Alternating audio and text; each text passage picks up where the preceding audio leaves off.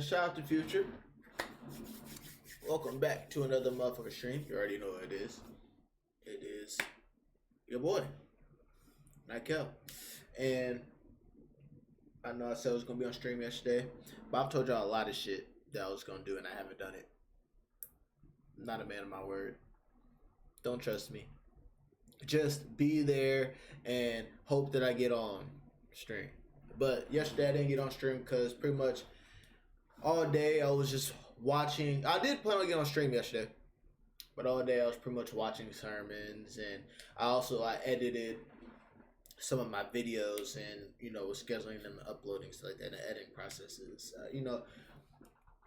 I gotta pick and choose on how I do this, because like my plan was to edit those videos, and which I did. It took me like a couple hours, and then I ate, laid down, and I was like, man, I kind of just want to chill here. My spirit was like, chill here, watch these sermons, and then go to sleep. Y'all know I've been going to sleep at like 5 in the morning. Yesterday I went to sleep at laid down at 12, but went to sleep maybe around like 1 or 2. But woke up at 8, went back to sleep, then woke up at like 10, tried to go back to sleep, and I was like in and out of consciousness like 4 or 5 times. And I need to write that down. But in and out of consciousness for like 3, 4, 5 times. And I didn't like get up until like damn near 1, 2. So yeah, but today is the first time being outside my house, but it was only to get, just to get more supplies so I could stay my black ass in the house. This is my time of isolation. This is my time of hibernation. I really don't want to be outside, especially while like the roads are clear, but not really clear. You still see the snow on the ground, as in like in the, because it's not really on the sidewalks, but it's still on the sidewalks. But you still see the snow on the ground, and it's still icy, still like black ice, and like these motherfuckers. So they have the snow off the road, but it's like skinny as fuck, where you don't have the full road. So like where it's double lanes, they only have like 1 lane for both sides, which is fucking lazy as fuck. And so it's like, all right, I'm staying in until there's no more snow, or at least like I ain't got to worry about like possibly slipping. And it's still been below like freezing point, so it's like there's no point in me leaving out anytime soon. And God got me, my bills are covered and stuff like that. So it's a perfect time to just tap in with myself, tap in with the stream, just get some reactions done, get back on my grind, the creative mode, tap in with God, my benevolent ancestors, and just pretty much just stay in the house. Stay my black ass in the fucking house, man. I ain't gonna cap. Stay warm and shit. Stay warm. Hey, when I'm in a warm house, a lot of people would say like you shouldn't really be drinking smoothies and shit like that, while it's cold outside. But who gives a fuck what everybody else think? But I get mad at people because like, why the fuck you getting ice cream when it's snowing outside? But that was back when I was like working at Grader's. Grader's, the ice cream spot. If y'all from Cincinnati or from Ohio, but really Cincinnati because that's where it originated in. I used to work at Grader's, and I'd be mad as fuck because like it would be long ass lines of people just coming to get ice cream, and I'm in there, slaving over that hot ice cream. Like, why the fuck y'all coming to get ice cream when it's fucking about to blizzard? But there was one time where it was like snowing how it was snowing like the past couple of days, but we were still at work. And people knew the snowstorm was coming. It was a long ass line, and then it just abruptly just stopped, right? And so we see the snow on the ground, and we had a drive-through there. Man, when I tell you I opened that drive-through window and I was looking outside, it was nothing but, it was just, snow on the ground, but it was just like dead silence. Like you couldn't hear anything. Nothing. I was like, this shit is so fucking creepy. I ain't gonna cap. I was like, bro, what the like? You literally heard not a car, not no type of sounds. It was like a piercing, like eerie silence. I was like, what the fuck? Can we get like some lightning or something like that, or some thunder? Like, why the fuck is it so quiet outside? But yeah, man, that's pretty much what I'm on. And drinking smoothies and, like I said, making my teas and shit. I did get some more teas. I got hella shit, but not really. I just had to, like I said, stock up. But yeah, I was trying to figure out, hey, what am I gonna react to today? But I was like, man, I got a whole fucking reaction playlist that I've been meaning to get to that I haven't, and then it's like, bro, like, oh, I already watched this. Sorry, I be having ADHD moments.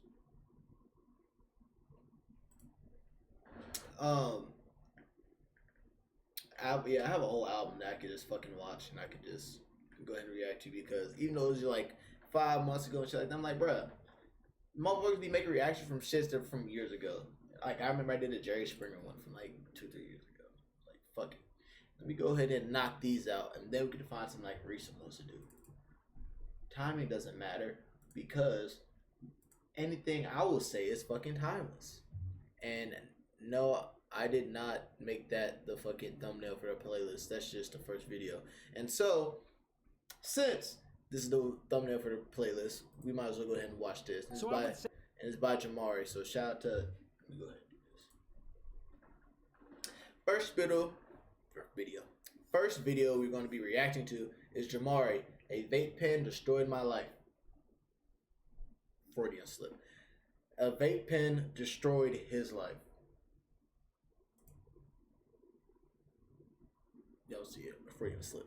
Anyway, let's go ahead and get into this. Say that vaping is one of the most detrimental trends to hit our current generation. I don't know if it's because of the ease of access, or the fact that you can now blow cherry blossom pineapple instead of nasty cigarette smoke, so it's considered more acceptable. But if you've ever had a friend who really be vaping, you know that they get like a damn crackhead without their pipe when that I ain't gonna cap. From one vape head to another.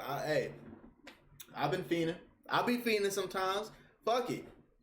And I be particular with mine. I don't like the cheap gas station ones like Geek Bars and shit, or the Ruz or the Rozes.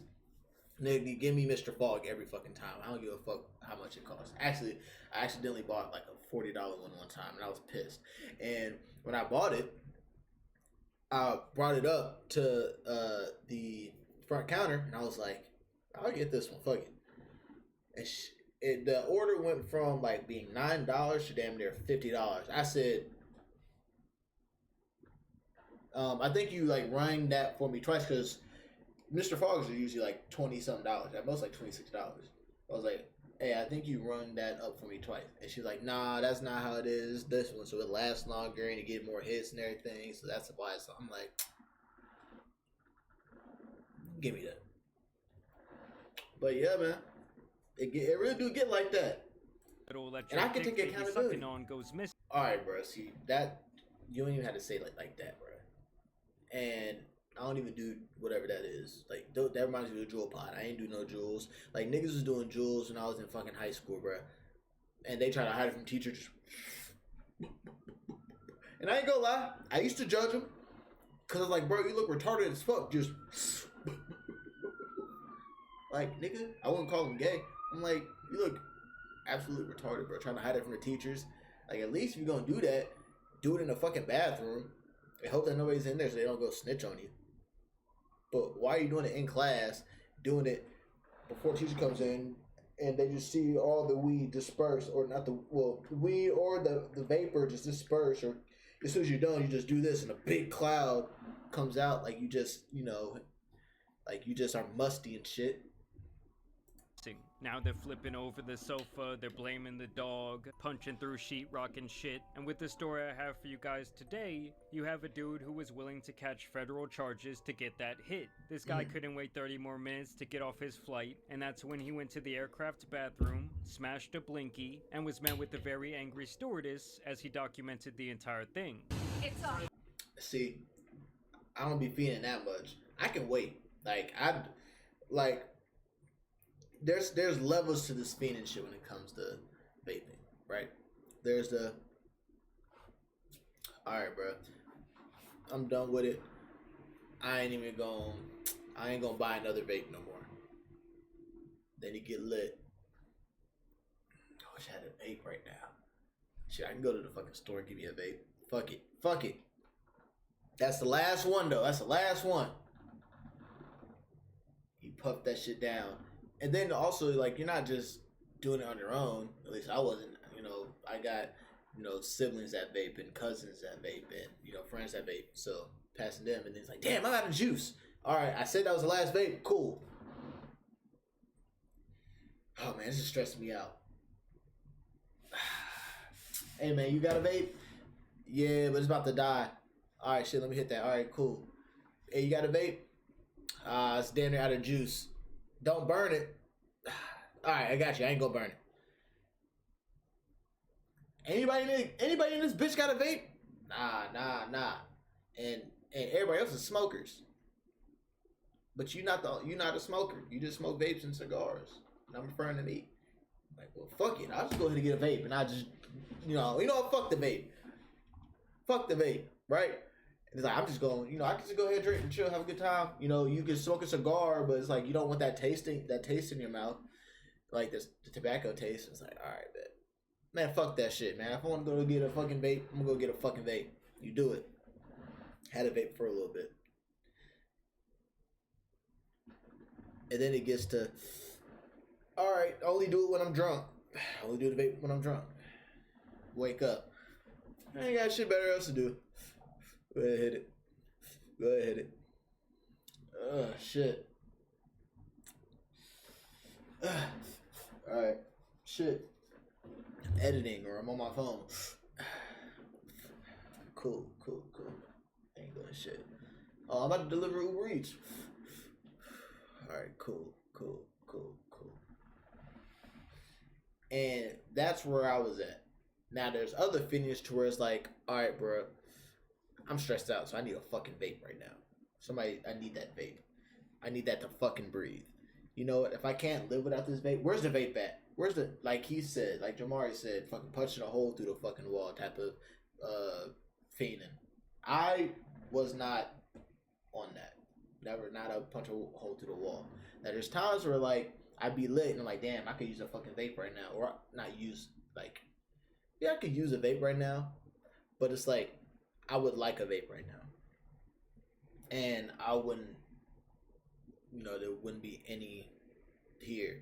And I'm like, damn, like, I don't want to go buy one because I just bought one. Fuck. It's like, all right, shit. Sorry about that, but I was actually sitting on the toilet and you were opening the door. I don't care. Yes, I'm sorry about that. You can keep saying you're sorry, but I'm here about I got all it. these Yes, passengers. I got it. Man, all them passengers ain't worried about motherfucking vaping in the bathroom and shit. Nigga, you need to learn how to be more sneaky with it. Okay, so it'll be on you, and I Yes. see you're recording That's fine. me right You're not now. allowed to do that. Hey, Please record doing that. did you put your hands on me? She just put her hands on me. No, she did Yes, not. she did. She put her hands on me. Why are She you tried to grab my phone. You're not No, supposed to be but smoking. yes, but she put her hands on me. What do y'all call an Asian Karen? I am a lawyer. I am a lawyer. Now notice how this imbecile I am a lawyer. You ain't no fucking lawyer. Stop fucking lying. Lawyers don't vape. I wouldn't know if they don't vape or not. here immediately decided to play Apparently the one victim card does, almost 'cause as he's if a it lawyer. was second nature, acting like the woman is in the wrong for just trying to do her job and keep the other passengers But safe. lawyers wouldn't He vape even in the has the bathroom. audacity to claim that he himself is a lawyer. I have a lawyer. I am a lawyer. Well, that's I fine, am but a you lawyer. quit smoking because you know that you're Yes, smoking. you do not put your hands on me. You do not put your hands on me. I have 25,000 You do not put. followers. I have 25,000 followers that are going to watch this. Nobody gives a fuck about your followers, You bro. pulled it right over my chest. Yes, I have it on video. I was recording. So But why do are you want me to recording, release though? this, or you want to say sorry to me right now? I mean, come on, this guy is going for the 10 Fringe Commandments. We got playing the victim, we got Alright. lying about legal consequences, and we also got him trying to flex his follower counts. I mean, all I'm really waiting for at this point is for him to say that he has a powerful daddy at home. Like, sir, the only one who should be sued here is your hairdresser for that horrendous cut. I mean, really imagine, guys, if this was your mother at work just trying to get through her day, and someone who is completely in the wrong starts going off on her like this. say sorry. Do not touch me. You do not get to touch a passenger. I ain't gonna lie. I was in the restroom. You're opening the door. A nigga like me, if I would have heard all that commotion happening, I would have got up, said, "Hey, bro, you blocking the bathroom? Needed to, knock this motherfucking ass out real quick." I'm fucking lying.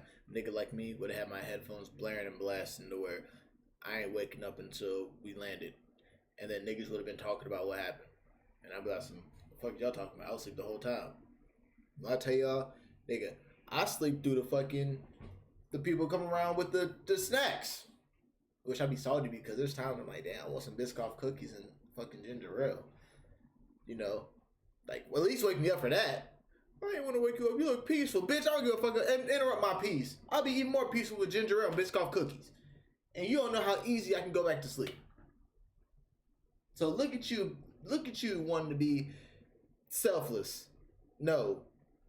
How about you do your job and wake me up? No. Look so peaceful. I'm actually going to call the police when I get back to the ground on you. I mean, goddamn, sign this man up for the Victim Olympics right now. I mean, I'm sure at this very moment... Where the air marshal at? Hands on a passenger. Where the air marshal at? To A, flick him off, or B, punch him in his smug face. And don't get me wrong, there have always been Karens out in the wild, but I do feel like now more than ever, our society is breeding more and more entitled people. And to me, you honestly lose your right to privacy as soon as you threaten everyone else's safety. You do not put your hands on a passenger. Who says that? You tried to grab my phone. I don't think there's a rule against that. Assaulted me. She assaulted me. This flight attendant assaulted me, everybody. This flight attendant assaulted me. She put her hands on me. Oh, you sound gay. It doesn't. You can't tell me not to record. You sound fucking You're in gay. so much trouble. You're in so much trouble. You know that? You're in. Where a the lot air of marshal trouble. at? Where the air marshal at? Yeah, more people record. Everybody record. Everybody record her. Oh, so now this guy wants to claim it was assault. Like, let's be honest, flying on a plane is already an I ain't gonna lie, this shit is busting, bro. And then the fact that you got self-righteous douchebags like this to worry about makes it even worse. And let me tell you guys, I did look into this fool's background, and with every detail I found out about him, he only got worse. But before we dive into that, and his response on the news, I do have the perfect sponsor for him. Look, I don't want to end up like this fool on the plane catching a potential felony over a vape. And with today's video sponsor Fume, the leading alternative to vaping, I can rest assured that I'm making a good decision while growing stronger against a bad habit. Now, to be clear, this thing is not chemicals, it's not vape, it's not nicotine. It is just natural flavored air, the clown. I wanted to see why he was bragging about these 20,000 followers of his. Why does he feel so self-important? Well, it turns out that this dude is a self-proclaimed pickleball coach. It was, really tough for me to go through all this. I lost all my pickleball coaching clients. And he also calls himself Kobe because he has a hard-on for the Black Mamba.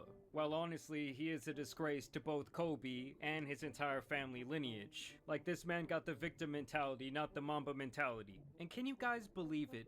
That this absolute pussy is still dodging accountability? My experience on American Airlines Flight 2860. On August 4th, 2025, something happened to me that I never imagined I'd have to go through, especially on a commercial airline. While flying on American Airlines Flight 2860, my privacy and dignity were violated in ways that left me shaken, humiliated, and hurt. I'm sharing this because I believe no passenger should ever go through this. The incident has impacted my mental health, my work, and my ability to trust the very systems meant to keep us safe. I have lost a very important friend through all of this, someone I cared for deeply and who was a very important part of my life. I'm not just a CEO and nonprofit founder, I'm also a Hollywood producer. The reputational harm from this incident has been devastating to my career. I have formally taken this matter to American Airlines legal department. My goal is not only accountability, but to make sure this never happens to anyone else. I will fight for justice, privacy, and dignity for every passenger. So basically, Now,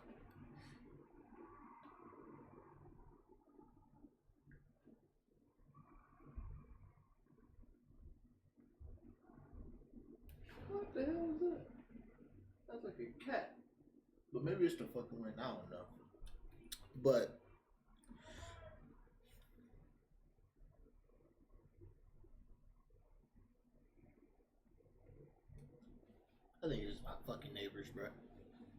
But yeah. So all that happened on fucking American Airlines. Imagine that shit. Imagine what would have happened on Spirit if he was caught vaping, bro. Probably would have kicked his ass. It would have been way worse. So I ain't gonna lie, he wouldn't have gotten to him recording. The recorder would have went to from him like saying, "Oh my gosh, he touched me." It would have been more like, you know, "Hey, bro, what you doing back here?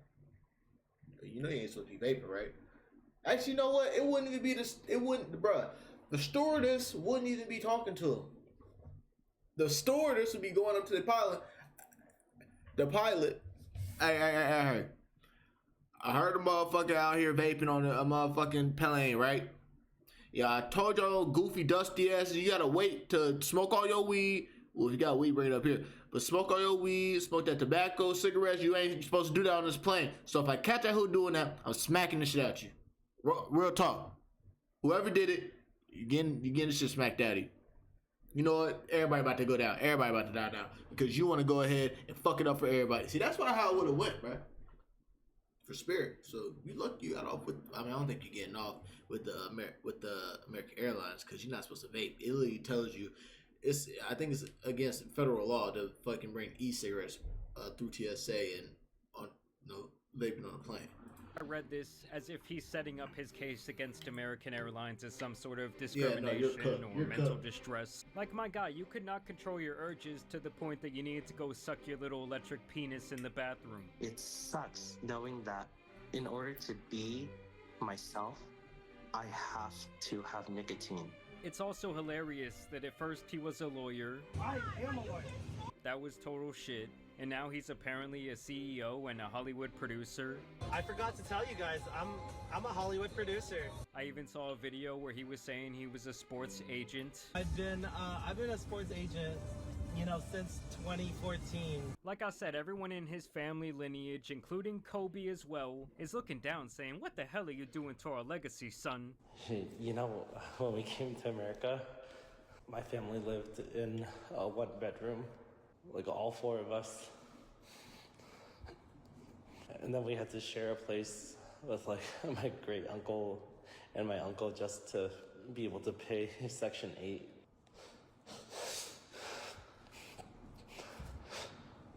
All the hurtful stuff, it's like so unwarranted. It's very warranted. I've had to work so hard to get here.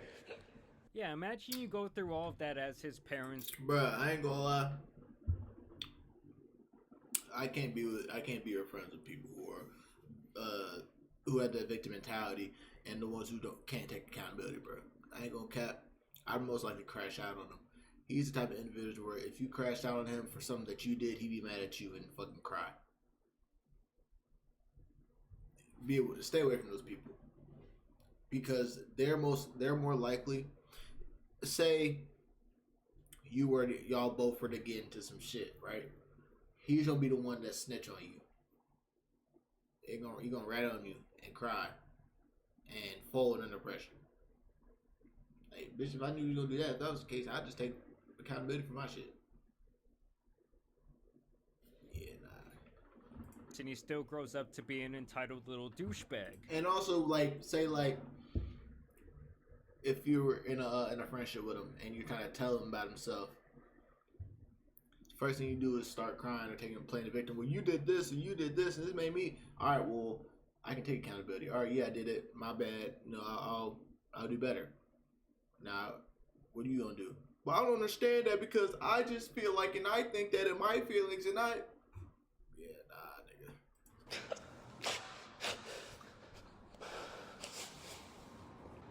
We finally did it, Dad. Did what?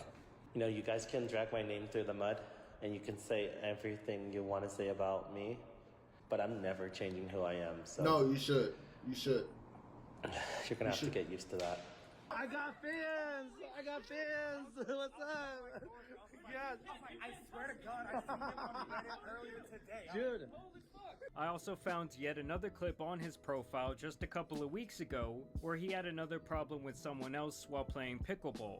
You cannot ban me. You said good luck on your house on the way out. You asked me if I should cancel my membership. I want a clarification No, you said it passive aggressively. You said that you no longer want to come to our facility. I said I'll be out of your hair once the home closes. Everyone is nice until the camera's on. Thank you so much for showing me. And did I mention he also put an entire novel out about disliking white people? How he's basically a victim as an Asian man? So obviously the victim card is a running theme in his life. You guys really Hey, this shit was messed my busted, life bro. up. You guys ruined my lives. Like, this is why online harassment is bad. And he also runs an AI management company. I mean, this guy is like everything wrong with the world embodied in one single person. He even tried to paywall his side of the story on Instagram. Hey guys, if you want to know what really happened, yeah, you can join this channel. And yeah, I'll dish about why I was actually mad. And honestly, it might not have even been the nicotine withdrawal. And since then, he also posted this photo saying no flight ban, where he is once again pictured in the aircraft bathroom for some reason shirtless. I mean, this motherfucker is acting as if he's some sort of hero. Like, you would think he was like the Asian Rosa Parks or some shit like that. And really the most pathetic part of all of this is the news interviews he did after the fact, where, surprise surprise, he still plays the victim. I spoke to passenger Peter Nguyen today. You break federal law, you post it, and then you attack a woman who's doing her job. That's what a lot of people are saying. Yeah, that's... How do you respond to that? Honestly, if I saw that video, I would hate myself. He says he suffers from an anxiety disorder, became addicted to nicotine after his father was diagnosed with cancer. I was saying like, sorry. And then when she reached for my phone, I felt like that was a violation of my civil liberties. As for those claims he's a lawyer, you're not a lawyer. I'm not a lawyer. And you've not been in law school. I was pre-law. Yeah, I was but not in law school. Yeah, not in law school. But so he's not a lawyer. 5 minutes later. Do you wish that you didn't vape in the bathroom on the plane? I wish that I never picked up a vape to begin with. It sucks knowing that. Niggas came and answered the question, bro. Do you wish you never vaped in the bathroom? I wish I never picked up a vape in the first place. That's not what she asked you, bitch ass nigga. It's not what she asked you. One of the things I can't say is that, hey, there's a reason that there was 240 people who got on that Instagram channel to see what happened. He's not the only person that has that victim mentality. There's a lot of motherfuckers that got victim mentalities out here, bro. And if you don't pay attention, or if you're not aware, you should become aware of the patterns of people who have the victim mentality. They can't take accountability for their actions. Everyone else is the problem. They never do anything wrong. Very emotional. Blaming on, anxiety or whatever. Have very negative coping mechanisms. I mean, do I need to say more? In order to be myself, I have to have nicotine. That is such, like, I feel so helpless. Sorry to all the other passengers. You should go to AA then, buddy. There's no excuse. There's no excuse for what happened. Yeah, so this clown is absolutely full of shit. Truthfully, I don't know if I've ever in my life seen someone run from accountability so hard, and also still remain so cocky about himself, bragging about his intramural basketball championship. To make matters worse, he's also recently filed a police report against the stewardess, and I'm guessing that he might go for the full-on lawsuit against American Airlines next. I mean, I'm really just praying for the American Airlines employee, and I do... This video's almost done. Yeah, this is what we gonna do. I'm gonna go through... And I'm gonna figure out what the shit that I actually want to watch, and what's actually a very interesting video, because this shit is fucking trash. Yeah, let's move this playlist. Nope. Don't give a fuck about sports.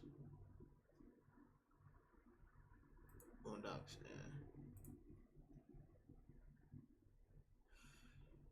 Okay, let's do this.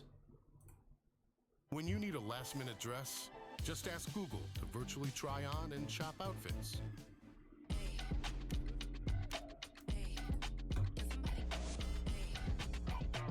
It feels like This next video. Hold on real quick.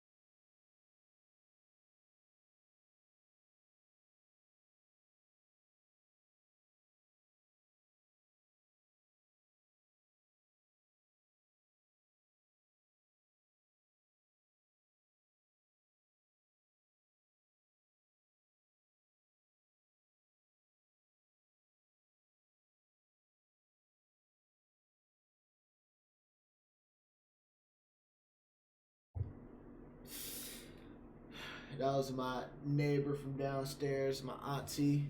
She was chopping it up with me, but we was chopping it up together.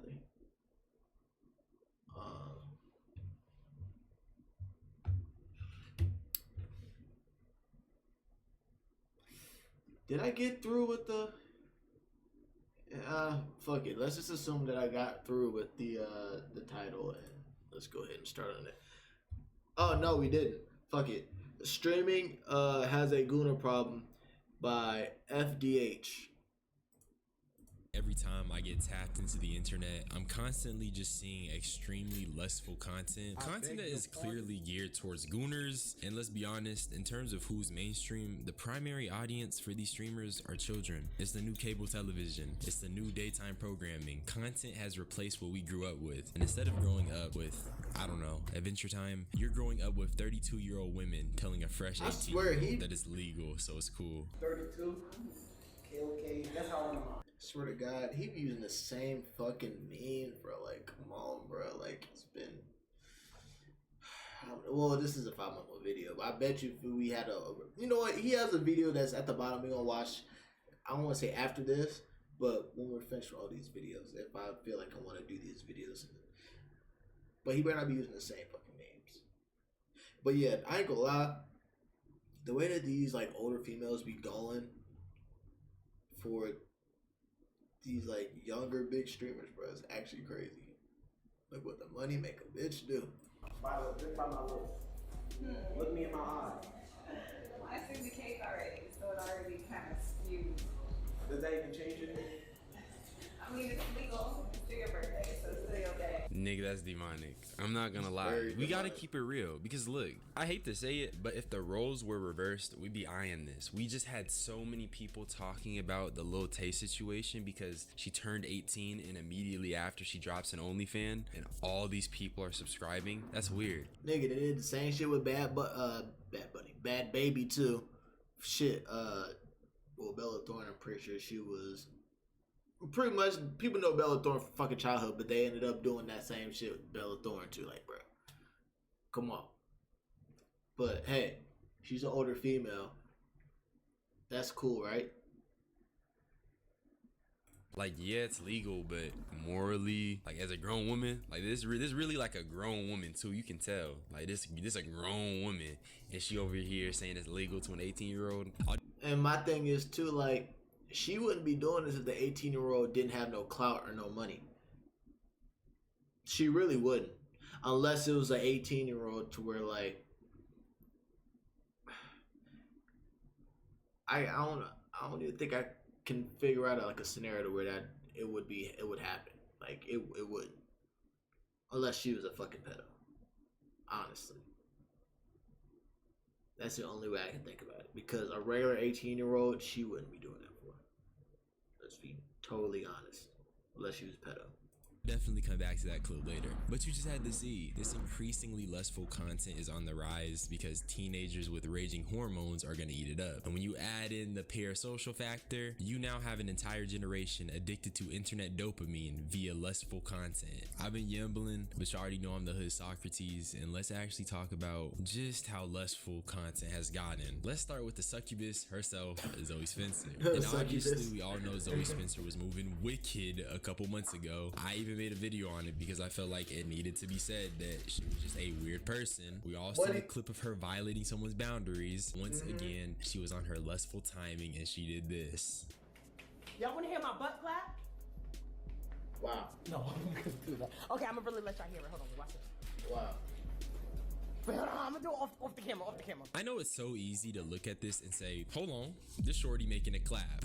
But honestly, I'm just tired, man. I'm not trying to scroll down the timeline and see a streamer clearly baiting their eye. Look, I ain't gonna cap, bro. Now, that probably would have got me if I didn't hear about anything that Zoe was about. Maybe would have got me. But with all the shit that Zoe has done, just her being like very masculine and, you know, talking with a deep fucking voice, trying to fucking beefing with Solo Illuminati, biting people, being annoying, bruh, farting in front of men, like that shit. I can't even. That's Like, I ain't gonna lie, just that does nothing to me. It desensitizes me. It's like if a nigga were to twerk. I ain't gonna cap. Like, I really can't even look. Like, it doesn't turn me on or anything, bro. It doesn't do nothing. I'm not even gonna lie, bro. Just the shit that she's willingly put and done on the internet, that's not sexy to me. I ain't gonna cap. She's not sexy to me. I'm not saying that she's not a beautiful woman, but she's just not sexy to me. I ain't gonna cap. Now, would I still smash? I ain't gonna lie, nah. Cause you just heard my man DH, man. She a fucking succubus. That's Zoe Plant right there. That's Zoe Plant. With Shout out to Solo It's Minaj. just low quality clips. It's not funny. It's not entertaining. It's just. Protect your dreams. What the hell? Isn't this the DH? American Family Insurance. Nigga, you got ads too? Why is everybody doing ads now, bro? All these niggas, they get a little bit of followers, then they do the ads. How many subscribers you got? And if you remember what I Damn was near saying 50K, earlier, you doing this ads. is the new television. Little bit of for children. monetization. And if this is how streamers are gonna go viral, then what about the kids? And that's what this video is gonna be mostly about. Just how lustful the media landscape has gotten and how normalized this is. And big on it being normalized, because what do you mean this is her talent? And honestly, beyond just making this normalized for clearly a young audience, it just puts women in a bad light. I don't know why anyone would want to normalize the of women, especially women, but you know what? Zoe Spencer's gonna play into it. She's weird like that. And what makes it especially weird is I realized I didn't get no fucking apple juice. I got a juice cocktail with this light apple juice cocktail, and that pisses me off. They didn't have no apple juice. I just tasted it. I was like, bro, that just tastes like raw apples. Like, I just squeezed the juice out of an apple. That's what it tastes like. I'm kind of pissed. Hey, fuck it. because it's really just that perception and how it puts this type of content on such a pedestal that it almost feels like with how much it's pushed and how much it's created, it's meant to condition the viewer to think the same thing. I'll give you prime example, DDG. Currently, he's working on some type of love show or whatever, but he's one of the biggest girl content gimmick spammers, so it's within character. But he started listing sub goals for the show and I just couldn't help but raise my eyebrows. Yeah, I think this is good, bro. I think this is good for now. Like, if we want to change it, mind you, this, I'm gonna be on stream for 24 hours. If we want to change something, we can. I think this is solid. I think these first right here, up to 55K, up to 60K. And now he don't even fuck with India, so solid. I don't know how I feel about Fear Factor. I don't think that's even worth being at 65K, to be honest. Obviously, not everything on this list is freaky except for the twerk contest, but let's just keep it real. DDG is a girl content merchant, like flat out. He's always around the shorties. He be on the little freaky stuff, and streaming is primarily... Nah, DDG, I wouldn't say he's on that freaky stuff. I wouldn't even say he does girl content, bro. Now, if it comes, he's more of like a reality show type of content, like...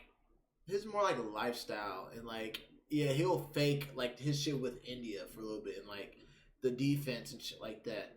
Like, his is more reality show, but I wouldn't say his is like girl content, bro, because that's not. He doesn't play no games, and he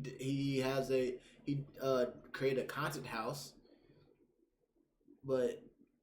Oh, nah, I don't say he's on the girl content wave, bro. Consumed by teenagers. His content is really just women. So obviously, it's gonna rub me the wrong way. And let's just keep it real. Even though all these may not be freaky in general, sleep stream, for instance, you think nothing's gonna happen. And even if nothing were to happen during a sleep stream, I think the general consensus on girl content is that it's bad. Kids are watching. You're reducing women to be tools for content and engagement. That is not creative. But nigga, it's the females that are willingly putting themselves in that scenario. It's always two people in that scenario. You can't just blame it on fucking DDG. And the females know what it is. They know what it is. Why they're going for it. For the attention. For the possibility of, oh, I get the... Even if I don't do nothing with DDG, I'm probably going to do something with DDG. Them hoes know what it is. Like, let's not take the accountability away from those females and just put it on, you know, the content creators.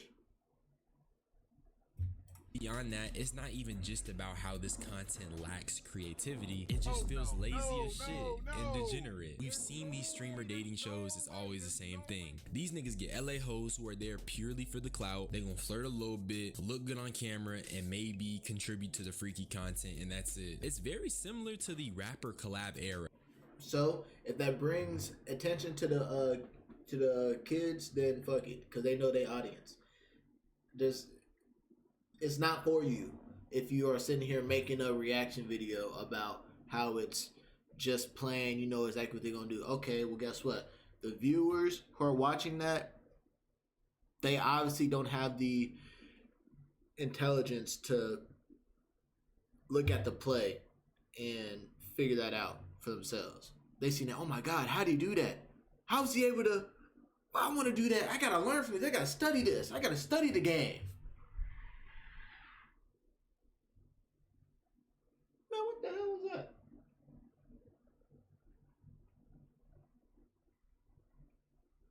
I swear these walls are fucking paper thin, bro. But yeah, bro.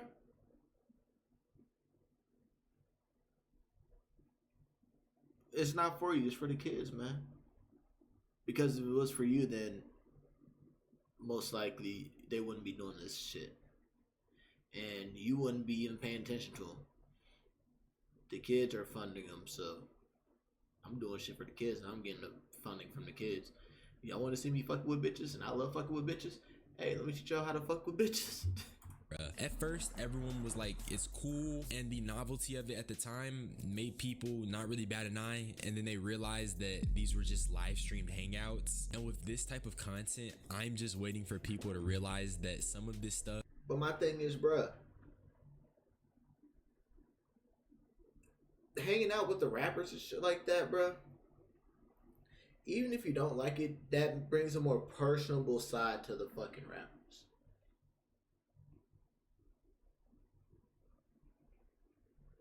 A lot of people can put themselves in the point of view of the creator hanging out with their favorite artist. Yes, that's a live stream hangout, but it's a live stream hangout that everybody would love to be at. So they get to be there, whether they pay or they don't. If they do pay, they don't have to sit through ads. If they don't pay, they have to sit through ads, but they still get to be there. They get to ask questions. They get to possibly listen to new shit. It's like them being with the actual rapper. Is really just live streamed softcore.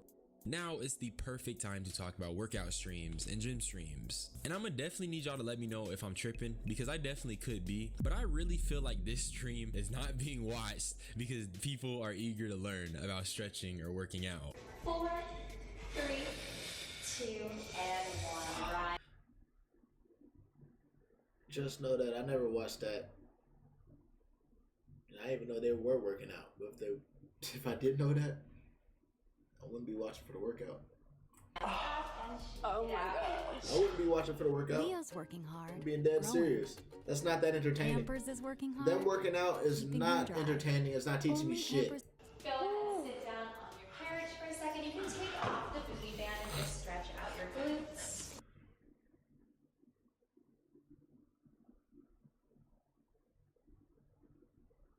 Hey, we're gonna get through this together. Cause I don't know why the fuck this shit is acting like this. Figure workout if that feels good. One people with And honestly, I feel like it'd be disingenuous to say this is absolutely not Gooner bait. And by the way, this is Lala Batista, and she be around DDG, which I think is very telling. But I don't think it's far off to say Shorty is playing into her strengths, which is being a conventionally attractive woman. But at what cost? Making content that appeals to a certain demographic. But you know what? Maybe I'm tripping. Maybe niggas are genuinely tuned in to watch these women work out. Maybe. Oh yeah, anyways, sometimes though, they tuned in to watch them work out. All right. Hey, they're watching the women working out and they getting a little workout for themselves, you know. But let's just be overt. It's not hidden behind girl content or hidden behind flirting. It's just overt, obvious, and annoying. So you wake up, go to sleep, So basically you're a prostitute? No, I would say more like Nah, you're basically. Are you human? Are you human? I'm actually not a robot. I'm a robot that only takes dick. Bro! I ain't gonna cap. This whole room. I can only imagine being in that room with all these different energies. I ain't gonna cap. They would fuck up my feng shui for damn near like the whole month. Like, so watching this, no. Being in that room, fuck no. Hell no. No thank you, bro. Just, I feel like the IQ in that room, just from watching that, 5 to 10 second clip, bro. The IQ in that room is 50. Yeah. Bro, this is fucking weird. Dick. Yeah, I deposit there. I'm not gonna lie, bro. This is horrible. So you got 5 niggas talking to a hoe on stream just to yap about things. That's content. It really don't be sitting right with my spirit. Cause I grew up with niggas like Corey Kenshin. Niggas was gaming. You had Smosh doing skits, but this Smosh. is what the kids of the current generation have. They have Shout out to streamers who are inviting Smosh. hoes on stream to come and talk. I'm not being a freaky Black Ranger no for more. the camera. It's I'm not. just so degenerate. And you got 5 grown men all Hey, we might have to do a reaction to giggling and Smosh, kikiing bro. about it. See if they got any And we old all know videos. grown men not coming home watching this. And if they are, that's sad. But there was one final thing I wanted to talk about when it comes to the lust problem, and that's the fact it isn't just impressionable young viewers, it's also younger streamers. So young Dabo has recently turned 18, and to celebrate, Max put him on a date with various women. And now it's time to come back to the clip I told you niggas we was gonna come back to. 32. 32. Okay, that's how I'm just by my looks. Look me in my eyes. I seen the cake already, so it already kind of skews. Does that even change anything? I mean, it's legal. It's still your birthday, so it's still okay. And you know what's fucking crazy that I'm not, look, I ain't been mad at my nigga Dabo for going ahead and get a 32-year-old. Hey, shout out to my nigga Dabo for real. At 18, hey, I've always loved older women. Can't even cap. I always have loved older women. I still love older women. But my thing is, I'm 26. And there's bitches that are 32, 31 talking about, oh, you a little boy. You a little boy for real. You too young for me. You just as old as my son. I can't do you too young. You too young. Bitch. I'll show you how much of a little boy I am. I just dropped a grown man dick. You fuck is you talking about? Are you trying to play my fucking top or something? Bitch, I know you see the beard. See the motherfucking luscious dress. Look like Black Jesus, bitch. Fuck, don't talk. Don't start that. The motherfucking body. You see this? You see this? Y'all see this, bruh? Don't try to play me. The only reason I get pissed is like, okay, like I said, because it's literally because of the attention and the money that he's getting, that's why she's going like that. If it was a regular 18-year-old, she wouldn't be going like that. If it was a fucking 26-year-old, like me, depending where she's at right now and how she's doing that, I don't think she would be going for me, bro. I really don't think so. Where I'm at right now. Now, say like in the next couple months to a couple years, oh yeah, she does be going for me.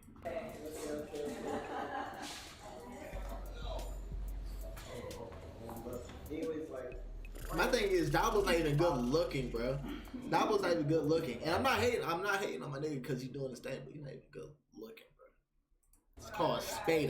And you know, I do be seeing comments with people asking me why I don't mess with Max, and it's just things like this I can't get down with. I don't think you should be putting freshly 18-year-old boys on dates with grown women, especially grown LA hoes who do anything for content. Because I'm always gonna ask, what do these grown women have in common with these young men? And I guaranteed if this was... Look, I don't see a problem with this.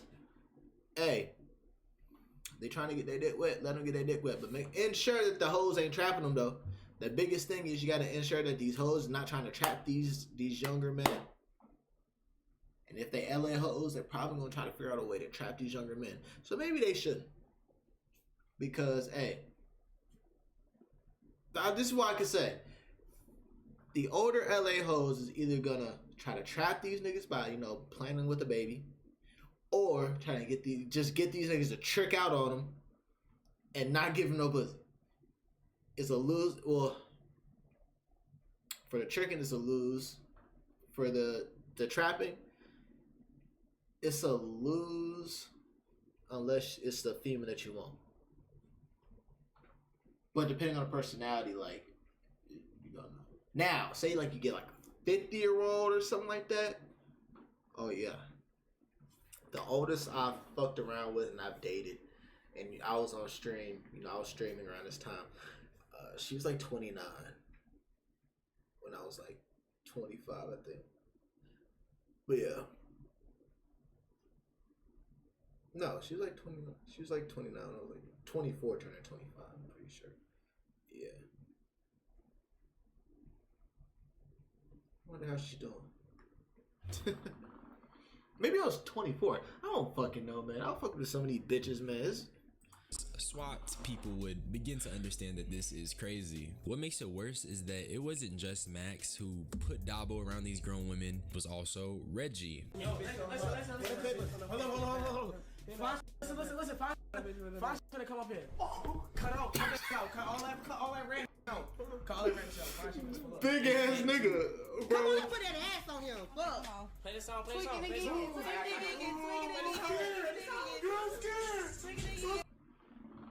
I ain't gonna lie, they needed that. I ain't gonna cap. They need to be putting this little nigga around some hoes, cause this is a definition of scaring a fucking hoes. He needs to be around some older hoes, bro. God, don't be scared of that shit, Dabo. Don't be scared of that shit, Dabo. Hey, you better. She throwing it back. You better catch it.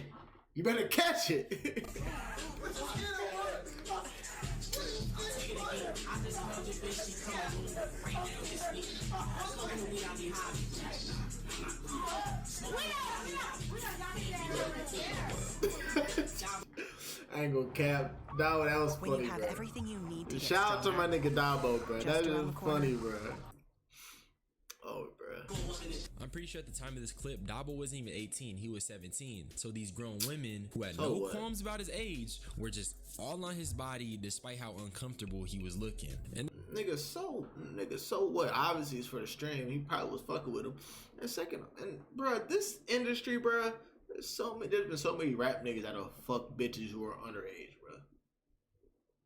And come on, in the fucking acting scene where you think there's fucking older females that haven't fucked underage niggas, bro. Keep it fucking for real. Let's not act like this is anything new, because it's not. Just because you haven't heard about it don't mean it ain't happened. this is where the conversation gets a little different, because the only time people find issue with content like this is under very specific circumstances, which would be the inverse of it, as in, hey, what if this was a girl in the scenario instead of a boy? Because if it was a grown man making a young girl uncomfortable, there is going to be outrage. And that's the issue. It needs to be consistent. We shouldn't overlook stuff like this equality just because Dabo's a guy, and this equality double standard is what keeps people always that fat nigga, bro. Always that fat nigga. What are you writing, bro? It doesn't fit a specific bro, this is not a that is not an equation. Why Reggie and Max were comfortable getting these grown women to interact with Dabo, and the short answer is it's a curse. Young black men are often perceived as older or capable of handling mature topics and subjects, so oftentimes they're growing up. Bro, no, they are not. Stop fucking the cat. That's not what it is. That's not what it is. Lilies for content. You're trying to make more of it than it actually is. Young black men are not. Young black men are not seen as more mature. They're seen as more sexual. Let's keep it a fucking being. Young black men, just the black race, period. They're seen as, but really black men, they're seen as more sexual, more hormonal, and that's been like that since fucking slavery, bro. Well, yeah, I mean, yes, since fucking slavery, but it really got, the stereotypes came and formulated after slavery was abolished, but during Jim Crow and civil rights, black men were seen as hormonal, sexual fucking beasts. It's not because black men at a young age are seen more mature. Some are. Me, I'm mature for my age, but yeah, I still get horny. And I've been a horny motherfucker since, I'm fucking 26, but I'm horny as fuck. But it's about controlling that lust. Now, sometimes I get into the flesh.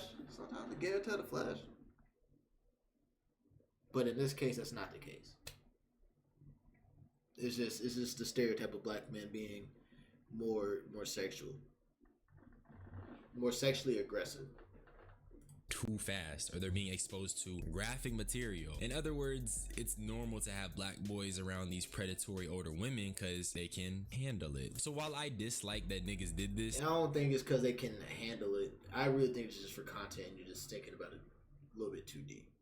I can understand where it comes from and how general. And then it's also like, bruh, it's like a big brother thing too, because these older streamers, they got these young dudes around because they're like, all right, bet. Shit, I got this fame and shit like that, so I got this. You know what? Let me go ahead and give my little brother a taste of this shit. And bruh, it was fucking Boosie who said that he got his kids, he got his son's dick sucked. He got his son's dick sucked by a fucking stripper or some shit like that, so he can get used to it, get used to like females or some shit like that. It's kind of like if anything, it's more like a rite of passage. It's like, say like outside of streaming shit, like if you big brother, and it's like, all right, I've been getting so much ass, my brother, he just turned like 18 or some shit like that. Shit, he hanging out with the big dogs. I take him to the strip club. Hey, I get him probably like lap dance. Hey, pay you a little bit extra. Go ahead and do it. Go ahead. Or like taking him to your son to a fucking rubbing tug, and just let him have a good time. Nah, man. Literally, it's just like a rite of passage. That's literally what it is. Really speaking, that is a curse that plagues the black community. But it's all connected, because let's be honest, you normalize lust and now you're not even batting an eye at the little stuff. But that's just how I feel. And if you enjoyed, subscribe for more unsolicited opinions, join my membership, join my Discord. I do want that shit to be active. Alright, shout out to FDH. Let's see, let's do this one. You might as well. This is a good one. Go hook up with that person. Ooh, start off strong.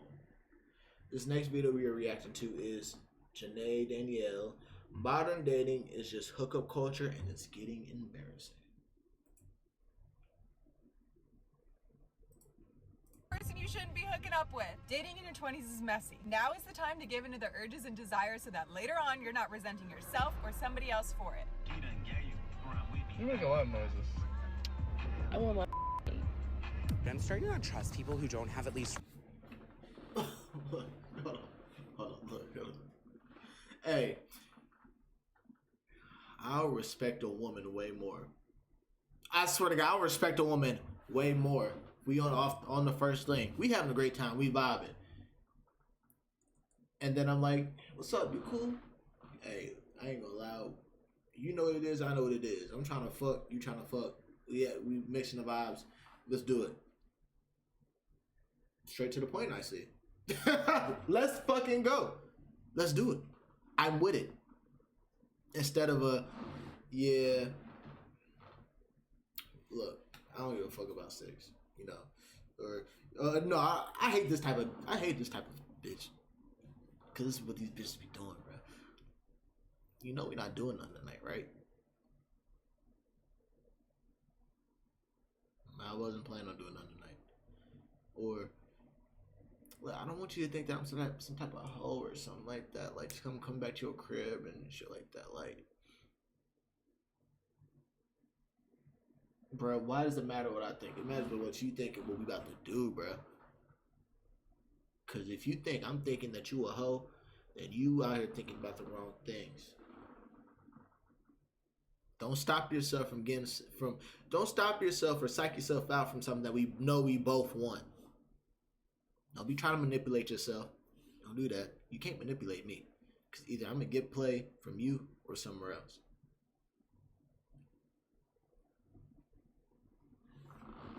One trashy, shameful hookup. And I'm not talking about like, oh, you hooked up with your ex. I mean, like, you went through a phase once where you were hooking up with your Uber driver, like your best friend's weird cousin who definitely didn't shower. I firmly believe everybody needs this phase in their life to build character development. If you didn't go through it, you were way too normal, and I don't. Hooking up with the Uber driver? I haven't had a female Uber driver, so I haven't hooked up with any of my Uber drivers. Most of my Uber drivers are men, and I'm not hooking up with them because I'm not gay. Best friend's weird cousin. No, because my old friend's cousin is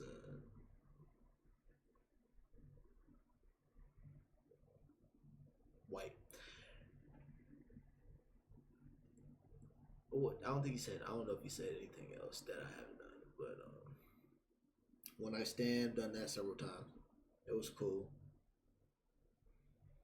I wonder if there's anything else I need to knock off my fucking bucket list. Trust you. This era of no strings attached has ironically left a lot of people emotionally tangled. Somewhere along the line, sleeping with multiple people became a form of empowerment, and everybody kind of just went along with it. Hookup culture got dressed up as healing. Meanwhile, people are burnt out, emotionally drained. Ooh. Vacation Bay. That's what I need. Okay, I got it.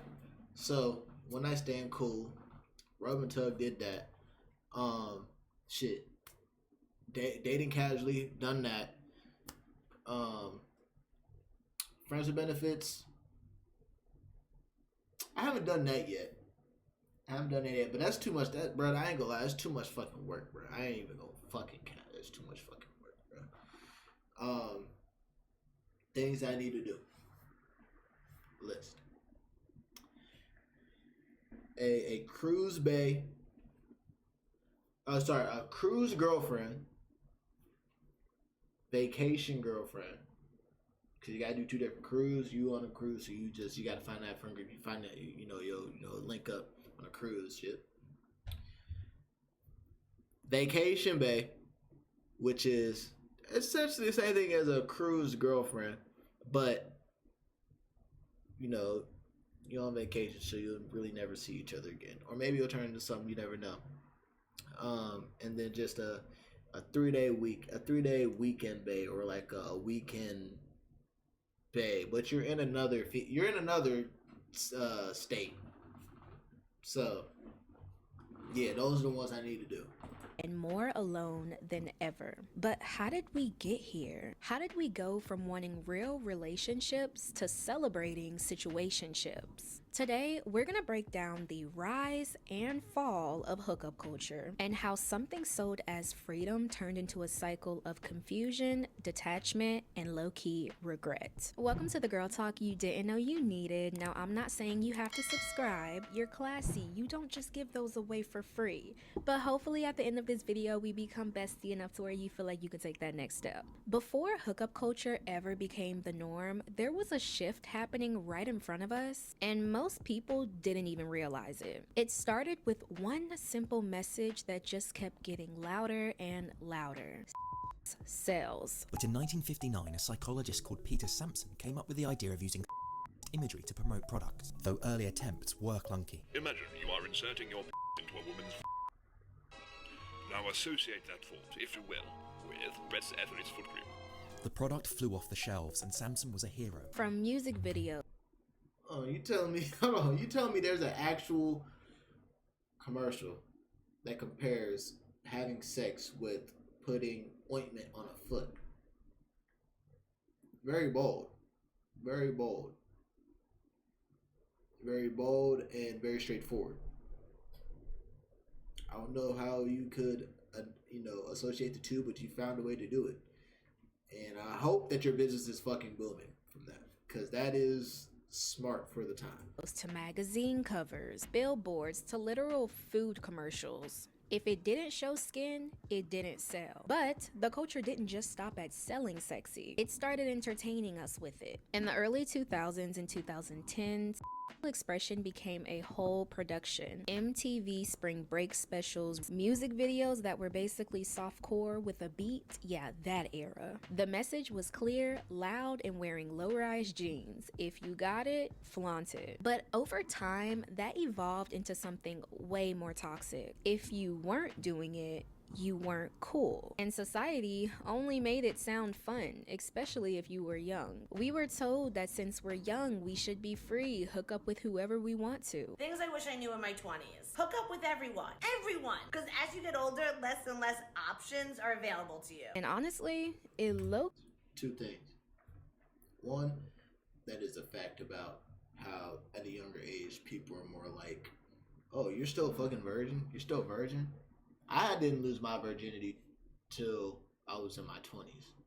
And that was to my girlfriend, my white one. Ex-girlfriend. My white ex-girlfriend. We both took each other's virginities. But niggas be like, oh, you still a virgin? You damn near 20? You still a virgin? You 18, 19? You still a virgin? You haven't fucked none yet? You haven't? Just because I'm not a whore like you and have had 13 STDs like yo, lame man, and always got 2 bitches pregnant, I'm not cool, huh?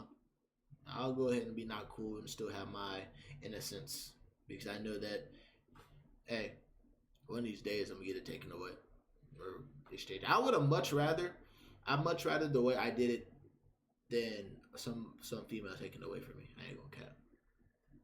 Like, I loved her. We both loved each other. I hope she loved me, ain't it? She loved me. We both loved each other. And we swapped our innocence. So hey, you know. But I would have much rather have a black female take my virginity and I take hers. But hey, I ain't regretting shit. Key seems like they were setting us up. It stopped being about... Oh yeah, what was the second one? The second one, oh yeah, when that white female.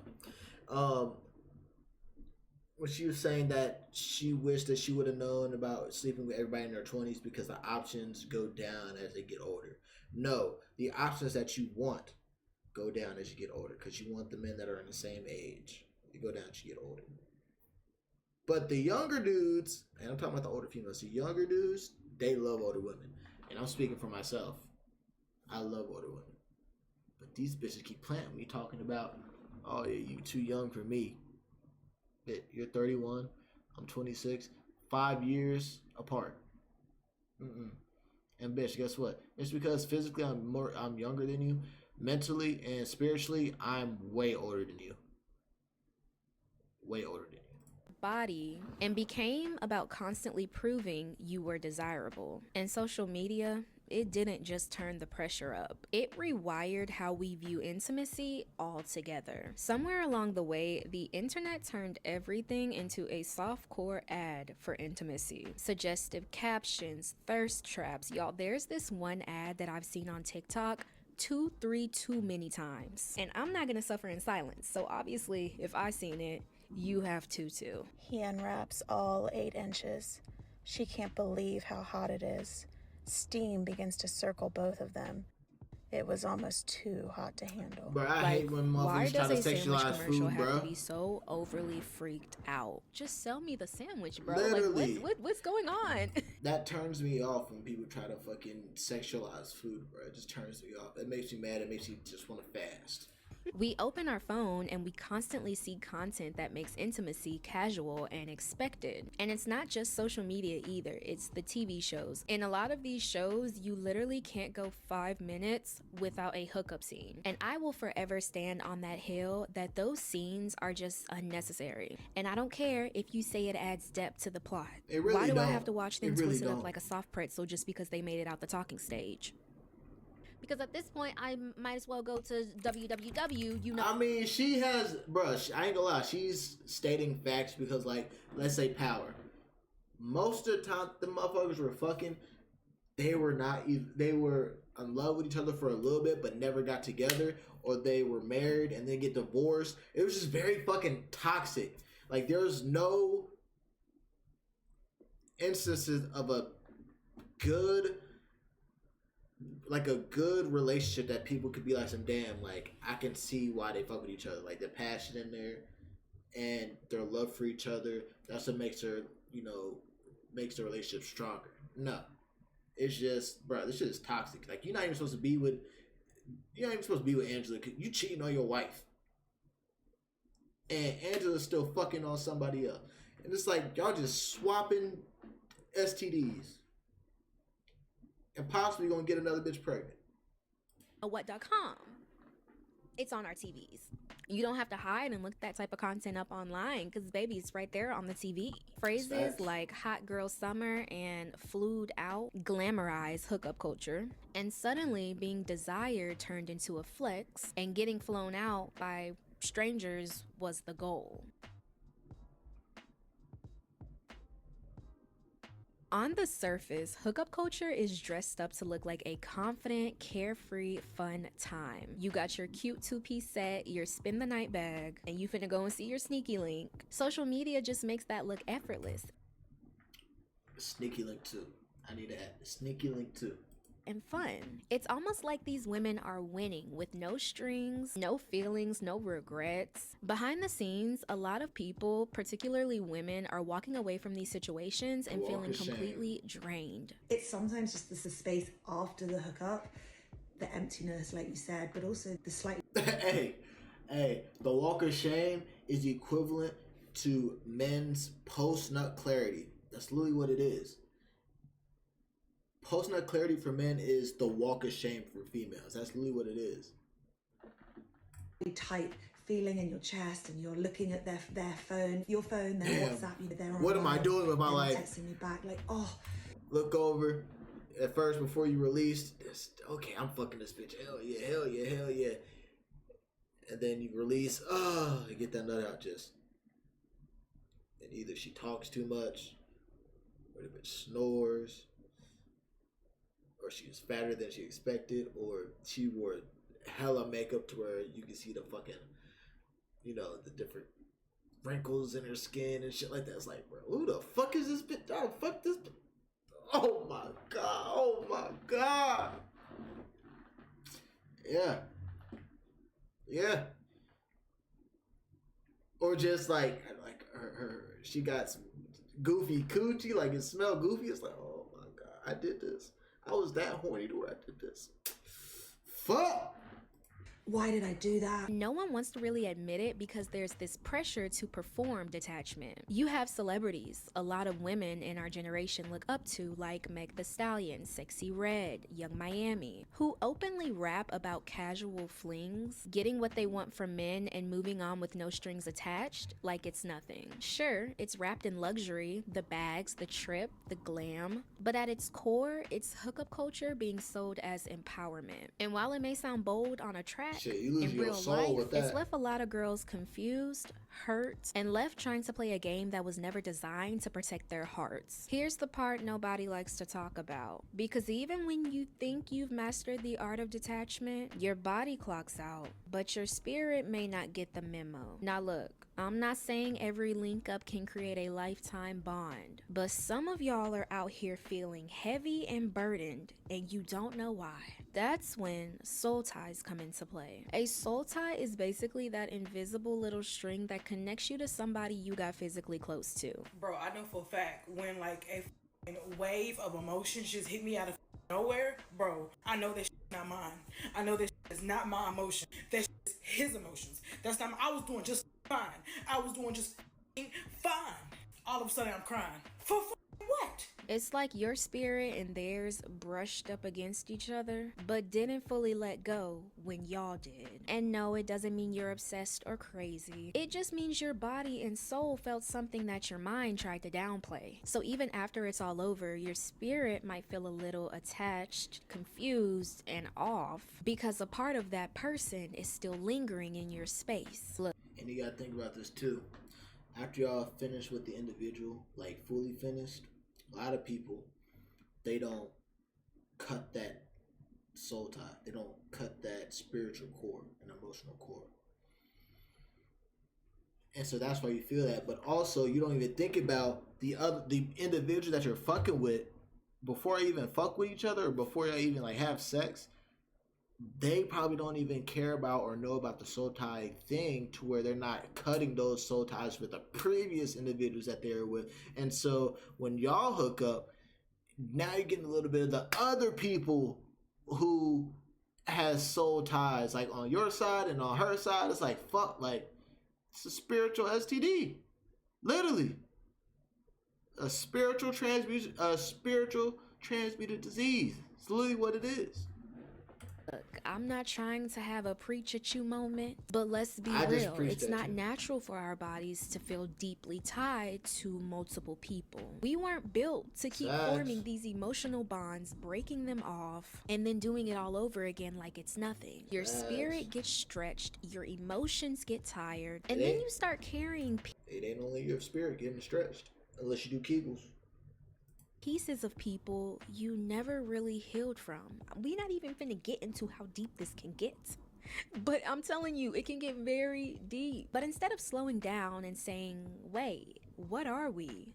We just keep doing it. Because that's what dating has turned into. A whole lot of interacting with zero intention. What really needs to change about dating in 2024? I'm about to start making my smoothie. People that know that they don't want to be in a relationship and still going on dates. When you going on dates, and you know you don't want to be in a relationship and you're not letting them know, that's kind of fucked up. No titles, no timelines, no clarity, just vibes and cross fingers. We're just vibing became the go-to for never having to define anything. Because if we don't define it, nobody has to be held accountable for what happens. Y'all talk every day, hang out like a couple, hook up, but somehow y'all still don't know what this is. Now, don't get me wrong, I'm not just saying that you should jump into a relationship, but there's a thin line between going slow in a relationship and being in a 9-month talking stage where you're playing house but can't commit. Girl, that's not slow, that's stalled.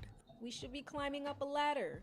We're right here. It mimics intimacy, but you're still in that gray area because here comes the quirks of being in one of those not a relationships. The ghosting, the dry replies, the I've been busy text. You're treated like the main chick behind closed doors, but you're a shunned secret in public. Ghosting has become so normal that people don't even feel bad about disappearing anymore. I ain't gonna lie, just because I ghost you or stop talking to you doesn't mean I got somebody else on with somebody else. I got issues.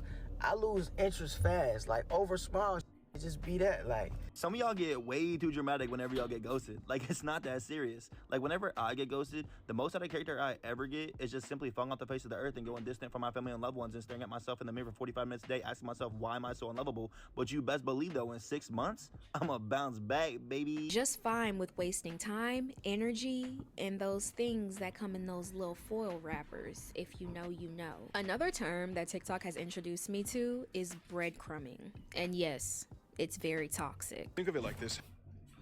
All right, this is what I'm doing for my smoothies. I keep saying smoothies, my teas. All right. Elderberry. Bro, this light is so fucking bright to where it won't even, bro. I need to go lock in.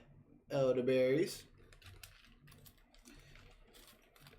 Men's Wellness blend.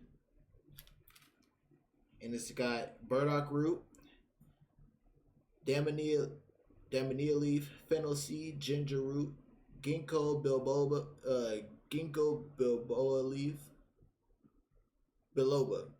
leaf, hawthorn flowers, hibiscus flowers, horsetail herb, moringa leaf, olive leaf, and stinging nettle.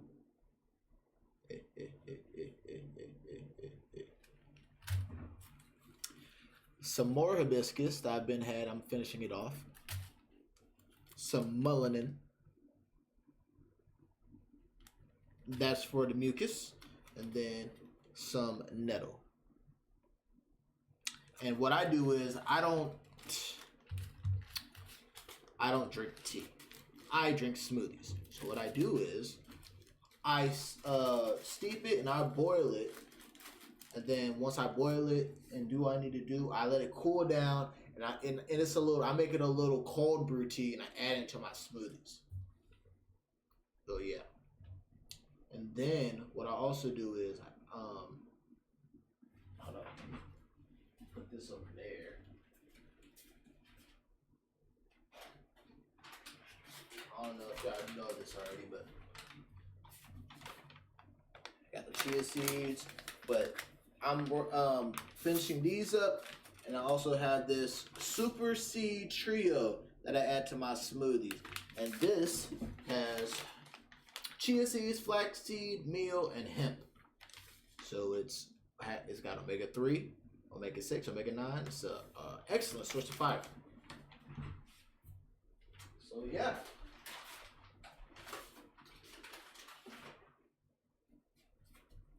We be being healthy. We be doing our thing. Now let's go ahead and speak more on this. Have you ever fed birds, pigeons, or ducks at a pond? What do you do when you feed them? You don't give them the entire loaf of bread, you give them breadcrumbs. And what is the result of you giving them breadcrumbs? They continuously come back for more because you're breadcrumbing them. You're not giving them the entire loaf because you know that if you were to give them the entire loaf, they wouldn't come back for more. Now what happens when you start pulling away and you walk away from the ducks, the birds, or the pigeons? They start coming after you. A little heart emoji here, a what you doing text at midnight there. But when it comes to real consistency, crickets. And the worst part is it feels like effort. So you end up staying, waiting, convincing yourself that this is something. But spoiler alert, it isn't. It's just... But guess what? It'd be the women's fault.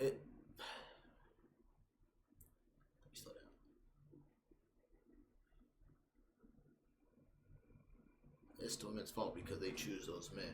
But when they get the men who actually are putting in effort, they still got that traumatic baggage from that individual, or they still fuck with that individual who is giving them that sexual pleasure but not that mental pleasure, or what they think that they want. They're feeding their flesh besides their soul, and they are overlooking the individual who is actually good for them. So hey, and my thing is, I'm the type of individual towards like I'm not wasting my fucking time. It's like the last female who I was like, yeah, I'm gonna be serious with. Then I saw she was wasting my time. I'm like, yeah, bitch, we should have just fucked. We really should have just fucked. Honestly, I ain't mad that we didn't fuck, but it's like I'm doing this because.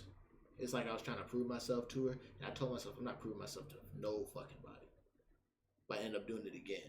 So now it's like I'm tired of wasting my time on females, and I'm saying, and I actually genuinely want to get into a relationship, and bitches say they want to get in a relationship, but they're not willing to put in that work, which is the healing from the trauma of your past relationships. I can put in that work, so why can't you?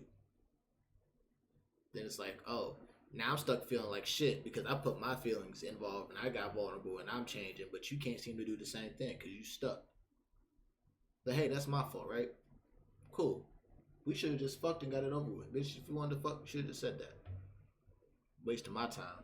No, not wasting my time to keep you from walking away. So today I swiped up on one of my little shawty's Instagram stories, right? And I said something along the lines of like, you fine as hell, are you so handsome? Now, mind y'all, this is the same little have been trying to link up with me for like at least over a year, right?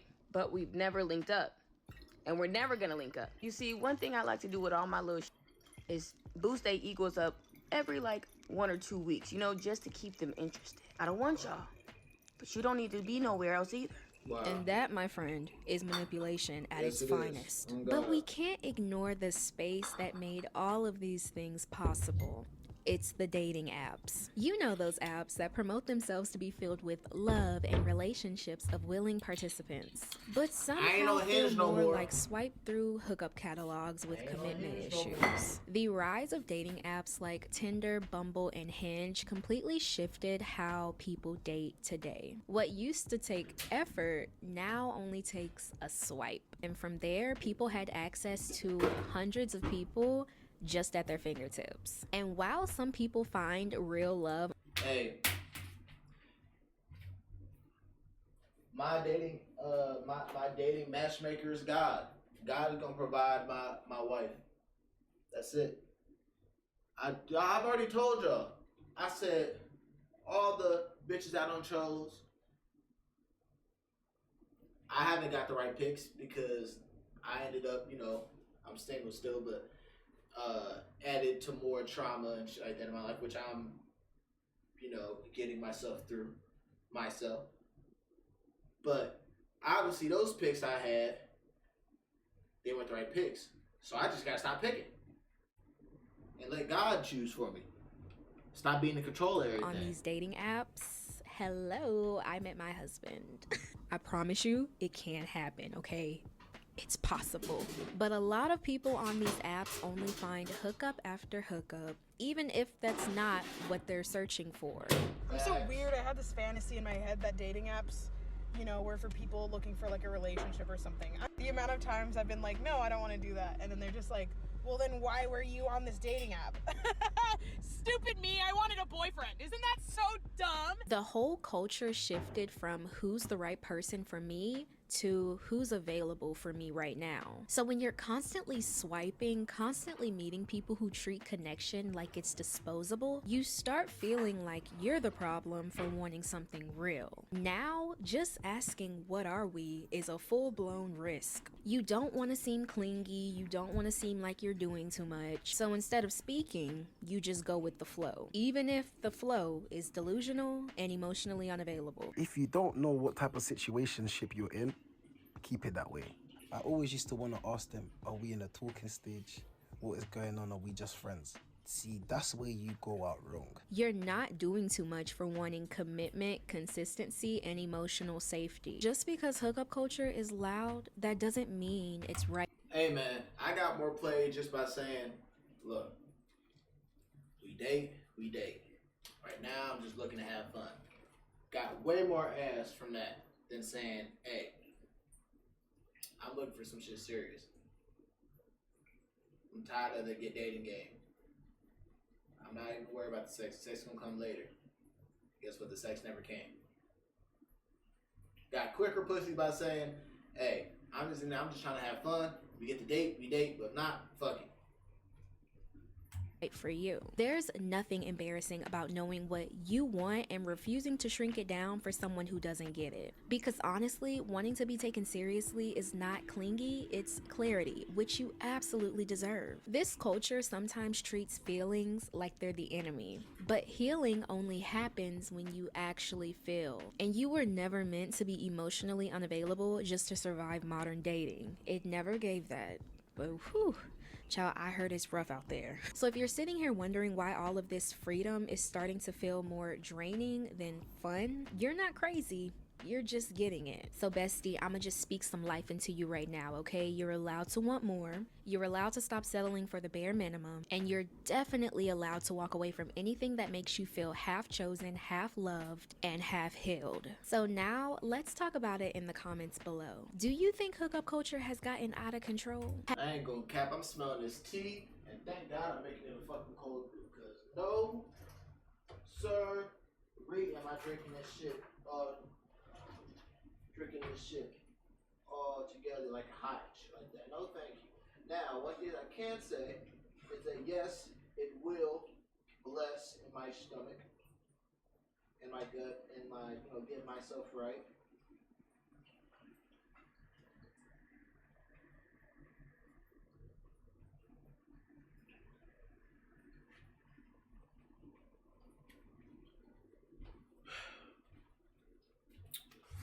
Nah, this is a good video. Shout out to Janae. Look, all I can say about this is like,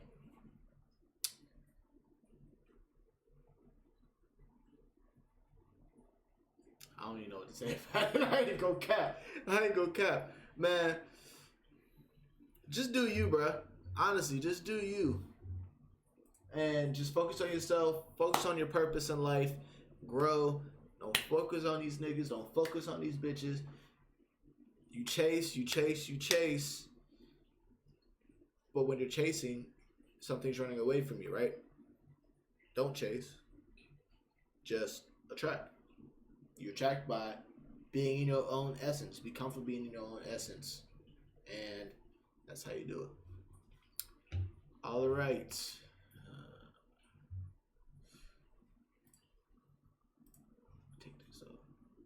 Don't want to watch this. I'm tired of talking about Gen Z, bro. No, we already talked about some fashion shit. I want to watch this. Alright. So I done did all the videos out of my.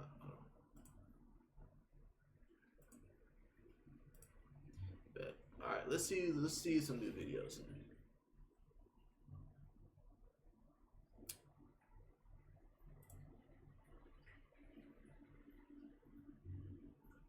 Relationships today genuinely piss me off.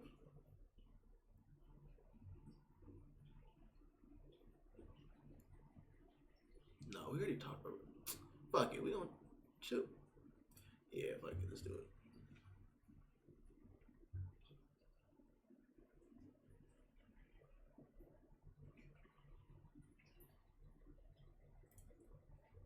Franklin University makes it possible. Relationships. Alright, this video is by just Denzel. Not Denzel Washington, by the way. Relationships today generally piss me off. Now let's see why relationships today generally piss this man off. Let's see. Nowadays, honestly, I ain't gonna lie, I'm smelling it now because it's brewing. It smells the concoction I made. It smells like Italian, and it smells like basil. I ain't gonna lie, I'm kind of fucking with it, the smell, but I know that the taste is gonna be horrible. So that's why I'm making it into a cold brew. The maximum, and I see why a lot of people want to. It smells like straight spaghetti, bro. Like, look at what's seriously going on in the world, and you may be going in the comments and typing, "Oh, what's happening with everybody else isn't happening everywhere." Listen, I had the same opinion as you once. It's happening everywhere. It's happening everywhere, man. It's just like, I don't know what it is, but everybody is trying to be the same. They're not thinking for themselves anymore. They're letting social media run their opinions on, people. Like, listen, y'all know how y'all see a video of somebody getting cheated on, and then all of a sudden your partner get mad at you, or they think you doing something behind their back because they saw that video. It's like, yo, what the fuck is going on? Like, y'all gotta wake up for real. Y'all have to wake up. That's why you tell your bitch your name. Relationships do not even last 3 months anymore. If you know somebody whose relationship lasted more than 3 months, they need to be handed an award. No, they need to be celebrated. No, all right? Their name needs to be in gold. Because, it's just non-existent anymore. The max a relationship is lasting now is 1 week. If you make it to a month, congrats. It's just getting that bad. Like, sometimes I really just want to go back in time and see how things was back in the day. Because it seemed like your ass would have been lynched and strong back then. Like, now it's just bad. Like, let me tell y'all something. You could, for me, I'm gonna speak from a guy's perspective. Okay? Don't speak for me, Nick. A girl could see you and like how you act, like your personality, like how you look, all of that. But if you got 200 followers on Instagram, she's immediately uninterested. That means the female that you want shouldn't be the one. What the fuck happened? What is going on? No, seriously. That is some retarded shit. What is happening? The female that you want shouldn't be the one that you want. You liked everything about him. And this goes for the ladies too, right? This goes for the ladies too. A boy can like everything about you, but then you got a low follower count, and all of a sudden they don't like you no more. Now, me personally, I like when somebody has a low follower count because it shows me you ain't out there like that. Because a lot of people nowadays, they like to follow so much people. That's why you see people following like 7,000 people and got like 1,000 followers because they want the status. They want 1,000 followers and they want to follow mad really, people. Bro, it's like, yo, what are you following all these damn people for? Bro, it really does smell like spaghetti right now. Not even gonna lie, and I'm fucking with it.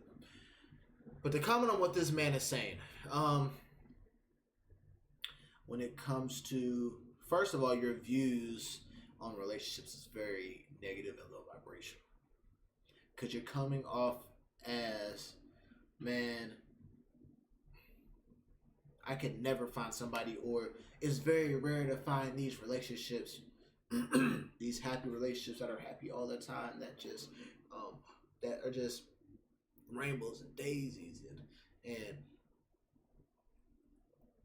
everybody just wants something from each other, and it's like, oh my God. And this is what I can't say about that when it comes to relationships, right? Because I have people who are around me who have relationships who have lasted for years. This led to marriage. So your reality is not everybody's reality. So you should watch how you say things because you manifest your own reality. You do. Now, when it comes to what the fuck he say?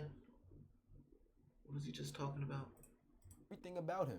Oh, with the, and this goes for the ladies too. Right? Now, when you're talking about the social media shit, see, that's the problem. Y'all are too focused on the social media shit. Don't fuck with a bitch or a nigga who's all about social media. Now, let a bitch ask you for my Instagram or my, or Snapchat off the first day. No, I don't have that. I don't use that. Bitch, you take my number. We're fucking adults. Then after that, you can have my Instagram. Because I don't really be on Instagram like that, bro. I don't. And then if the female's like, oh, I thought you don't have Instagram. I'm a grown ass man. Why the fuck would I give you my Instagram? Well, I don't feel comfortable giving you my number. Okay, well, then we shouldn't be talking. I'm not gonna settle for a fucking Instagram. Cause you know why I want you know what the name of the game is. And you think I'm just gonna chase you. You think I'm gonna get your Instagram, go to your DMs, unless you're trying to hide something, unless you got a fucking man, then okay, I see your game.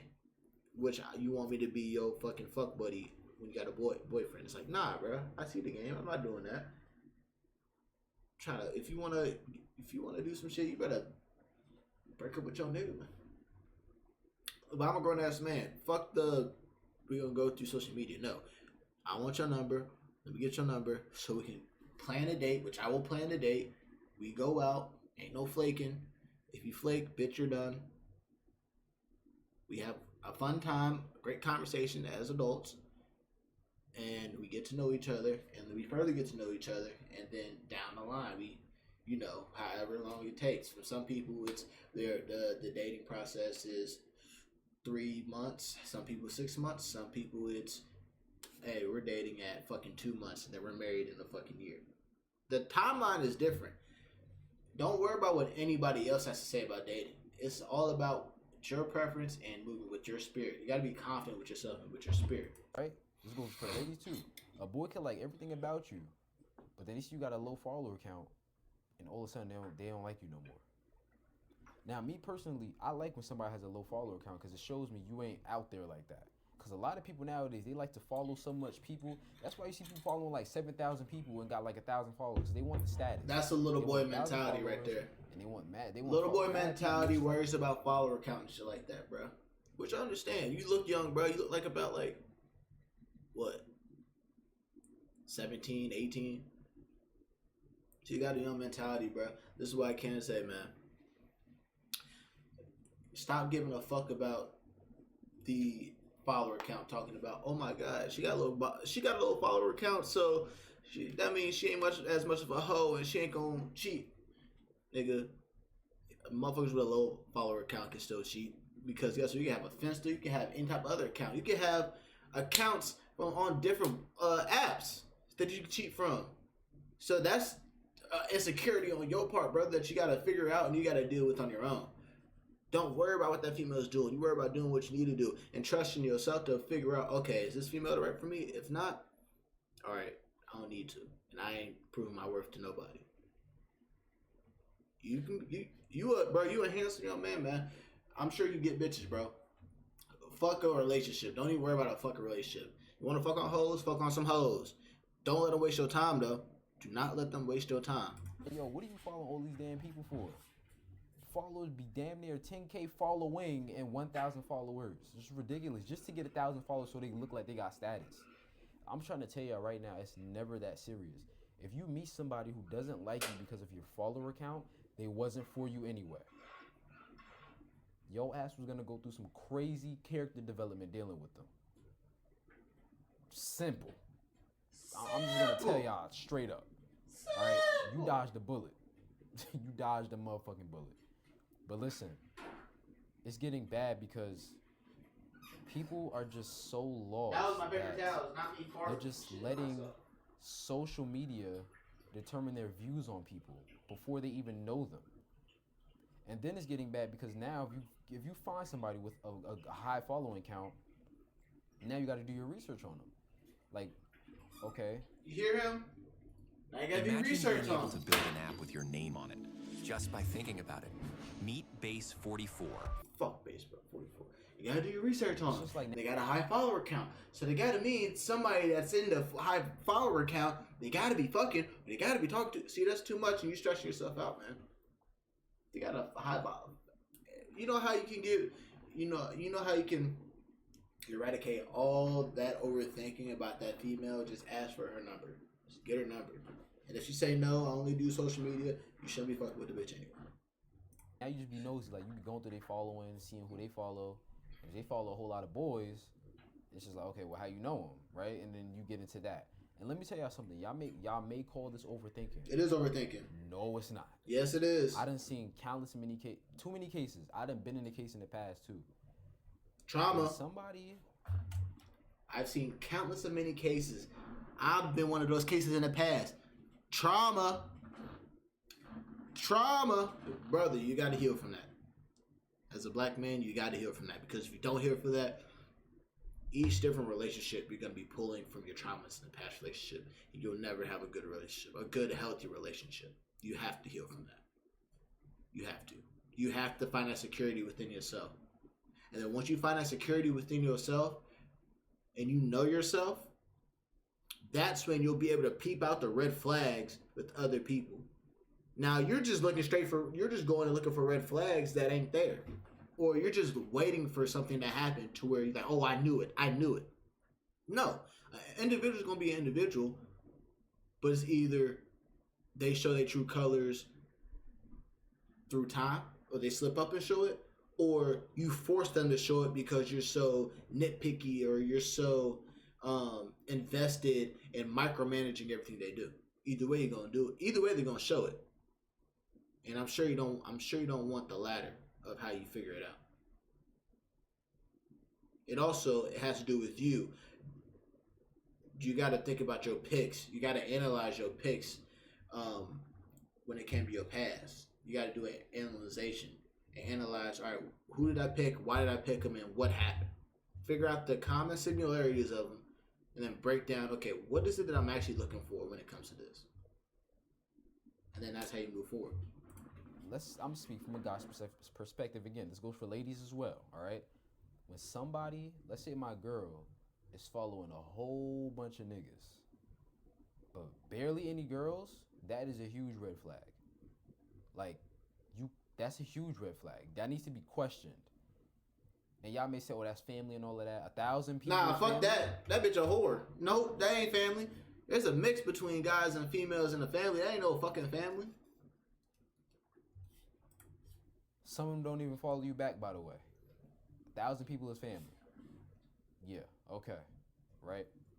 And then it's just like, you always try to let it slide, but I'm trying to tell y'all something.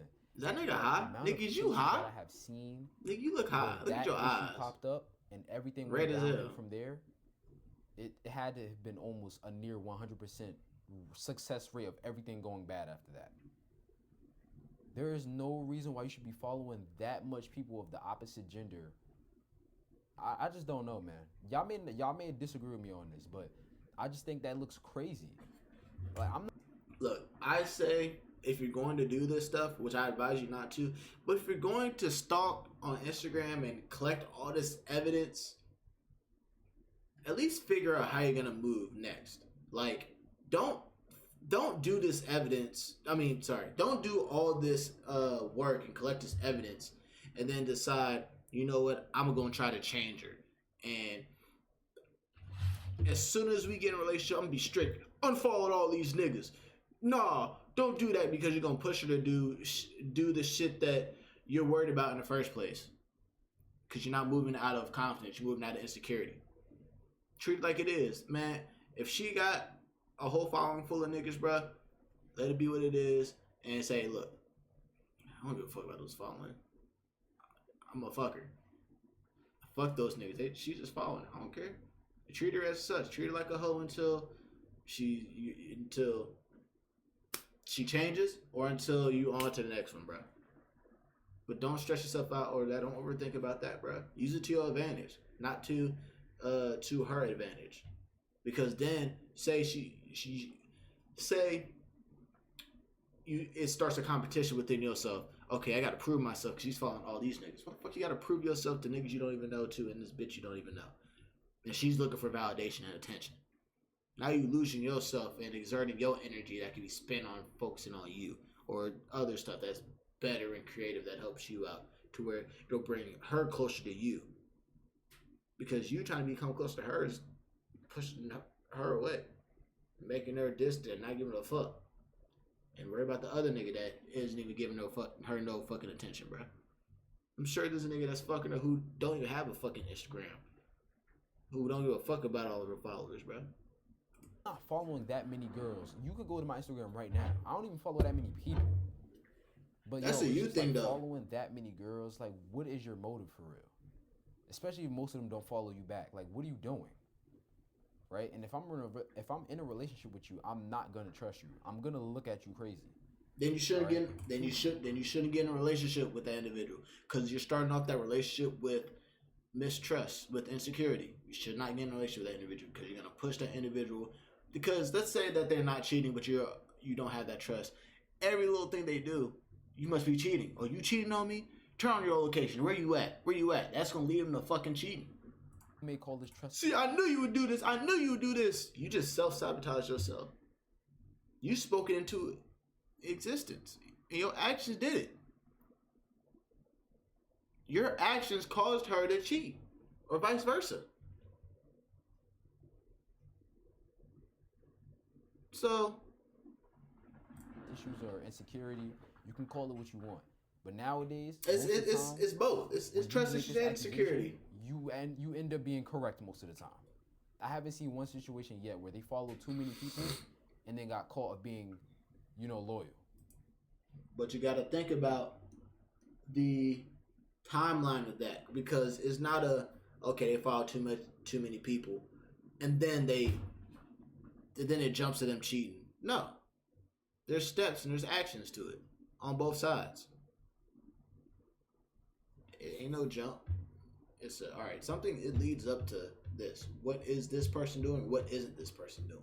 Or it's also hey, this individual follows a lot of people. Let me take that and let me hold that and use that to my advantage. And maybe not wife this bitch and just fuck on her. Simple as that. I can't trust her. Okay, so don't trust her. Just fuck on her. You don't need trust to fuck on somebody. There was no way possible. I haven't seen that situation happen yet. But it's just with like a fucking Nike tech on. Get so lost that and I say that as I'm wearing a black white followers determine somebody's worth. And gray sweatpants. They could be the chillest guy or the chillest girl on the planet, and they be getting treated like shit in real life because they don't have that many followers. Y'all need to wake the fuck up. Like, what is wrong with y'all? Seriously, what is wrong with y'all? I see people that look like they look decent in real life and they got a good personality, but because they got a little bit of followers, motherfuckers be playing in their face. Nobody cares about followers as much as you think, brother. For real, for the people that do this, like, y'all really need to get some help. See, this is the young crowd. Got it. I just never understood it. This is the young crowd that he's talking about. I ain't have that much followers either, because I don't care to be posting my life online and trying to follow people so they can follow me back, and so I can get this certain amount of followers so I look, like I got some motion. You doing your thing on YouTube right now, though, brother. It doesn't matter. Then when you see these people post, they be getting like 100 likes on their post, but they got like almost damn near 2,000 followers. Bots. Like, just stop. Bots. What are you doing this for? Botting it up. You just gotta worry about so much things now, bro. Everything is just so toxic. Like, yo, you be scrolling on social media and then you see this couple buying this couple this, so then the person that you're dating wants you to buy them that. Whole time they ain't even want it for real, but they saw it look cute and got a lot of likes, so they want it now too. Oh God, see, that's one thing in the past I've told females, like, bruh, don't tell me to get you shit, because that's the automatic way for you to not get shit. I swear to God. Or try to say, oh, this would look nice, this would look nice. I'm not getting you that. Because, I'm not getting you that unless you ask for it. Then, unless I asked you for like, hey, what type of things do you like? And let me go ahead and put my personal thing in there, right? I'm asking you the things that you like, right? To where you can give me the list of things you like. But don't send me this thing like, hey, I like this, I want this, so give it to me. That's a surefire way of me ignoring you or saying, no. Because, bitch, I already told you don't do that to me. Because I associate that with, okay, say I listen to you and I say, you know what, baby, you want that? I'm going to get it for you. Then the next time, oh, I want this. All right, cool, I get it for you. And then the next time you want something that's a little bit more expensive, baby, I can't get it for you right now. Just wait. But I want it now. Throw a little tantrum. Some shit like that. And it's like, do you not remember the last couple of things I got you? You're not even gonna throw a tantrum? Say less. And then guess what? I move accordingly. When I act like a child, I'll treat you like a child. And I'm not saying is that my trauma? Is that my trauma? You know, spoil each other every once in a while. You know, I believe in that, but it's just like, yo, y'all be letting social media really determine how y'all relationship goes. And fuck social media. If something bad happened to one couple, then all of a sudden you in a bad mood, and now everything going downhill with you and your partner. Like, why do y'all let this get to y'all like this? Gigi cheated on Kai, so I'm pissed at you. Bitch, why you cheat? Why you worry about other niggas' relationships? And the bitch cheated on him. Fuck you mad at me for? I'm the nigga. If anything, I should be mad at you. Cause it made me think about that one time when I had that dream that you cheated on me with. Bitch, why can't you ever dream about me getting some money? Why can't you dream about us winning the lottery?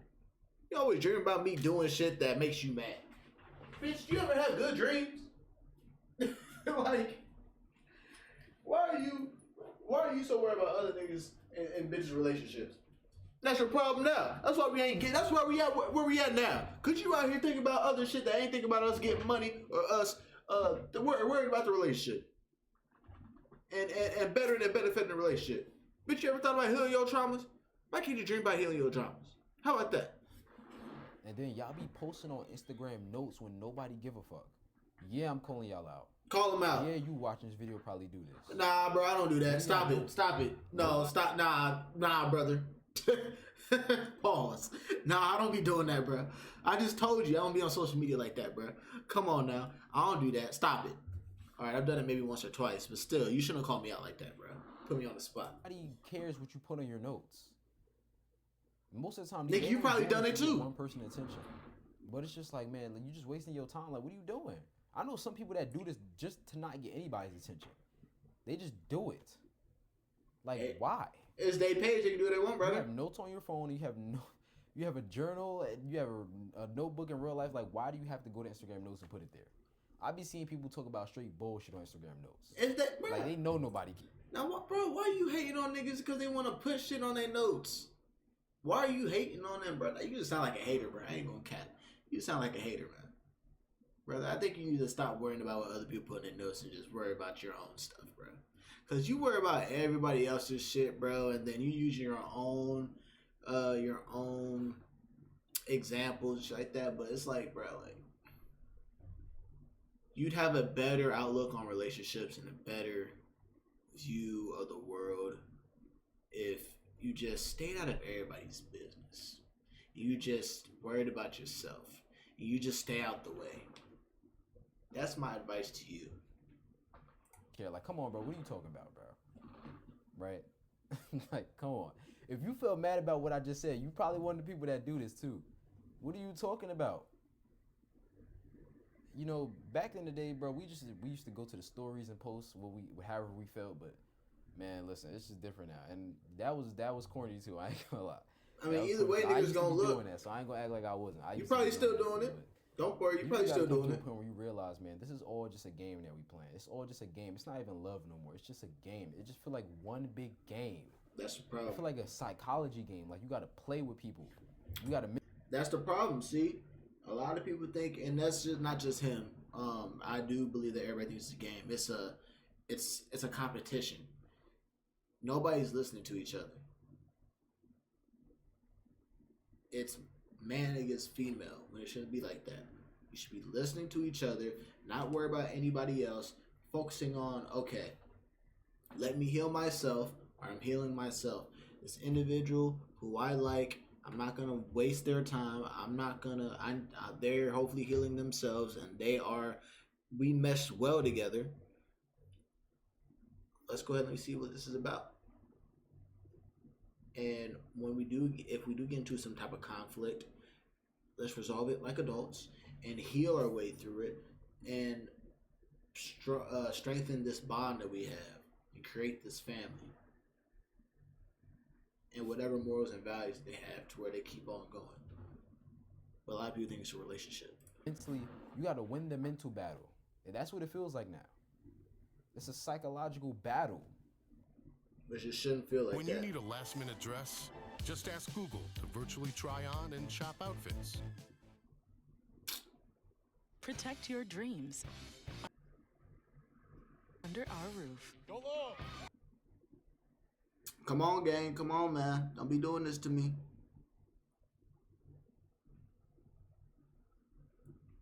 Making it seem like I don't pay my Wi-Fi bill or some shit, bro. American Family Insurance. And it's like, love ain't even love no more, bro. It's just bad. Yo, it's so bad, man. It's so bad. And I don't want to make this video too long, man, but y'all let me know what y'all think in the comments, man. Hopefully I find my one day. All right? You will, brother. You know, I don't. Bro, you will, brother. And may you not find her, may y'all find each other.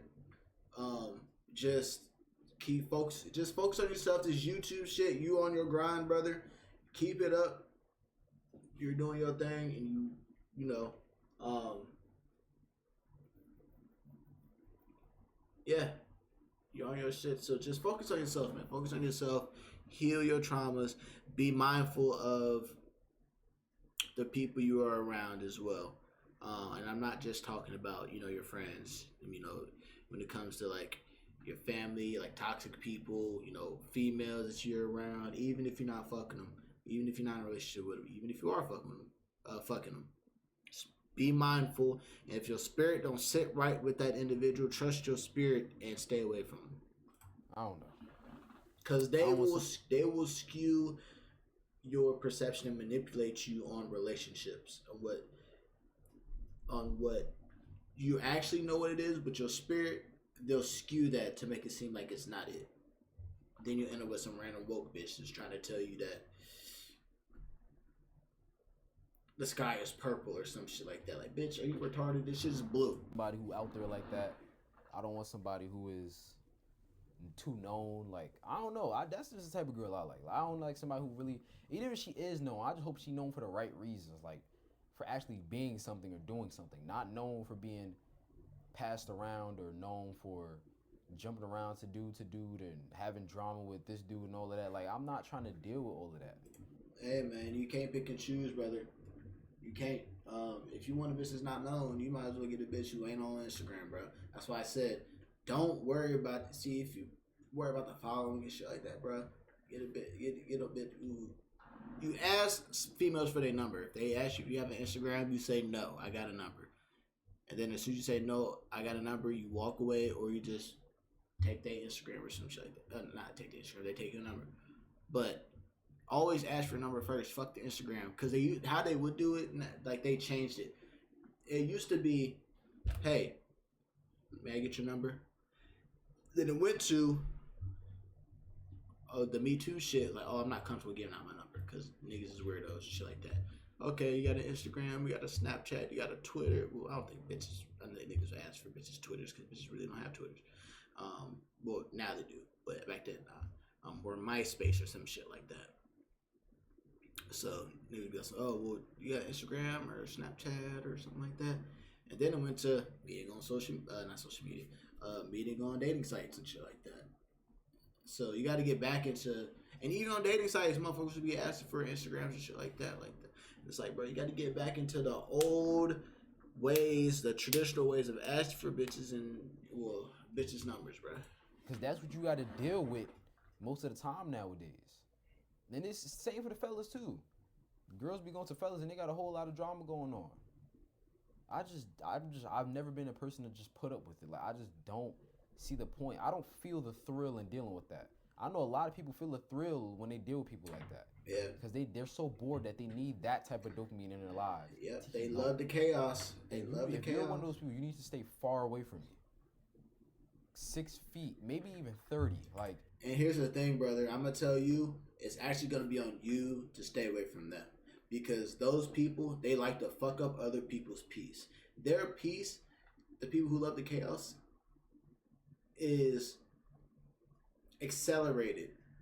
And it is known for fucking up other people's peace. Their peace is in fucking up other people's peace.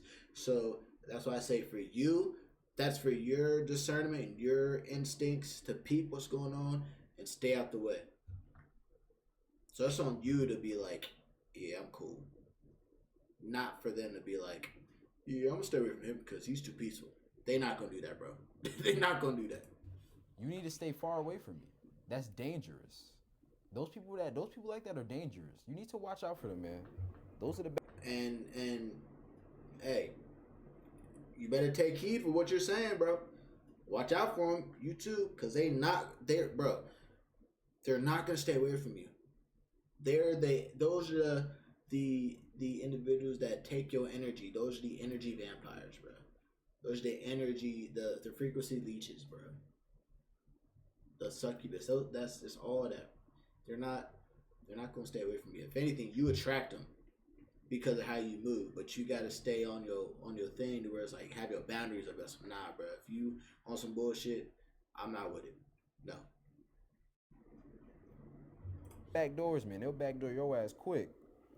Backdoor your ass for $5, bro. You need to watch them niggas, man. You need to watch them. But I'm just so sick and tired of it, man. It just feels impossible to find somebody nowadays, bro. It just feels impossible. It just feels impossible, man. I don't know. I feel like I'm gonna have to travel the world, bro. I'm gonna have to be on some One Piece shit, bro. Travel the world, man. Hop in a boat and sail. Look, bro. Ain't nothing wrong with getting some fucking boat coochie. Nigga, I just told you the bitch the now the timing for me is like, hey, I gotta get a cruise, boo. I gotta get a vacation, bae. What was the other one I said? A 3-day, bae. There's another one too. I forgot about it. No, I'll remember it later. But yeah, fucking go on cruises, man. Go on trips. Do that. You know, and guess what? You may find yourself somebody, an outer state bae. I gotta give me an outer state bae. But you may find some fine, calm shit where it's like, you know what? I can go ahead and fuck back home. I'm gonna stay here. I'm gonna have to sail to find some love, bro. And I'm not like fiending for it. I'm not looking for it, but it's just like, you know, it was just much more. Things was just so much better back then. Then nowadays, bro, girls be like, ladies, listen. Not all ladies, but some of y'all be letting this music get to y'all head. Y'all getting programs. Y'all hear this ghetto music and y'all start acting like this for real in real life off rip. All right, that's I think crazy. Brother might be hey, brother, you aware, man? Some of y'all, not all of y'all. Some of y'all, act like niggas. Y'all be calling us out all the time. I gotta call some of the ladies. Call them out, brother. Some of the ladies, most. Listen, if you're a lady watching this video, most likely you're probably not like this, but. For some of the ladies that I be seeing in real life, yo, they be acting like they got more testosterone than me. Like, y'all be acting crazy. Welcome to the next generation of website creation. Wix Harmony. Skip. Yeah. But he not wrong, though. It's just like, why? I just don't know, man. Yeah, man. Like, a female who is my size... 5'10" is most likely going to weigh around like what 100 and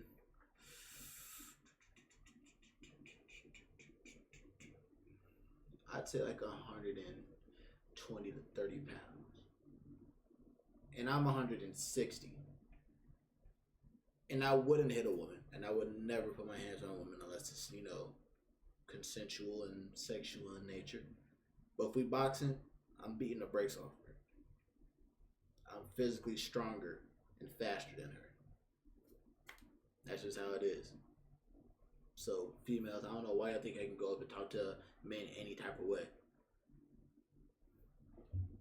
Well, I know why y'all think y'all can, because of the men's threat of social consequence.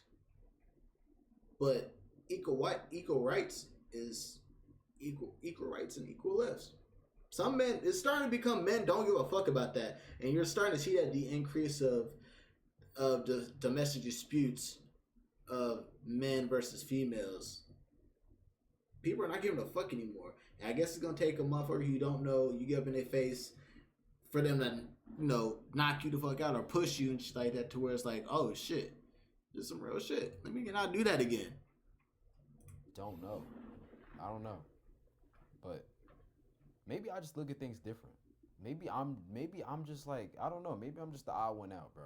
It's okay being an odd one out, bro. Man. Tapped in, brother. Into relationships, and then you be thinking, damn, I'm still single. Hey. And then 2 weeks later, they all broke up.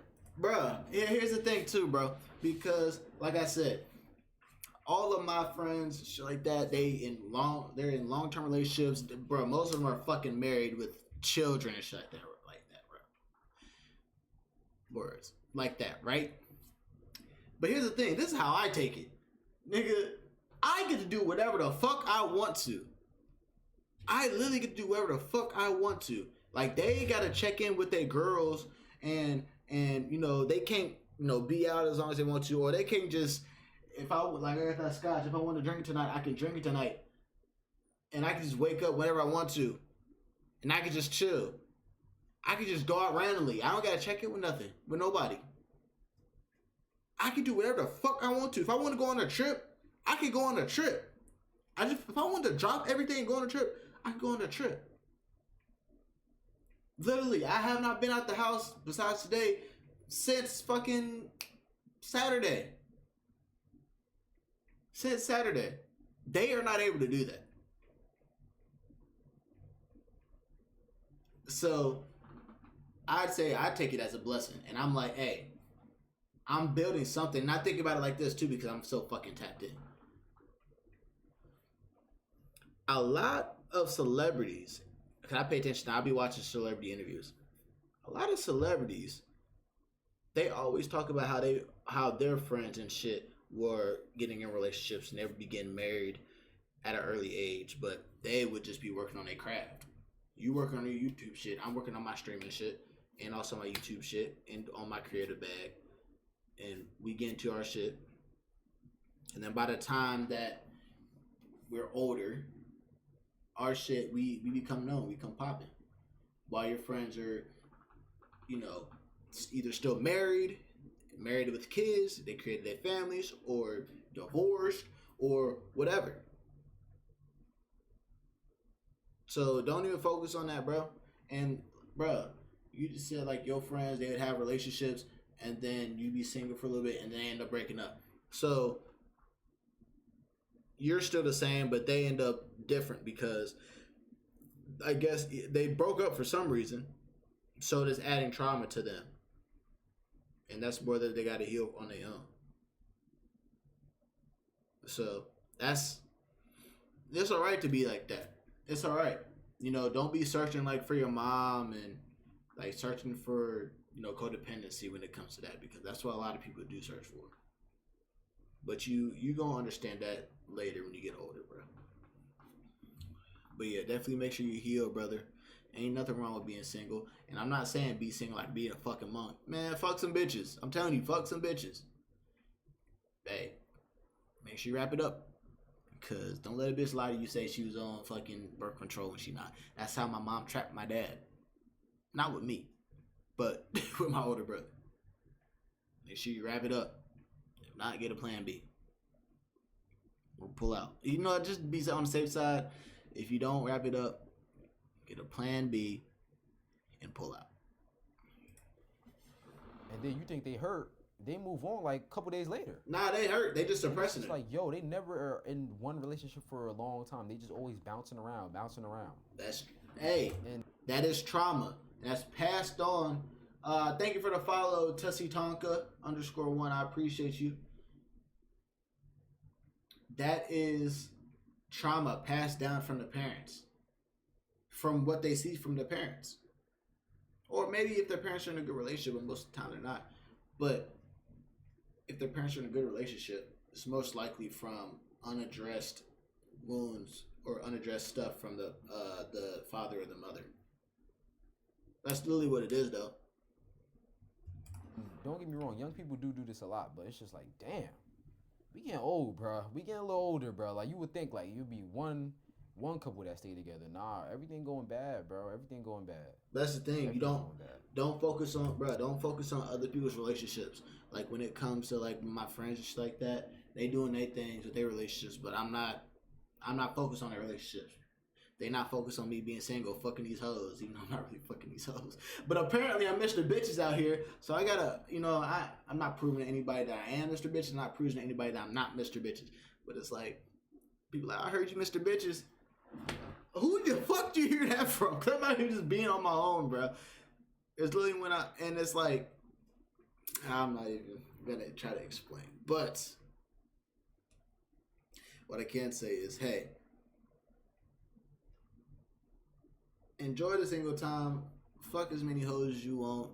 But just make sure you are on your path and on your purpose, that you're doing what you're supposed to do. It seems like this YouTube shit is going on, so just dig in deeper and just keep on, healing yourself and stay tapped in, man. Don't worry about what everybody else is doing, brother.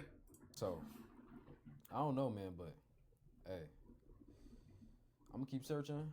Nah, don't search. I still believe in love. I still believe it exists. It definitely does. Yes, it does. I'm not gonna be one of the people that, be like, oh, all girls are the same, or Juice WRLD. That's not true. All right, that's not true.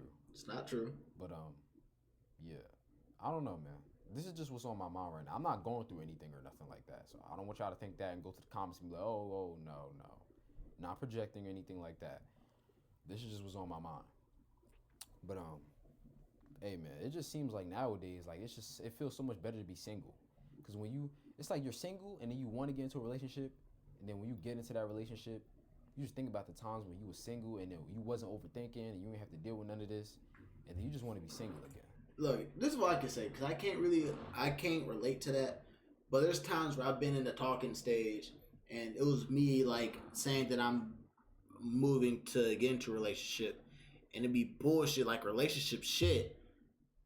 But my thing is like, I didn't even get the fucking crack and I got this relationship bullshit, bro. At least give me the benefit of letting me crack first, and then we can go ahead and deal with it. To where, look, if you leave or we separate, bitch, I already cracked, so I don't really care. But it's like, bro, I wasted my time because I wasted my money, wasted my time, wasted my breath, and I didn't get the pussy. That's a liability. That's not an asset. Even if the pussy was trash, I still got the pussy. But nah. Sometimes they do be hitting sometimes where it's like, damn, like I was telling you on Friday. I was telling you on Friday how I wish I had a female see me struggling over here, untwisting my hair on my couch, just come over and do it for me. But hey, you have those nights. That's when you just turn on fucking Drake, get into a bottle, maybe not a bottle, or you put that into, put that energy, or put that energy into something creative, man. Into, your YouTube, into my streaming, into music, into your art. Bro, just put it into that, man. The hoes is gonna come, man. But then that's on you to decipher, all right, which one is the right one for you. And it's just crazy because, like, yo, that's not love. That's not how you should be. It shouldn't be doing that to you this early. I just met. Hasn't even been a year, and you're going mentally insane. It's not healthy. Love nowadays is just not healthy. And then we got online relationships going on, all this stuff, man. It's just looking crazy. It's not healthy because no one's willing to heal individually. Relationship if y'all actually plan to link soon. But if y'all are just doing that, oh God, bro, niggas be fucking and shit like that. It's crazy. Everyone to be online. That's a little crazy. But I'm gonna let you live your life. Hey, your life. I don't control it. You control it. But yeah, man. I don't know. But I've been yapping a lot. y'all let me know what y'all think in the comments. I don't know about the generation, man. I don't know. I don't know. We gotta get it together, man. We gotta get it together, please. All right. I need to find somebody, or else I'm hopping in that damn boat with my shorts on, bro. Straw hat. I don't need to find nobody. No! Man, shout out to Justin Zell, man. You know what I'm doing. Good black brother. I am subscribing to him because it was a dope video, man. Now, let's see what else is on that one friend that low-key hates you. You want self-respect or peace of mind?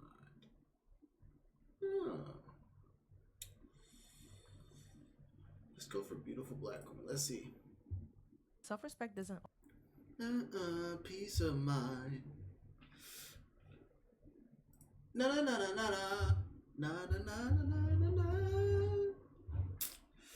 All right, this video we're about to react to is "You Want Self-Respect or Peace of Mind" by Maji Motivates. I hope I say her name right. But let's go ahead and do this. Let's see. Always look confident or calm. Sometimes it looks like survival, and that's okay. Choosing safety versus confrontation. If you know that you're not safe, there's no need for you to stand up for yourself. There's no need for you to defend yourself because your safety comes first. Like, I don't condone violence. I always tell you guys, violence is not the move. So if you know for sure your gut feeling is telling you you are not safe, there's no need for you to defend yourself. Walking away quietly is not a sign of weakness. I don't want you guys to think that, oh my gosh, if I walk away, people are going to continue to walk over me. But if you feel as though you are not safe, there's no need for you to actually sit there and try to stand up for yourself, because I promise you your peace and your safety is way better than self-respect. Sometimes I understand you want to be respected, but if you know for sure you are not safe, you should just let things be. Okay, I rather... This is what I can say about that. She is correct. But let me add on to it. Now, a lot of people think that confrontation is always angry and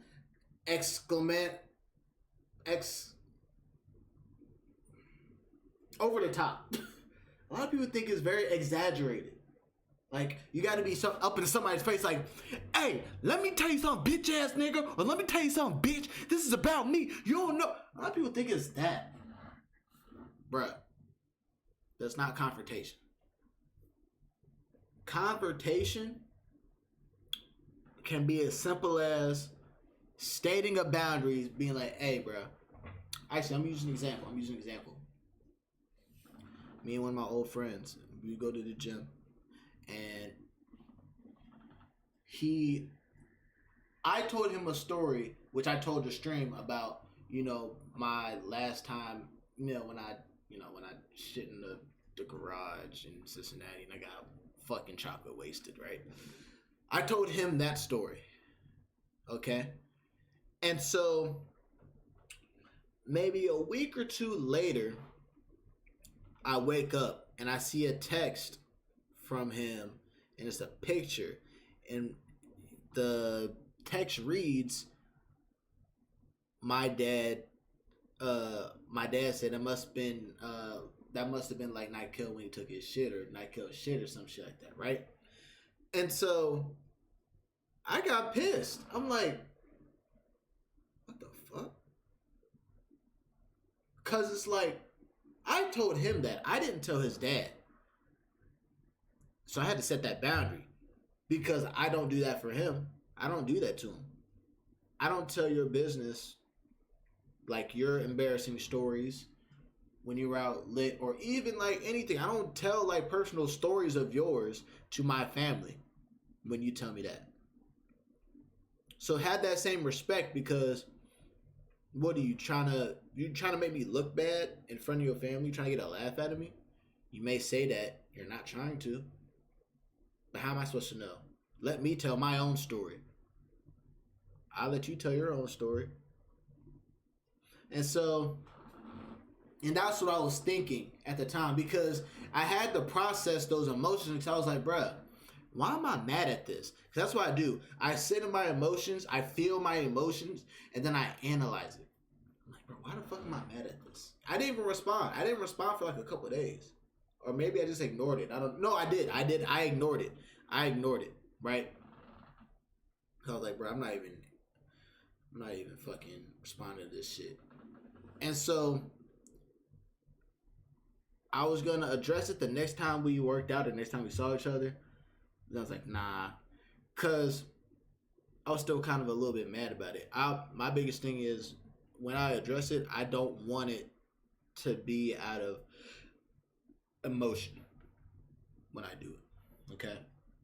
So I think it takes like maybe a month or two, but I end up talking to him because I'm like, it needs to happen because I have to tell that like that's a boundary I have to set. And that's for my spirit. And that's how I do within my relationship. And that's like the first time I kind of ever set a boundary because normally I would let shit slide. But I'm like, nah, in this new season, I'm setting boundaries. And if it's the people I love, then you got to respect that because I respect your boundaries. So I ended up saying it was after the gym, and he was showing me his comic books. I was like, hey, bro, like I got to talk to you. He was like, oh, shit. I was like, bro, it's cool. But I was like, look, man, I didn't like when you told your dad about, you know, what I told you when I was out by myself, because I told you that it made me feel some type of way. I don't go back to my parents and tell your stories about your shit that you tell me, that because I understand that that's your story to tell. If you wanted to hear that, or if you wanted to say it, you would have said it. It's like I never got a choice because you already said it. Now, what if, you know, you never sent that text and I went to your dad's house, with your parents' house, and your dad said something about it, and I know that I never said anything about it. So, like, I hear it from you. Or I hear it and I look at you and I'm like, bro, what the fuck? Because obviously, you know, I don't give a fuck about if your dad knows about it. That's not the problem. I know your dad has no ill intent. But it's the fact that you thought it was cool. You thought it was cool to go ahead and tell him that, and you weren't even there. It'd be different if you were there, but you weren't. It was my story to tell, and you just told it because you assumed I'd be cool with it. And so that was a confrontation, and he was like, damn, man, I'm sorry. I was like, bro, no need to be sorry. No need to apologize. But that's just how I feel. And I feel, and, you know, I respect you that way. I just want you respect, you know, mutual respect. And so after that, we was cool. Like, that is confrontation. It don't have to be no, look here, bitch ass nigga. Why the fuck you telling your dad shit about shit that I said to you? Huh, fuck boy? Huh? Now, if you say that shit again, bruh, I'ma go upside your head. I'ma go ahead and do this. I'ma go ahead and do. You a bitch for doing that, nigga. And I'm saying that I'm saying that you a bitch, like use your emotions to try to get, like, conceive, like, get out your message. Because the individual, they're not gonna respond to the message. They're gonna respond to the emotions that you're saying. So it's better to, like I said, be calm and just have a talk. That's confrontation. And when it comes to, because you can't, my biggest thing is you can't always run from confrontation, because there's going to be times where you have to set boundaries. If you don't set boundaries, then people are going to walk all over you. Now, if there's an instance where you like, I'm tired of this shit, this motherfucker, you set boundaries already, but this motherfucker oversteps it and keeps overstepping it, walk away. Walk away. Don't say shit. Cut them off because they don't respect you. Definitely walk away. Silence. Don't say shit. Silence is your best option. Silence is the most powerful thing ever. Because guess what? Hey, all right, you ain't gonna take me by my word? All right, take me by my silence then. I ain't saying nothing. You lost me. And guess what? You ain't getting me back. You guys choose your safety 1,000 times rather than you choose confrontation, especially when you have like a gut feeling where you know for sure you are not safe. This person, you don't know what that person is capable of.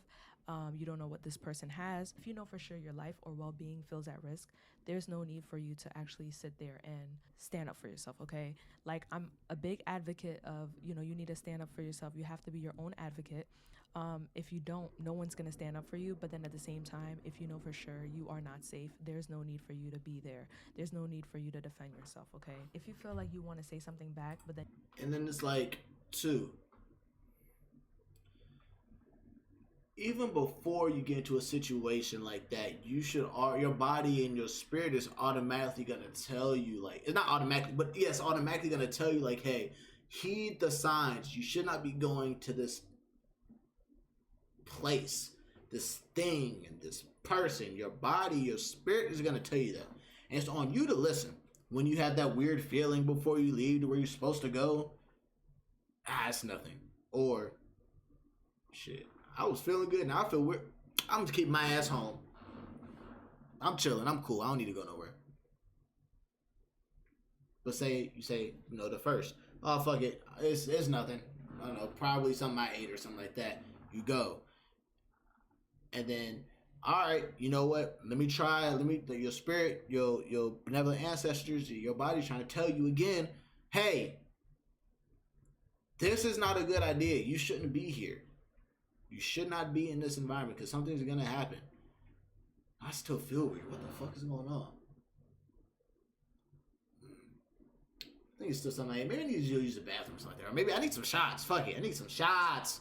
No, you shouldn't take no shots. You know what? Fuck it. Let me go ahead and make you took one shot, throw up. Damn. Throw up for one shot? Man, fuck it. Let me go take another one. I'm a puke and rally type of motherfucker. Throw up again. But this time you throw up on a female. You throw up on a nigga. Didn't mean to. And now they's pissed. So now that shit happens. Like, all that would have been avoided. And I'm not saying that's the scenario, but all that would have been avoided if you just trust your spirit, trust your gut. You trust it, so you just avoid those unnecessary, like, confrontation or unnecessary negative energy or negative, like, wars, or just avoid that, avoid the humbling episodes or whatever. If you just listen to yourself. But yeah, you really shouldn't be going if you feel like your body's telling you, like, to stay somewhere or to not move or some shit like that before where you know you're supposed to go. You shouldn't even leave. And your stomach drops and your body gets tense, there's no need for you to say anything. Like, that's one example. Because there's some moments where you just want to say something, but it's like your stomach is telling you, like, oh no, this is not a good feeling, or your body's telling you this is not a good feeling. Just listen to your gut feeling and just let it be. Sometimes you have to tell yourself, like, you're going to talk about this later and get through the moment, because you don't want anything to happen or something to happen and then you're like, oh, I wish I could have. You know what I'm saying? You don't need to win every argument. You don't need to win every discussion. Sometimes if you feel the need that the other person is very aggressive or the person is coming at you strong and very, like, hostile, there's no need for you to actually go to that person and continue communicating with that person. Just listen, nod, and think what you think in your head and move on with your life, because sometimes it's just not worth it. Like, sometimes I wonder what she's referring to, because this is very good scenarios and very good talking points, but I'm trying to figure out, like, what examples are you going to give for people to really take it in? Because I can understand what she's saying, but it's like, where is this coming from? What made you make this video? you don't need to correct people in public because you don't really know how ugly it's gonna turn out. So as soon as you know, like, this person is kind of like, you know what I'm saying? He's already going off. He's already, like, heated. There's really no need for you to actually win the argument. Man, fuck that. If the motherfucker's going off and he's loud as fuck, the motherfucker is just projecting and he's just trying to get the attention, but really he's just a pipsqueak, bro. He's just a scared little boy inside and he's just trying to go ahead, and he has mommy, daddy issues. His dad's probably alcoholic, beats on him, beats on his brothers and shit like that, and he wants to be a bully because he's raised by a bully. Or maybe he's having ED problems or something. I don't know. But he has some type of issue and he's projecting. So it's like, bro, why would I? You're not taking my energy, or you're not fucking up my fucking shui because you're mad. You don't need to say too much. You just need to keep it short responses. You always want to try to avoid triggering arguments because it's like sometimes I'm finna go check my teeth. Wrong thing, and then the person is like, oh, you know what I'm saying? You press the button, so it's like they just go ballistic. So you just want to not try to win every argument. Sometimes your safety is way better than just your self-respect. I'll choose my safety over my self-respect any day. You know what I'm saying? I have a family to go back to. I know people love me in my house, so I need to go back home, okay? And I'm pretty sure same with you guys. You probably have a family, you have kids, you know, you have... No, the fuck I don't. I ain't got no kids, man. Fuck them kids. I got my siblings.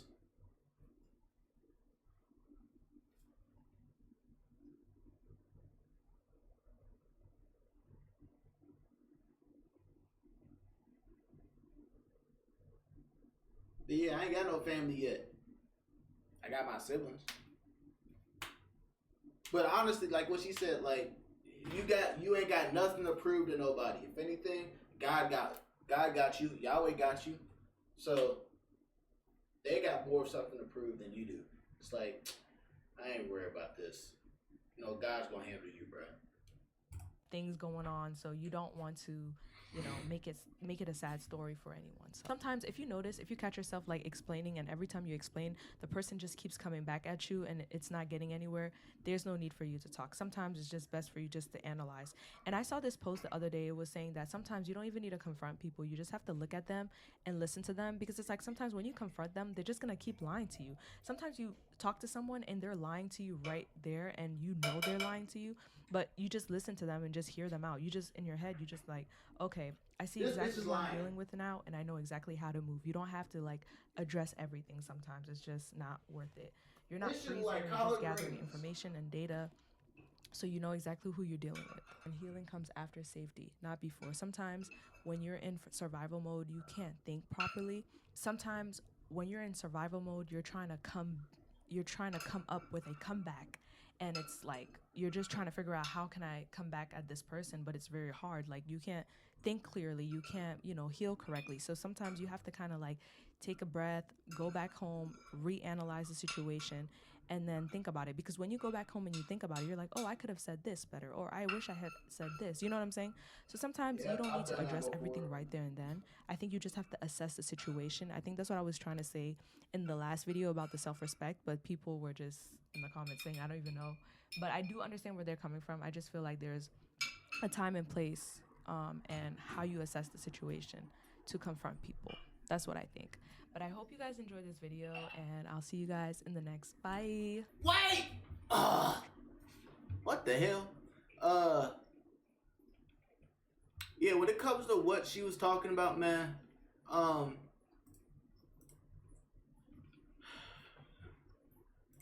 what's fuck skills? Oh no, I didn't mean to do that. But what? Yeah, when it came to what she's talking about, yeah, when it comes to oh, what the fuck she said the last part, bro? Threw me off with the Skittles, bro. So sometimes you don't need to address everything right there and then. I think you just have to assess the situation. I think that's what I was trying to say. Yes. Yeah, bro, you really don't need to address. Yeah, you don't need to address everything, bro. Like, some things are best left unsaid. Because it's like, who am I to try to explain myself to you, and you're only gonna hear what you want to hear? So I'll let you take my silence and my distance as an answer. You don't deserve my answers. You don't deserve my whatever. Honestly, you don't. Because guess what? Me doing that, trying to force myself to me explaining myself to you for you to misunderstand me is actually hurting me. Doesn't do anything for me, but lowering it. It's like, nah, I'm cool. I'm cool on you. But yes, shouts out to Maji Motivates. You done gained another subscriber, and I done gained another individual to react to. Let's see about this. I feel like have you ever had? She looked familiar, but I think I've reacted to her before, but yes, this reaction is Oversharing Online is Ruining Your Life. Video by Sonia Danielle. I'm pretty sure I've reacted to her before. Not for a while though. So let's go ahead and see what she's talking about. Post yap clarity. It happens when you're talking to someone and you realize, oh girl, I shared way too much. And instead of it feeling freeing, it may result in feelings of shame, embarrassment, and, well, just feeling like you need to shut the hell up. Imagine you have a little vent session in the heat of the moment and you post it on the internet thinking no one's gonna see this. I have like 10 followers. Next thing you know, 3.2 million views, 300,000 comments, thousands of think pieces. You are getting stitched left and right. The internet is turning you every which way but loose. And I just think as a community, as a people, we need to get back to writing in a diary. Or if you do want to talk, get you one of these. What's that? It's a therapist. Oh. Maybe She answered my question. New Lash Sensational Body Mascara. Sensational full body lashes with Get that white woman out of here. It's black women. What the hell is that? Hey y'all, welcome Got back to to show my you channel. my My name cold is Sonia brew. Danielle, and on this channel I like to do commentary as well as some. Well, this is my warm brew right now, but yeah. Now, I thought I should have put more water in it, but it's okay. I got more tea, so fuck it. I just didn't want to overfill it, but not wanting to overfill it, I underfilled it. But fuck it, it's okay. We ball. Self-development content to help us cut through the noise of this world and center ourselves, center back into our most authentic selves.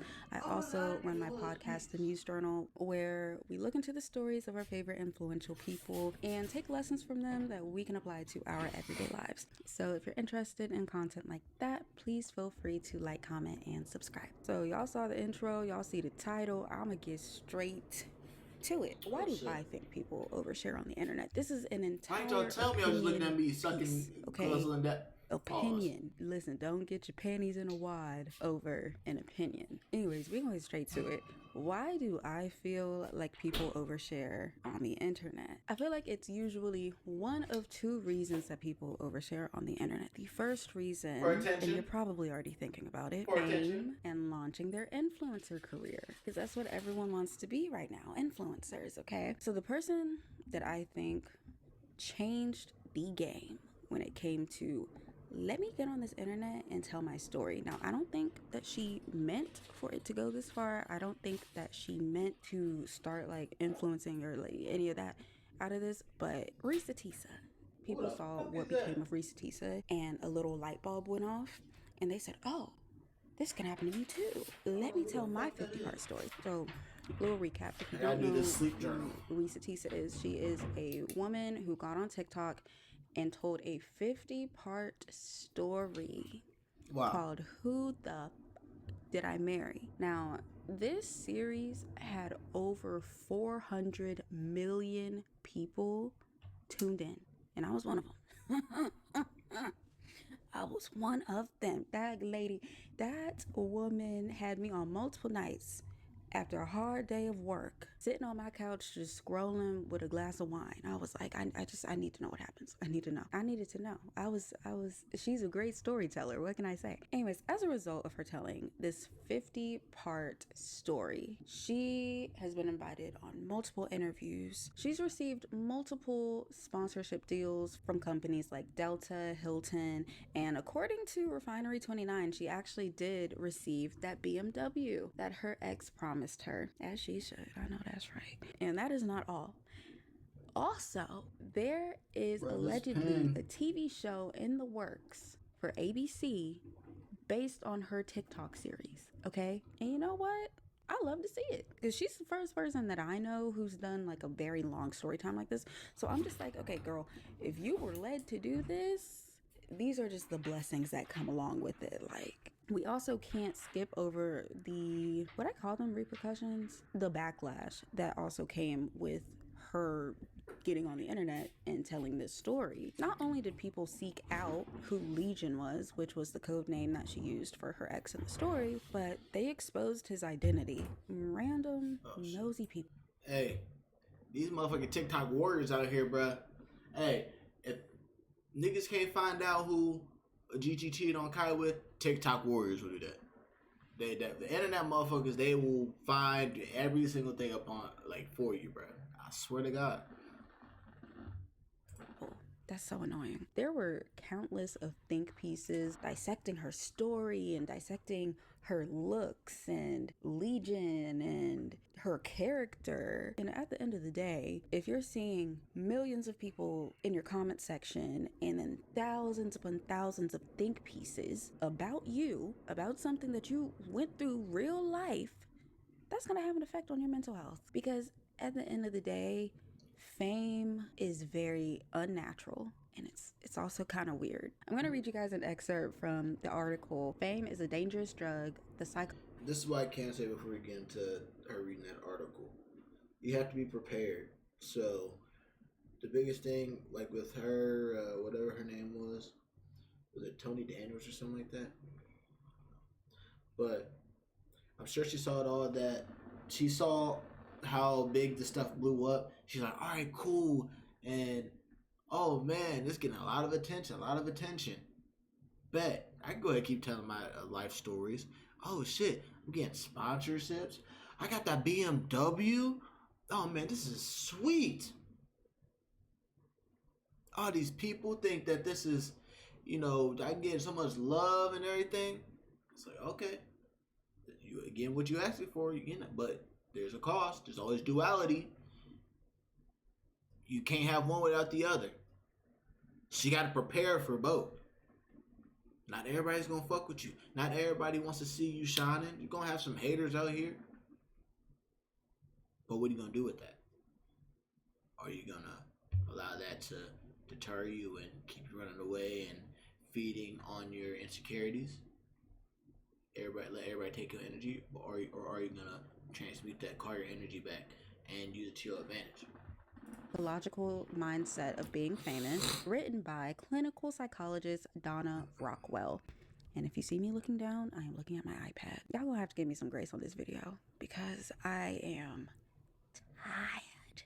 So it says, once fame hits, with its growing sense of isolation, mistrust, and lack of personal privacy, the person develops a kind of character splitting between the celebrity self and the authentic self as a survival technique in the hyperkinetic and heady atmosphere associated with celebrity life. Some descriptions of fame include feeling like an animal in a cage, a toy in a shop window, a Barbie doll, a public facade, a clay figure, or that guy on TV. So, in not so many words, not only do you have to separate your authentic self from the celebrity persona, but you also have to deal with regular people expecting you to perform for them. Like, imagine being off the clock and people still expect you to perform for them.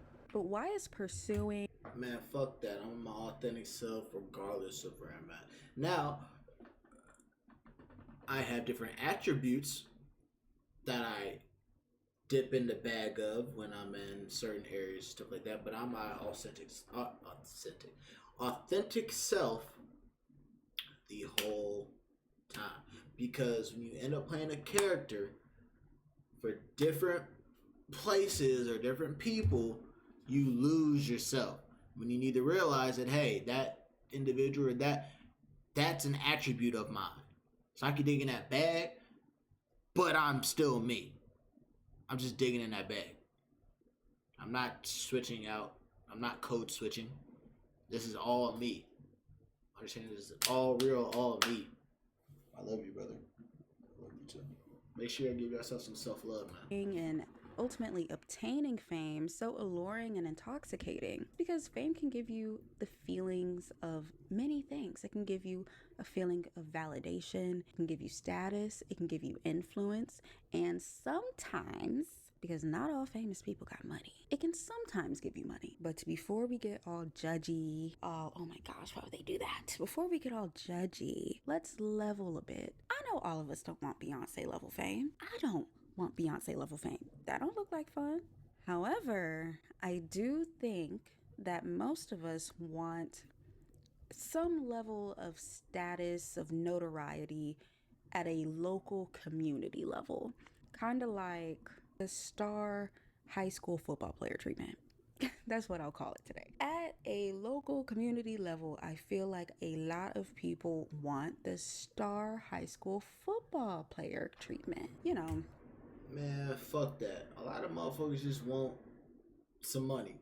Honestly. Like, the attention's alright, but nigga, they want the things that come with the attention. They want the money. They want the kind of like a little bit of power to where it's like, say they were to go out to a club and they see a long ass line. They want to be able to have a motherfucker come out and say, oh wait, that's you? Hey, nigga, you ain't waiting in line? Come on. And they don't want to have to pay to get in, so they ain't got to pay the cover charge is free. Or like, they get to go ahead and host some shit at the club or some shit like that, and everybody's coming to them, and they get to charge motherfuckers, $20 to get in, and the ladies get in free or some shit like that. That's what people want. Motherfuckers don't care. And if they're a man or a female, they get whatever guy that they want around the city or some shit, or get their dream guy around the city or something like that. That's what they want. They don't give a fuck about the fucking notoriety. Well, I guess that comes to notoriety, but it's like the power that they have. They want that little bit of power and money. That's what they want. But with that comes problems, because it's a duality. It's gonna be motherfuckers that are jealous. Motherfuckers are gonna be trying to take you down. It's gonna be motherfuckers who try to undermine you. Motherfuckers try to beat you and beat you so much to where it's like they become crazy obsessed. Like, it's a lot. You're known around your community for doing something that you do really, really, really well. People might come to you for it. People, when they see you, oh, that's so-and-so, they do this. Oh, you should check them out. Because no matter how secure your self-esteem is, being recognized for something that you do well feels good. It does. Hell yeah. Okay, now, do I think that... Especially if you're not especially if, like, people would shit on you. Especially if people would shit on you for shit like when you're younger, but that's a trauma thing where you got to heal that. But it's healthy But for yeah, the external validation to be end all be all. This you is have why to validate yourself. For external you have to validate. You have to validate yourself, man.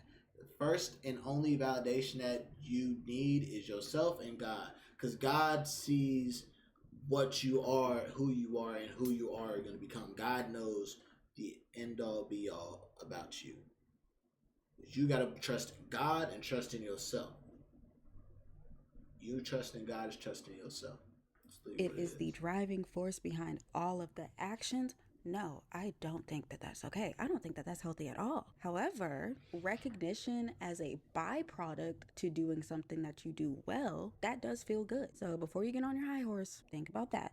Now, what do I mean by secure and insecure self-esteem? So secure self-esteem, because I know people usually say high and low self-esteem. Secure self-esteem basically means that your self-esteem doesn't fluctuate with external factors. If you know you're intelligent and someone comes up to you and they're like, oh my gosh, you're as dumb as a bag of rocks, you're not going to be like, oh, maybe I am as dumb as a bag. No, because you know who you are. Secure self-esteem. Insecure self-esteem is the complete opposite. They say you're pretty, oh, you think you're pretty. They say you're ugly, you think you need to just crawl into bed and never get up again. That's what I mean by secure and insecure self-esteem. Back to the actual premise of the video. I think that the people who are willing to blow up their whole lives for some internet likes, clicks, and views. I think it's giving insecure self-esteem. I think it's giving, maybe you don't need to run to your phone and post this. Maybe we need to run to a trusted friend, a trusted family member, a trusted therapist.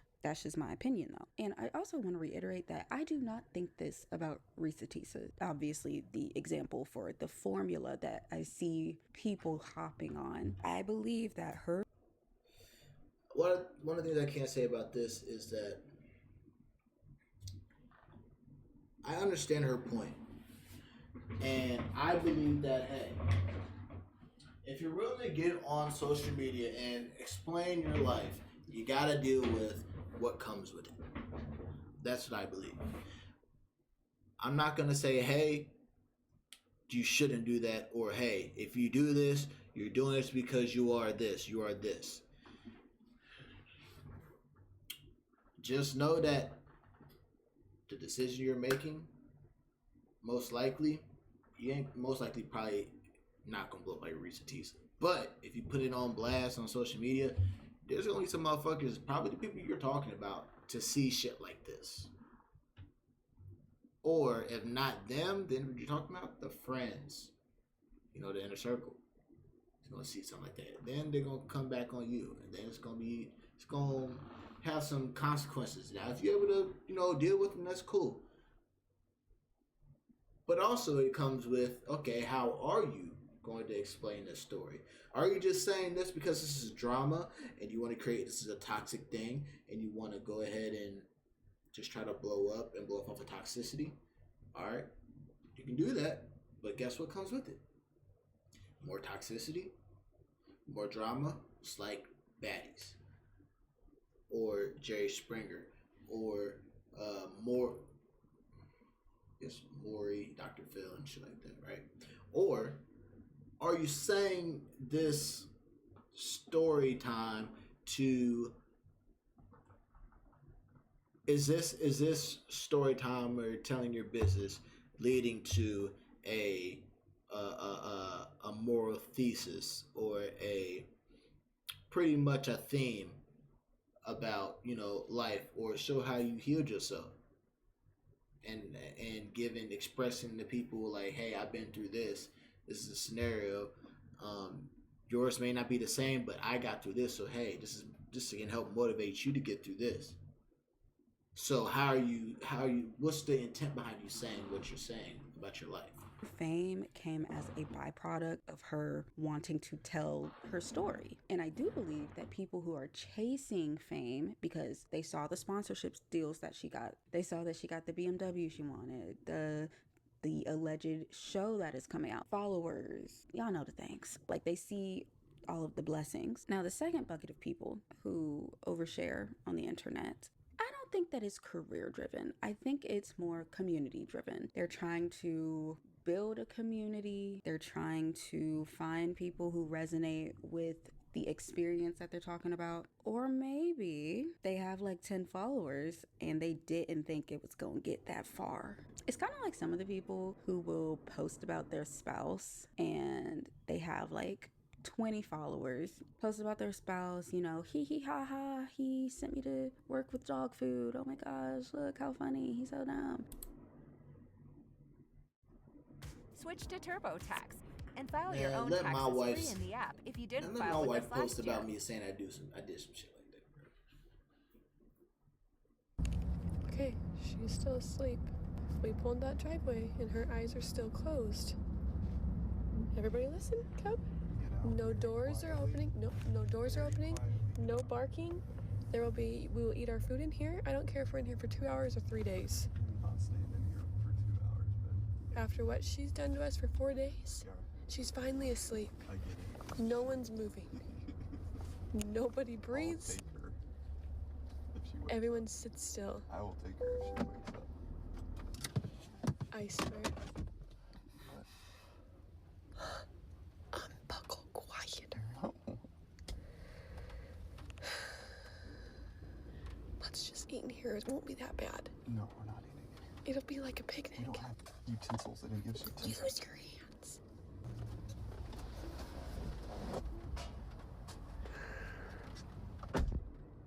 I live here now. Have Nah, on God, for real.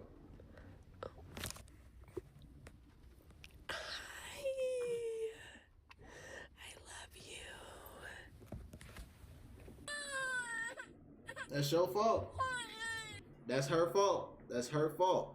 The husband said, hey, let me take her. Let me take her. You used to focus on not waking her up. You ended up waking her up by not letting him take her. It's a baby. She's going to get some sleep regardless.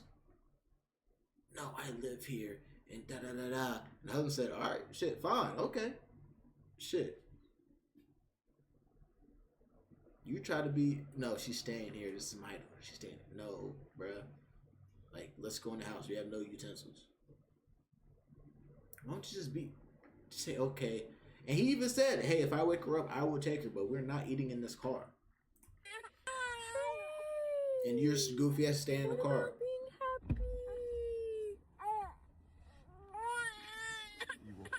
See? They don't expect it to get far. They post it, they go to sleep, they wake up. It's viral. You got people telling you to leave your man. You got people telling you to leave your woman. And they're like, oh my gosh, wait, no, y'all don't know him like I do. Y'all don't know her like I do.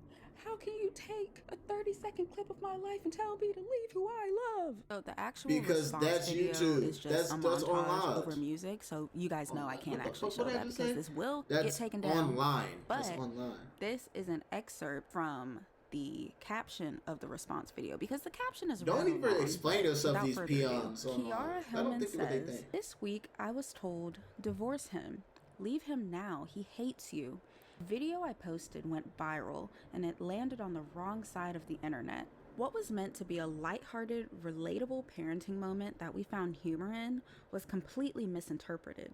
Assumptions were made that couldn't have been further from the truth. Based on a 2-minute video meant to be funny, thousands of comments suddenly appeared about how awful of a man my husband supposedly is, that he hates me, doesn't respect me, is a terrible father, and worse. I feel like some of the people doing that, not all, some of the people, especially in the early days of that type dynamic happening, I feel like they didn't think it was gonna get that far, or they thought people were gonna be in the comments like, oh, mine does that too. But that's not everybody's reality, okay? Anywho, it was like a very poor execution of trying to be relatable or even vulnerable, which, listen, I wholeheartedly believe the internet does not know what vulnerability means. This brings me to my next point. People often confuse oversharing with vulnerability, and I don't like that. Vulnerability is sharing your business in a way that encourages mutual trust and connection, while oversharing is sharing way too much of your business in inappropriate situations or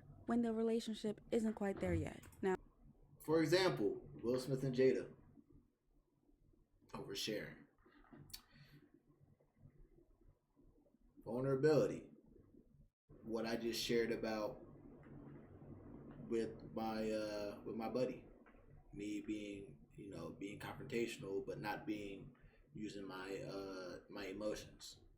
That was me being vulnerable because I showed y'all like how I felt about the moment, explained how I went about handling the situation and how we grew from that. According to psychotherapist Dr. Danny Moy, people may overshare quickly because they want to become close to someone else and they lack the social skills to allow that relationship to really grow into where it needs to be. And they also say that oversharing may stem from them yearning for attention or validation, which may cause the person to believe that oversharing will make them come off as more relatable in order to form those deeper connections. Oversharing is trying to manufacture closeness with other people instead of just letting that relationship marinate. Some of the best things in life really just, they gotta marinate, they gotta simmer, they gotta slow cook. Folks on the internet oversharing, calling it vulnerability, blowing their lives up because we all know how TikTok gets down. But like, do y'all know what 1,000... Look up what 1,000 people look like. Times that by 5, times that by 10, times that by 100. Like, you are telling this many people your business. Your business. Like, I'm a content creator. I know how it feels to see comments about yourself.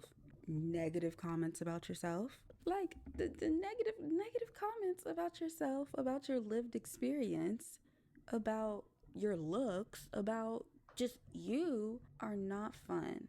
And so I guess if you have a history of oversharing, especially on the internet, think about why you want to share this information. One thing that I learned during my research for this video is that talking about yourself, talking about your experiences actually releases dopamine. So it does feel good to talk about your experiences, to get those emotions out. However, before you press post, think about 10,000 and look up what 10,000 people look like, because I ain't showing you this time. Think about 10,000 people commenting on your life, commenting and telling you what to do over a 1 minute snippet into your life. Man, fuck it. If I do it on TikTok, I hope y'all create a fucking word for me, like low-key annually. I'll put it on there for a reason. I'll create a word for me. I hope y'all make some funny roasts and funny jokes. I'm not even gonna lie. I posted on there for a reason, so hey, have your fun. Just know that I'm getting the attention, and then when I post next, hey, even more. It's a benefit to me because I'm getting the attention. Y'all are doing exactly what I want y'all to do. You think I'm just posting on there for the people in my hometown to see? No, fuck no. Posting it for the world to see. And send that video to drafts, okay? Bring out that journal, bring out that diary, and write it out. But yeah, not only do I think it's becoming more of a cultural norm to share more things about yourself on the internet. Like I remember when I was younger, when I was first getting on like Twitter and stuff like that, my parents would be like, are you sure you want to have a profile picture of your actual face? Like my parents were hyper vigilant. And so now the culture has switched where we're a lot more lax. We're a lot more, oh, no one's going to see it. But what happens when people do? And what happens when there's actual repercussions in your everyday life because of what you posted in the heat of the moment? We're not thinking ahead. Like we lack foresight. You gotta have that foresight, you know? But I feel like a huge, what do you call it? Accelerator, maybe? Sure, we'll call it an accelerator today. I feel like a huge accelerator to this switch in culture, this like more relaxed culture around sharing information about yourself, was 2020, okay? 2020 did a doozy on us, especially, I'm Gen Z, especially us. And I'm saying this as an introverted person, okay? I don't want to be around a whole bunch of people all the time, but like, at least give me the choice, you know? At least not having the choice is not cool. But like I was in college during 2020. I had to go from having in-person classes, being on campus, to having online classes. Like, have y'all ever tried taking a stats class online? That was hell. It was so bad. But for a lot of people during that time, the internet, social media became that third space, that space where you went for like leisure, for laughs, for community. A lot of our generation was in school during 2020, whether it was college, whether it was high school. A lot of our generation missed out on graduations and proms and just like important milestones. And whether you like it or not, it does do something to you. Missing out on milestones does do something to you. And also being locked in your house with only your family, it does do something to you when you don't get to get out into the real world and have that group of friends, meet up with your friends, or just meet people, or just go out and sit. And I feel like we're still seeing the impact of people believing that their full community is online. Which, yes, you can have an online community, but at the end of the day, when you're in community, real community with people, you know them and they know you. It's a mutual connection. It's not just you telling all of your business to people who don't know you fully and you don't know them at all. I feel like this Man, when it comes to just the YouTube shit and being on social media, nobody's ever fully gonna know you for you. Not even, bro, your parents won't, your siblings won't, your spouse, your girl, your husband will never know you for you. Only you will know yourself. And most motherfuckers don't even know themselves because they're too focused on everybody else.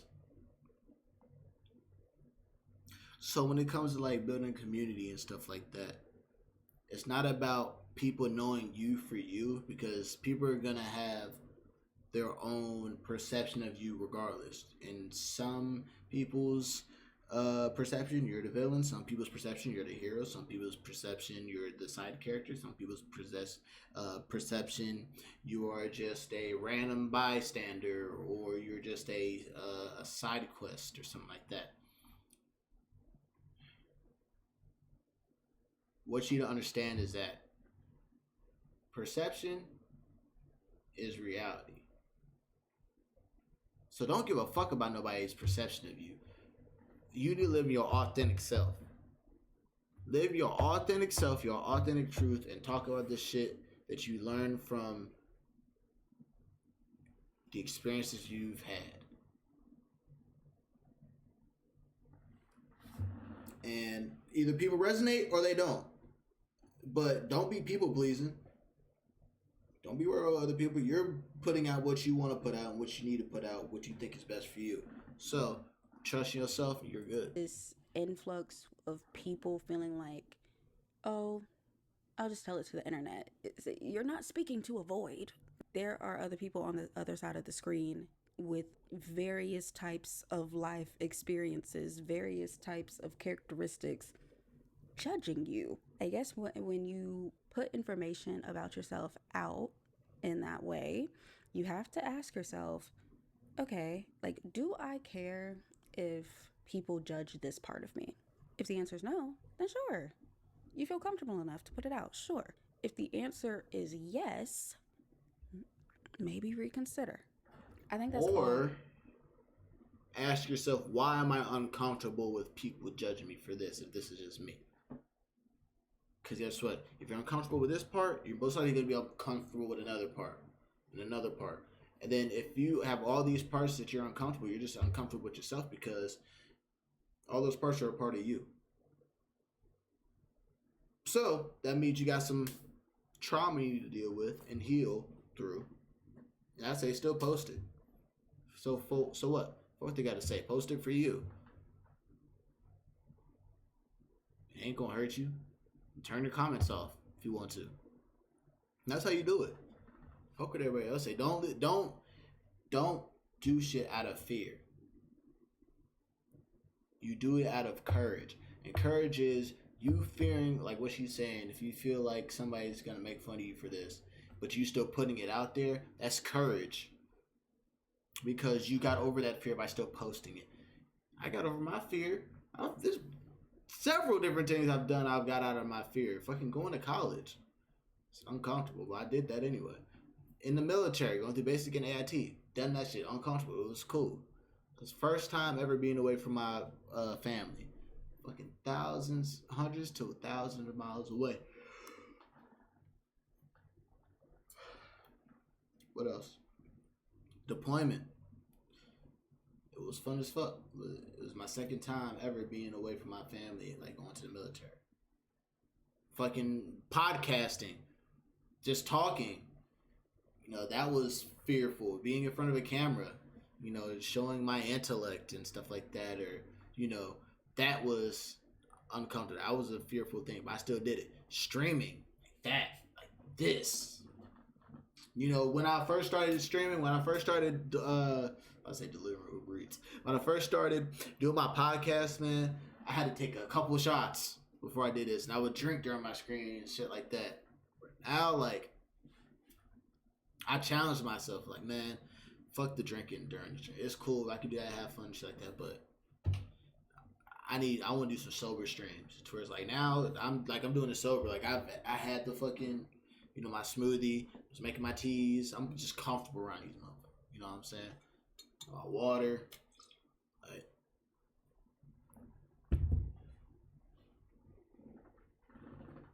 I say that to say, man, don't let fear stop you from doing what you want to do. Because if it stops you in one thing, it's going to stop you in everything. And then that's how you live life with regrets. That's how you go down the line and be like, damn, I should have done this. I should have did this. Me, I know I'm not going to have any line. I know I'm not going to have any regrets in my life. Because everything I did was for a reason. Even if I think I regret, like, nah, I didn't want to do it, so I didn't do it. I should have, I didn't want to do it, so I didn't do it. Oh well, just killed that thought. I have to say, in this video, I would really love to hear you guys' opinions on why you guys think people overshare, and if you've ever overshared on the internet. I don't know why I haven't even just subscribed to in her. real life. I feel like we've all overshared a little bit in real life. But yeah, let me know your thoughts in the comments below. I hope you have a beautiful day. Shout out to Sonia Danielle. W video. Let's see if we can find another video that I want to kind of fuck with.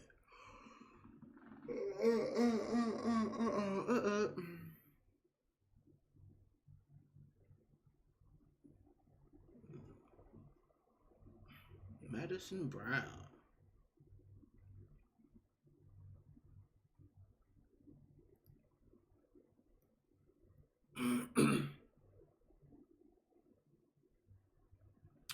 Madison Brown. I think, pretty sure I subscribed to her. I am just subscribed, but I haven't watched the video of her in a while. Damn. What was she at the last time?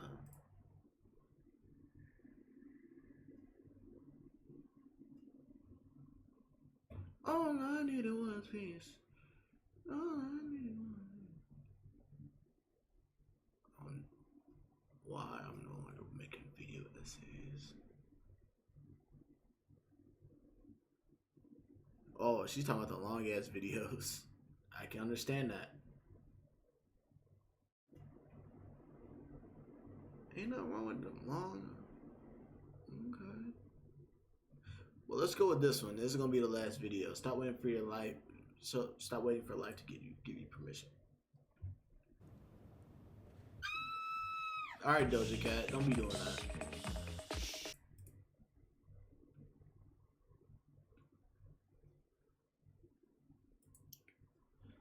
And this video we are about to react to is Madison Brown. Stop waiting for life to give you permission. Self-explanatory, so let's go ahead and get into it.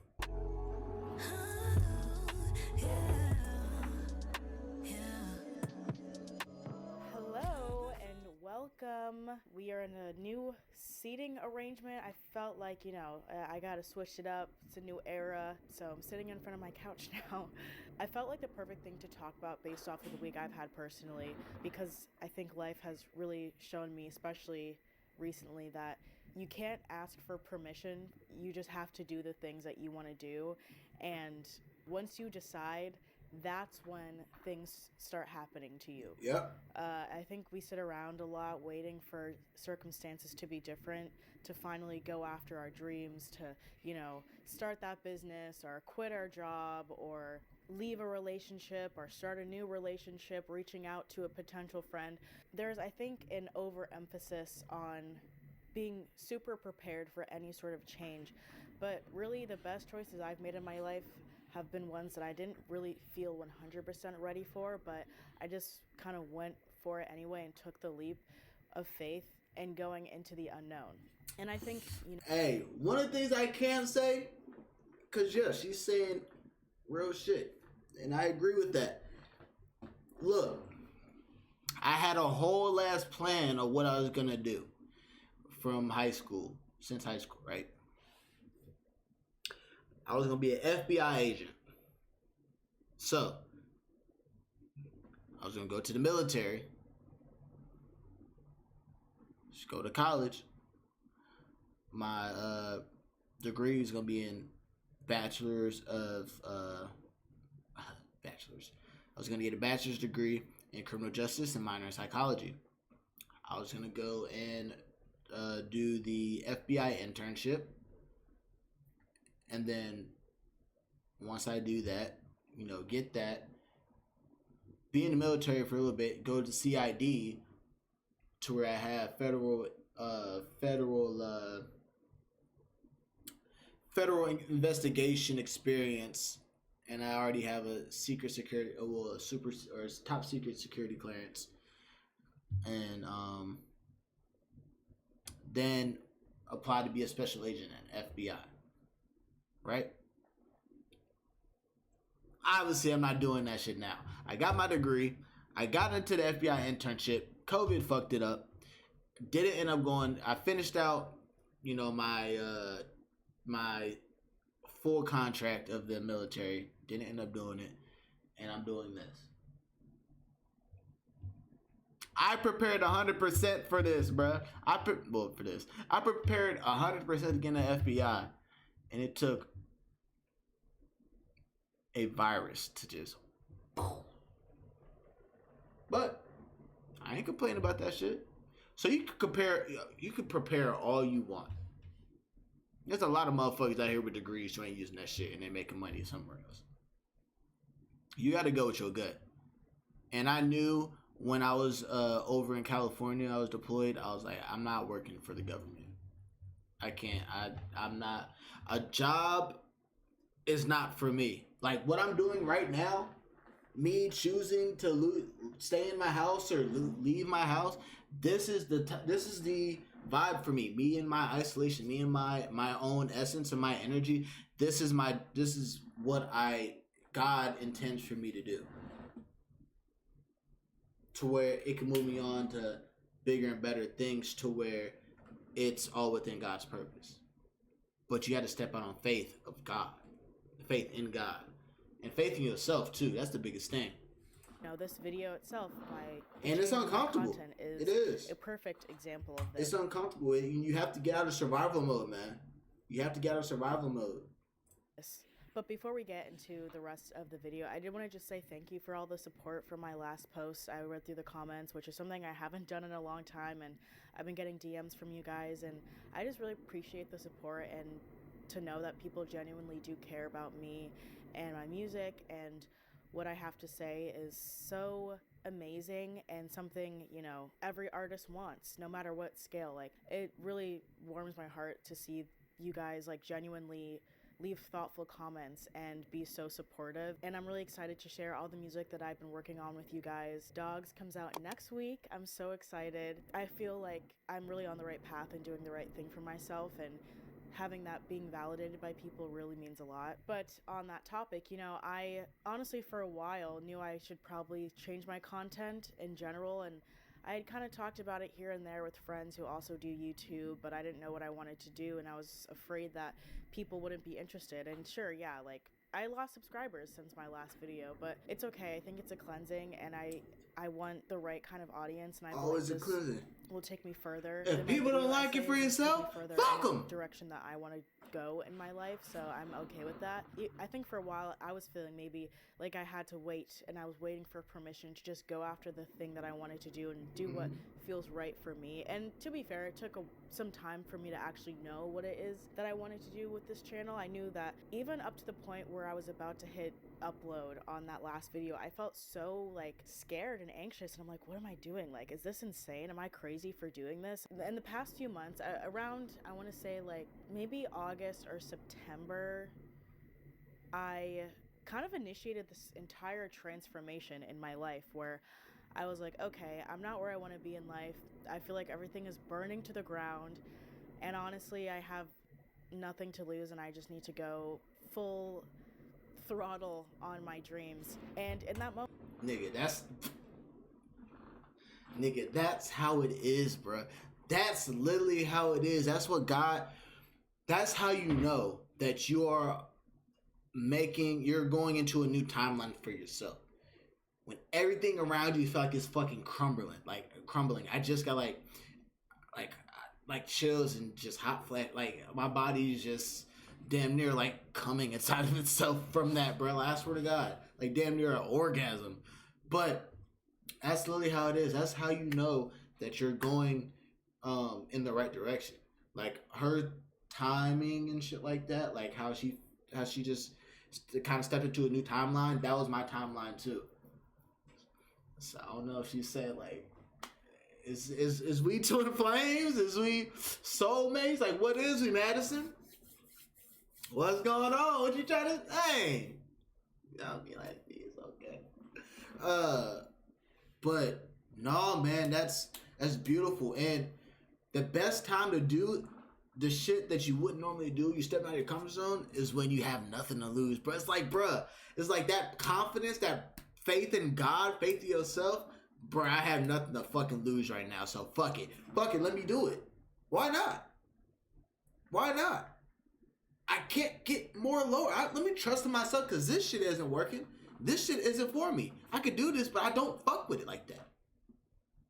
What else can I lose? So, hell yeah. When I decided I am a full-time artist, I'm a full-time singer and songwriter. Hell yeah. This is my life. This is my job. I am supported through my gift, through music, and her gift. I just decided it, and it's amazing what has unfolded since I made that decision.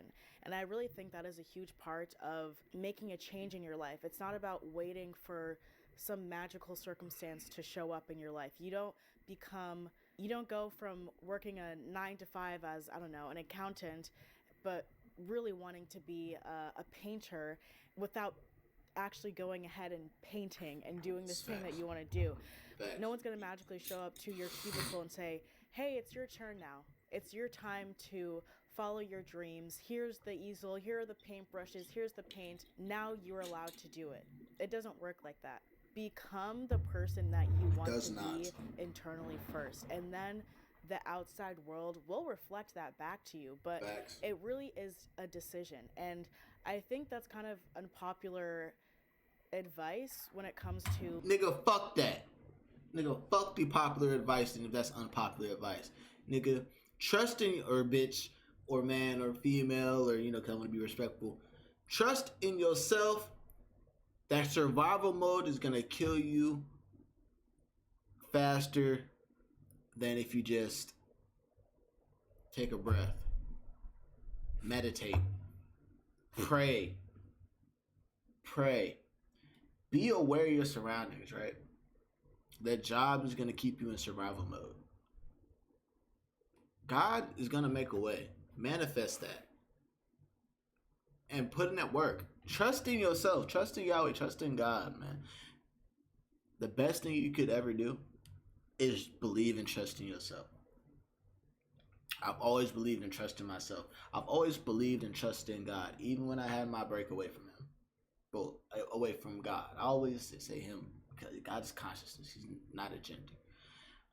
Even when I had my break away from Him, He was never away from me. And guess what? I'm working on my relationship, getting back, strong with God. But have faith in God. Have faith in yourself.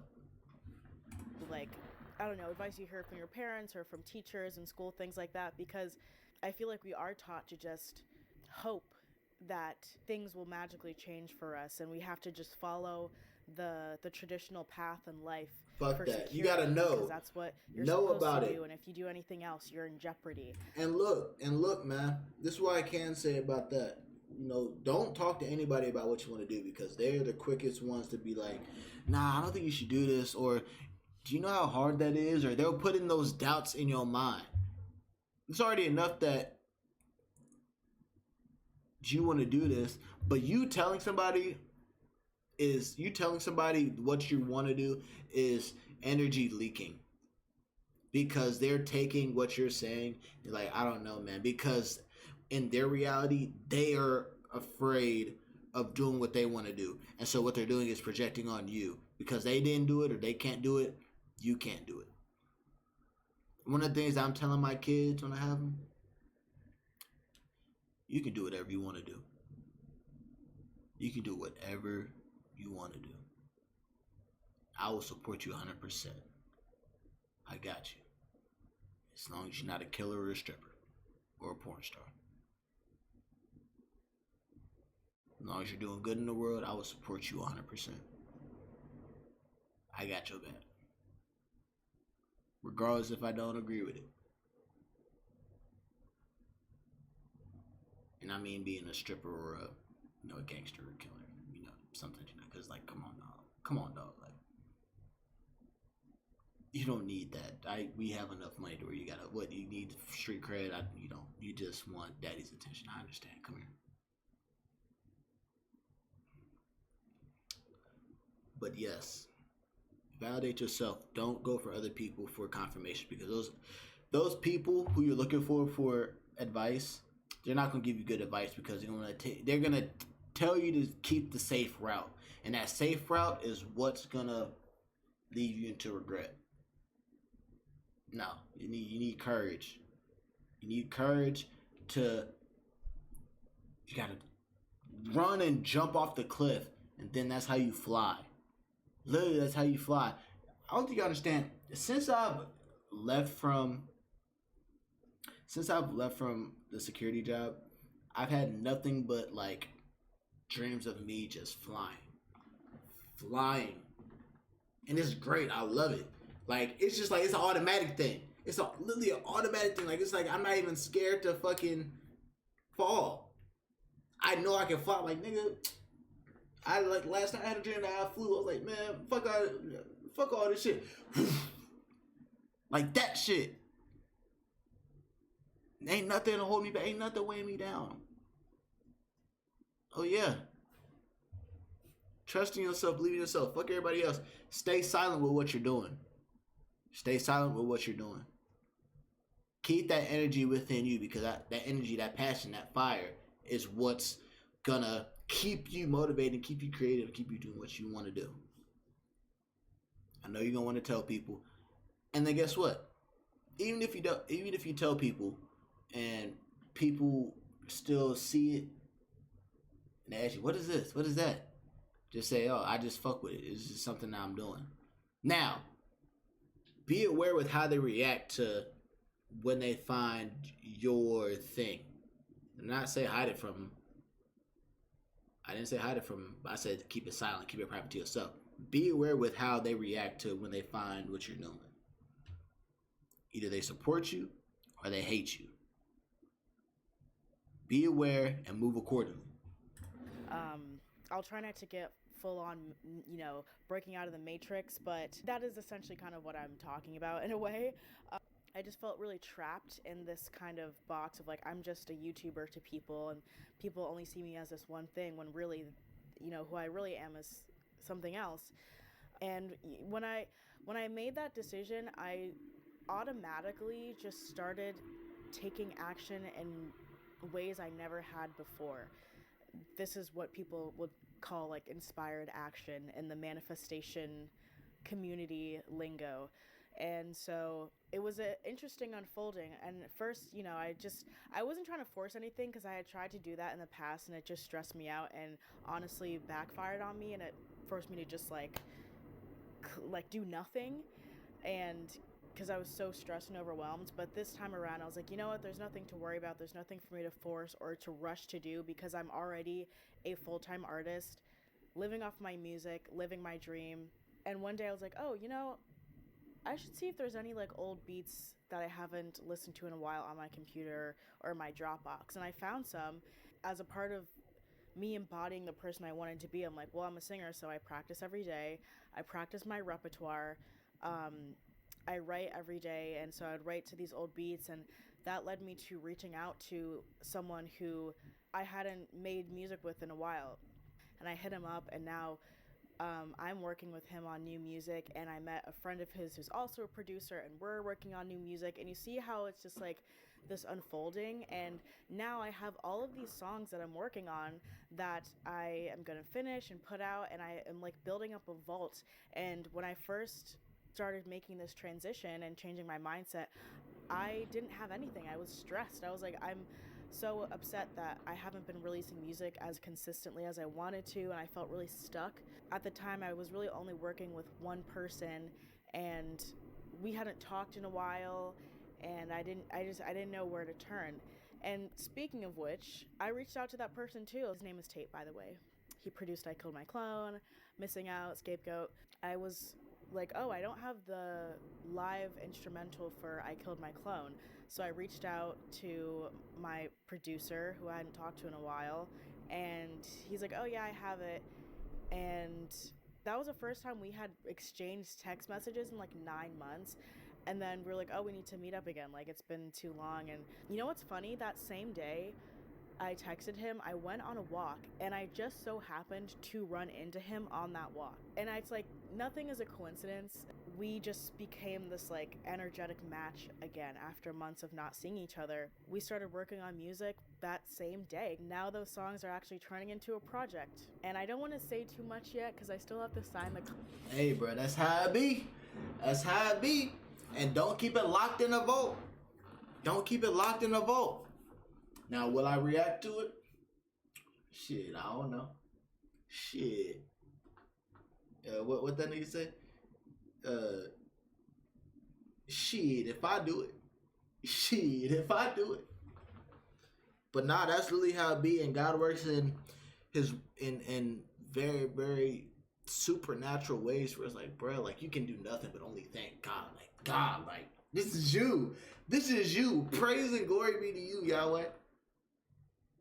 That's literally how it be, man. Contract, but I have a very exciting next step in my music career, and it's something I've been wanting, and it's a really amazing opportunity. Hell yeah. And I'm so excited, and it's really like it's really checking off a goal that I set for this year, and it's only January, so I'm so excited to see what more unfolds. But months before, when I was not in this identity of being a full-time artist and in the identity of trying what I wanted to say was like I feel that when she was talking about I wasn't really making any music and I've been wanting to, but I just felt like I just couldn't. I just had a creative dead space. That's how I was.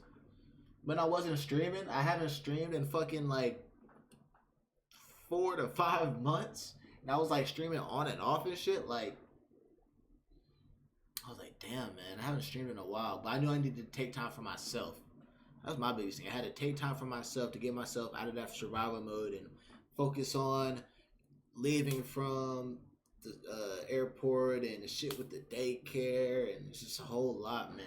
Also finding myself and healing myself, which I'm still healing myself, but just dealing with that stuff and healing through it. So I get it and I understand, and you know I felt bad, but it's like also like I'm taking my time because I'm not forcing my process. I'm not rushing my process because that'd be being in survival mode. I'm being my authentic self. That's why yesterday, like I didn't stream. Like I'm not gonna keep telling y'all I'm gonna stream and then I don't stream. I'm just going when I feel like stream, I'm gonna stream. And like people say like, hey, you gotta have a time and you gotta have days that you stream, bruh, and you gotta do it so often. You gotta do this. No, bruh. That's putting you in survival mode, bruh. Because that's where the click farmers are coming from, and that's where like you running shit crazy. Like, nah, bro, you gotta do all this. You gotta go out and you gotta rage bait people. Because you're trying to attract the wrong audience. Well, you're searching for the audience. Me, when you're within flow state and you're trusting Yahweh, you trusting God, they're attracted to you. And I'm gonna say not everybody's gonna want to watch me. That's cool. But I'm gonna have my community to where we're all elevating, ascending,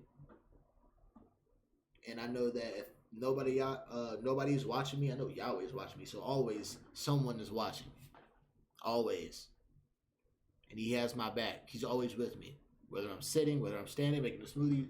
Yahweh is always with me, and my benevolent ancestors. I got a fucking on both sides. My benevolent ancestors, they got me. Plethora of them.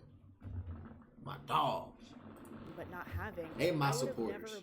They're proud of me for doing this. None of these decisions would have come up, and if they did, I probably would have ignored it because I would have had self-doubt. I would have been like, oh no, that's not gonna work or whatever. And that is the magic of, you know, shifting your identity and changing the way that you perceive yourself, because on a unconscious level, doors that were always there now become visible to you because your perception is completely different. And again, nobody gave me the permission to do this. No one magically showed up to my door and said, hey, here's your official full-time singer-songwriter certificate. You know what I mean? Like, I wasn't relying on numbers or streams or fans or anybody, no label, to tell me you are a full-time singer-songwriter now.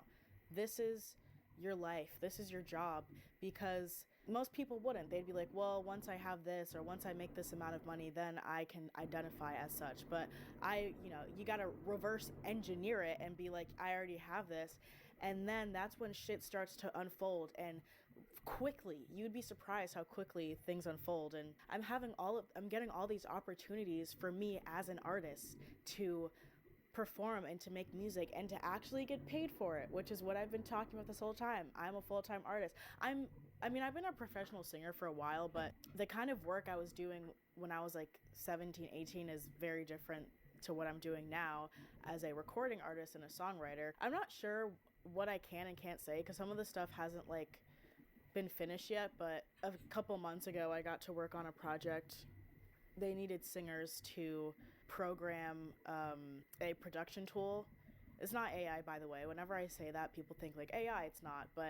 And it's crazy how like I think they call it the bridge of incidents, where it's kind of like the different steps you take that happen from the like starting point to your manifestation. And looking back, I'm like, oh wow, this thing led to that thing, and this thing that led to that thing. It's so crazy. Like I mentioned. And the thing is, like, it's not incident. Like, everything is on purpose. Everything is calculated. It may be an incident to you, but that's because you're maybe not as tapped in. But I understand and I know, because I'm tapped in. Thank you to Yahweh, to my benevolent ancestors.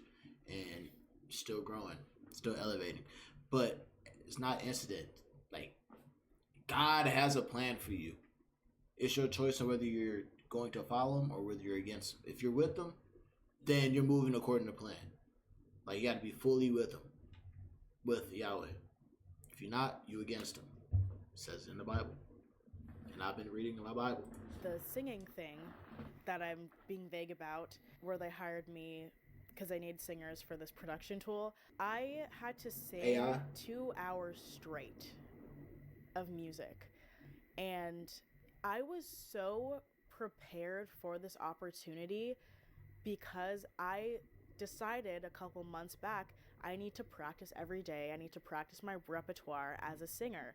And so I had all these songs basically memorized, and I was able to show up to that session completely prepared and just knock through it. And they were like, you killed that. This was the best session we've had out of all the singers. And I was like, wow, I never would have thought that this action would have led to this success and opportunity. It's like that saying, preparation plus opportunity equals success. That's literally what happened. I think this is why people say you have to be delusional, because when you decide for yourself that Maybe we was just delusional, doing it, no consistency, and the end we was two fools in love. Hey, she ain't the one that got them singing chops, baby. I swear to God. Hey, I'm gonna be getting into music too. Don't you worry. Identify as Don't you worry. Because your external world may not directly reflect that yet, other people will think, oh, well, that's weird, that's crazy, that's delusional, because that's not true. I push back on the be delusional thing just a little bit. I love the sentiment, and I totally agree, but the things that are, like, delusional to me are like, oh, it makes perfect sense to me. It may not make sense to other people, which I think is why we use the word delusional. It's like, but to you. Man, delusional is a negative connotation of trusting in yourself. You know, manifesting positivity. Everything's gonna be alright. Hey, I'm already wealthy. You're living in your car. Shit, this is a Lambo. Nigga, this is your fucking beat up Honda Accord. Nigga, this a Lambo. And the thing is, be mindful of who you are delusional or manifesting around, because people see that as delusional. Those are the ones you don't want to be around. Those are your haters. Those are the ones who are going, when you do get up because you followed your dreams and followed your life's purpose and your life's past, and you understood the assignment. Those are the people who are going to be looking for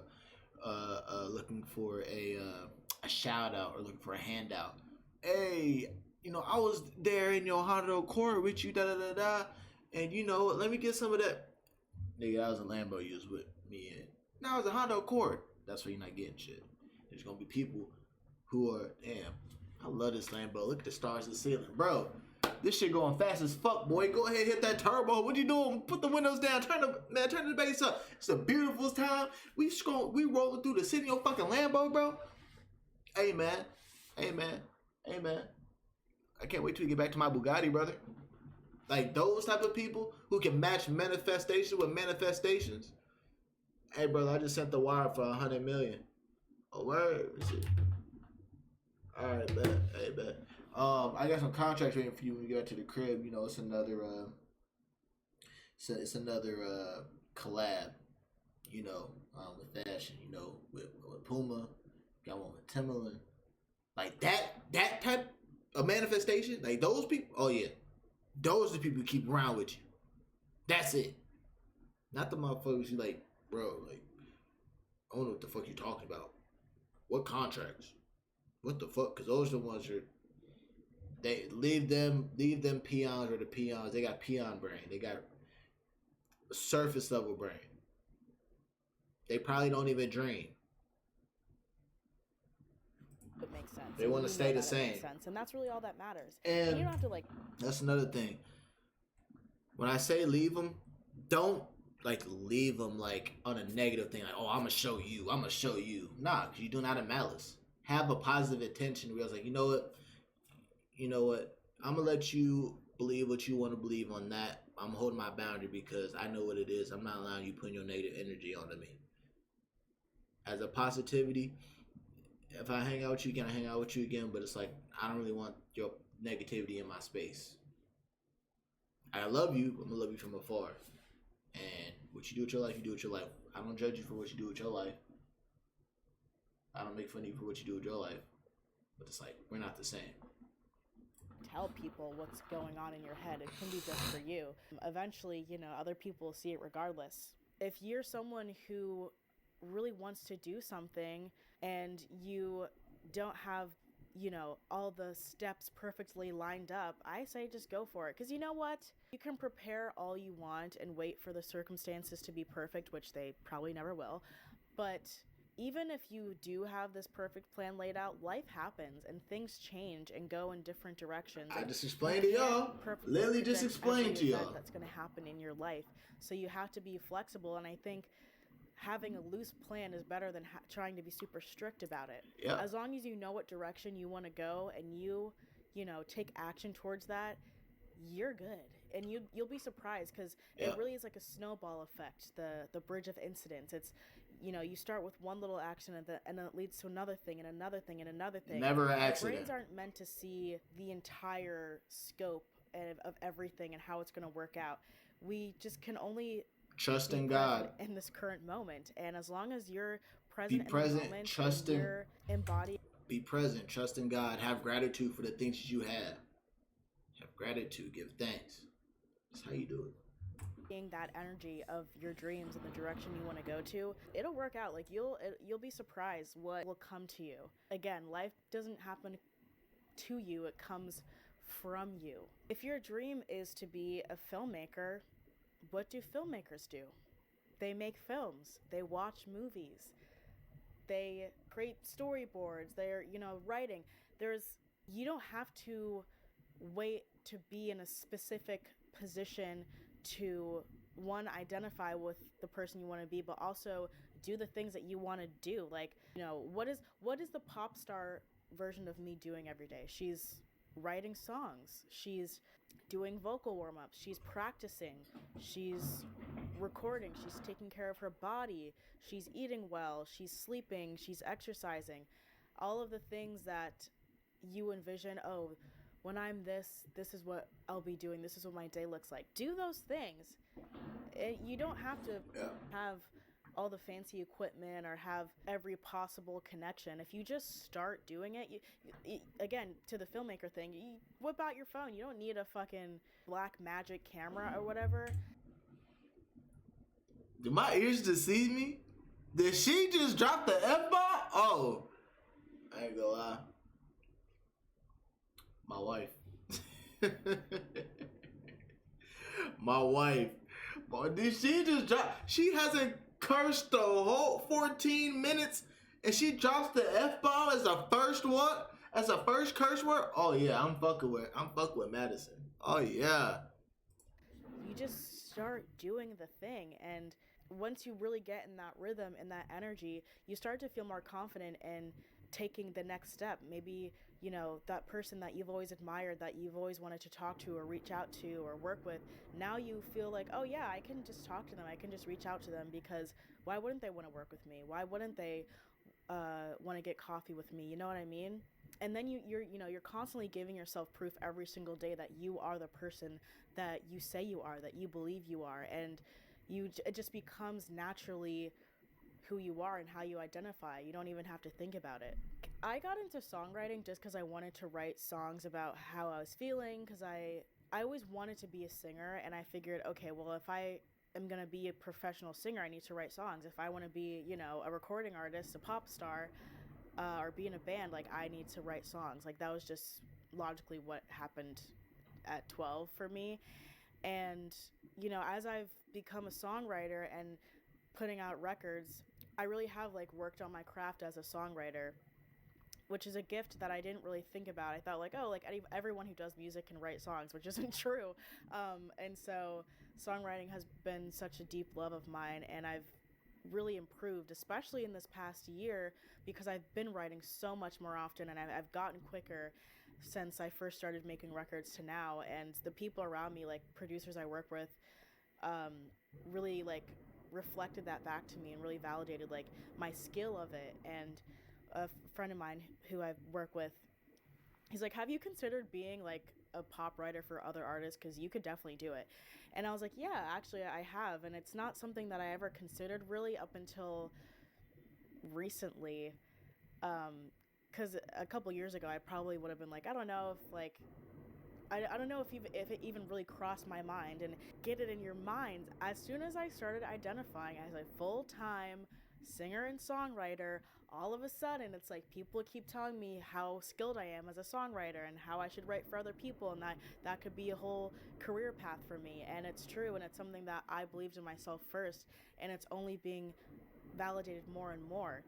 I've been putting in the work. It's not like I just woke up one day and was like, I'm a songwriter now, having not written a single song. You know what I mean? Like, I've been really honing in on my craft, and the work is really speaking for itself, and I don't have to say it. I don't have to try to make people believe it. I just am that, and it's just a fact, you know? State of being. It's a state of being. I'm not just doing this to, you know, flex on my muscles, you know, just in case, you know, it's just in case, you know, Madison sees this video, you know. State of being. When you need a last-minute dress, just ask Google to virtually try on and shop outfits.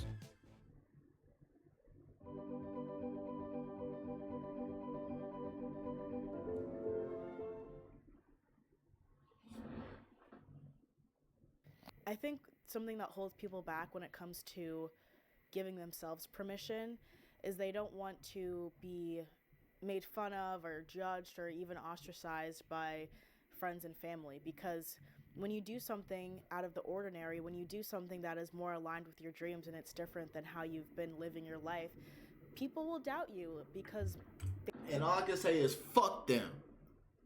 Fuck them. Fuck what they gotta think. Because if they think about how they are when you tell them your dreams. What position are they in right now?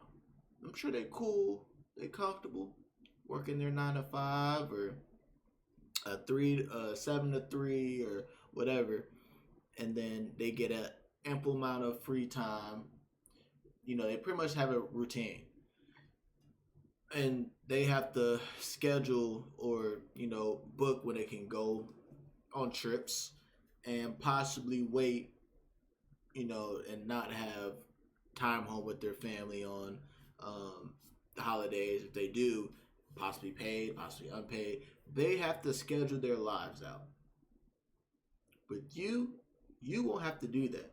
But they're so used because they stuck in survival mode to where like they also are stressing about bills. But you're like, man, bills gonna come and go, but I know I'm good. I'm good. So when it comes to you doing what you want to do, and those people who are telling you or doubting you, or just even trying to say, be like, I just want you to be smarter. I want you to do this. I just want you. Think about where they are right now and the age that they're at. Do they align with what you're thinking, or where they're at? Do they align with where you see yourself at the same age, or if they are your peers? The shit that they're doing, does it align to where you see yourself? Look at their actions and see what their actions are leading them to. That's how you decipher. You know what? Fuck everybody else. I'm just gonna do it. They probably doubt their own dreams, and they probably doubt themselves, and Projection. going against the grain of what society tells you should do. And it can be scary, but honestly, if you get that, I think that means you're on the right path. If people think you're crazy, that's how you know you're doing something right. I mean, some people thought I was crazy even for starting YouTube. You know how many people were like, oh, I didn't think that was going to work out for you. Like, I was honestly kind of skeptical. Friends and family did not believe in me when I first started YouTube, but I was like, nah, I'm going to have 100,000 subscribers by the end of the year. And I did that. It was January 2021 or 2020. No, yeah, it was January 2021. I had just hit 1,000 subscribers, and I told my dad, I'm going to have 100,000 subscribers by the end of the year. And he was like, okay, honey, like, good luck with that. By the end of the year, I had like 250,000 subscribers. So, you just have to know that you're going to do it, and it's going to happen for you. Bruh, you just got to know. Trust in God, trust in Yahweh, man. It's like, before you go in your ascension, it's going to feel like everything is crumbling. So, like, when I was leaving my old job, my last forever job, I was looking for external validation or external support from my dad, and he never gave it to me. And I could have went off on him and be like, not really went off, be like, why don't you feel this way, or why, and question him. And I was like, you know what? Why question him about why question him about something that I know that I'm going to be good at, because I trust in God and I trust in myself. So I turned on that validation for myself, but let him know that, hey, even though I don't need your validation, I still would love your support. If I don't get it, fine, that's cool. But I don't know what's going to happen. I don't have anything planned. But I know that the way that I'm moving is the right plan. I know it's the right way. I would love your support. If I don't get it, I guess I don't get it. But hey, this is how I'm moving, whether you agree with it or not. It's time that you have to do that. And then let your actions, because the biggest thing is you and your actions doing it, but also the intention behind. Yeah, I'm doing this because I love it. I'm not doing this because I want to prove to everybody I'm going to do this. Because then you're doing it with malicious intent and doing it to fulfill something, and then that hence, and it is rooted in a deeper traumatic, deeper trauma. You have to figure that out. And it's happening, doesn't matter what people think. And if you have goals that makes people think, what the hell, who does she think she is? She's crazy. That's unrealistic. You're on the right path and you're doing it, and you gotta lean in. I remember I was on the phone with my mom, and this was around the time I had just gotten monetized on YouTube. and I was still in college. And my mom called me and she's like, "Oh, what are you up to?" And I was like, "Oh, I've been working today." And she's like, "Working? Like, you don't have a job. What are you talking about?" And I was like, "No, YouTube, like, that's my work." It's because it technically was, like, I was getting paid to do it. I was still in school, so I wasn't full-time yet, but in my mind, I had decided I am a full-time YouTuber. This is my job. And she thought I was crazy for saying that. Like, she laughed at me. She was like, "Working? Like, you're not working." And, you know, here we are. Like, that's another great example of just, like, giving yourself permission. And although it's annoying when people doubt you, you living in your truth, going after your dreams and actually making moves and get motion, the people who doubted you will be inspired by you. Because the reason they're doubting you... Hey, they either gonna be inspired by you or they gonna hate on you. And they gonna want to be you. But that's neither here nor there. It's not even about what they are, what they get from it. I mean, it is, but it isn't, because you mind your own business.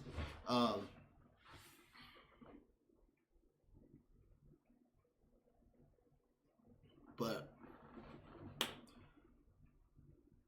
yes, I was about to say with delivering Uber Eats. Like me delivering Uber Eats, bro. I told y'all the way I be dressed, man, I be dressed like a fucking boss, because I am a fucking boss. Like, I feel that way, and I'm like, you know what? I'm out here making my money, do what I want to, delivering, listening to music, or listening to sermons, or listening to DJ Academics and his rants, or whatever.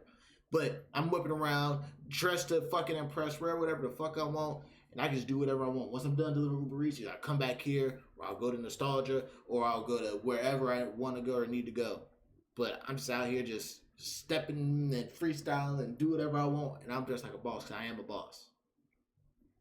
And now I'm in the crib and I'm working on, my streaming and my YouTube and everything. But it's all about mindset. What am I? I'm a boss. I'm a fucking emperor. I'm a king. I'm a god. Gazer? It's because they don't know how to do that for themselves. And they've probably never even tried. Yeah. Or if they did, they didn't stick to it because they were so scared and full of doubt. Scared, full of doubt, discouraged.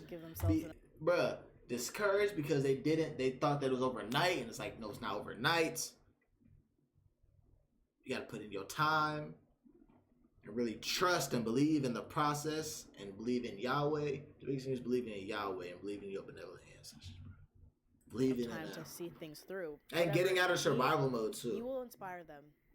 Like, if we want to talk about the universe, when it comes to something that I didn't learn until later when it came to manifesting or like praying to God, is that you're not necessarily asking, you're not wishing for something. You're essentially telling the universe, okay, I've decided this is the direction my life is going. And then you decide it and that's it. Like, it's complete. And yeah. You live your life in accordance to that belief and identity, rather than sitting around waiting, oh, when's it gonna come? Is it mine? I hope this happens. I hope this comes true. I wish upon a star. No, it's not wishing upon a star. It's deciding. It's giving yourself permission to feel the feeling, to be the identity. I kind of hate that word hope, and I get people are being nice when they say, oh, I hope it works out for you. I don't hope, I know. I don't hope it's going to work out for me. I know it's going to work out. I don't hope, I know. I don't hope, I know. On God. For me. It is working out for me. Oh, it is. Ain't no hope. Ain't no hope. And ain't no hope. That's not shade to anybody who's saying, oh, I hope it works out for you. That's their version of, being supportive, and I totally get that. Giving them grace. But I just hope is not a word to me. It doesn't register. It doesn't enter my consciousness to quote Marty Supreme that what I want, that my dreams won't work out. It just is. It does it ever since I was a kid. I'm like, I know this is my life. This is gonna be how it's gonna go. Yeah. I don't know when or how, but it is. Yep. And again, nobody gave me permission. I'd love to do a Q&A on Patreon where I talk about my start with singing and acting and theater and getting into music and my whole journey with that, because a couple of people have asked me can you talk about how you got into music, and I would love to give like a full kind of, biography timeline on that, but I also would love to do it in a kind of Q&A format. So if you have any questions about music or songwriting or performing or anything creative like that, I would love your questions and I'd love to answer them on Patreon. So yeah, that's all I've got for you today. This felt really good. This was fun. I hope you guys enjoyed it and this did something for you. Please let me know what you would like to see next. And thank you so much for being here. I really do mean it and I really appreciate it. Stream Dogs, January 21st. On all platforms. Follow me on TikTok at Madison777, and you can follow me on Instagram at Madison Brown as well. My Spotify is Madison, same with Apple Music. So yeah, all the links are below, and I'll see you in the next one. Bye. Shout out to Madison. That was a dope video. I had to, admire her, the rest of her beauty, and let her get her stuff out. And don't even think about hitting her rug. She mine. But hey, man. A 4-hour, 30-minute stream, and I have nothing but positivity and just gratitude. And I thank my God, and thanking Yahweh, thanking my benevolent ancestors for a great stream. And I thank y'all for tapping in and being here with me while I was, cooking up the stuff that I wanted to cook up, and also not only that, but also spread some knowledge as well. So what I'm about to do is go ahead and put on music. Put on a song, Jesus Christ. But yeah, put on the song and have the outro. And yeah, I appreciate y'all for sliding through. I love y'all, man, and I shall see y'all when I see y'all.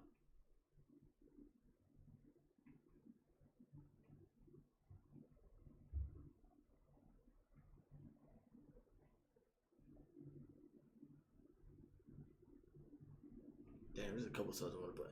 Man, fuck, there we go. Girl, girl,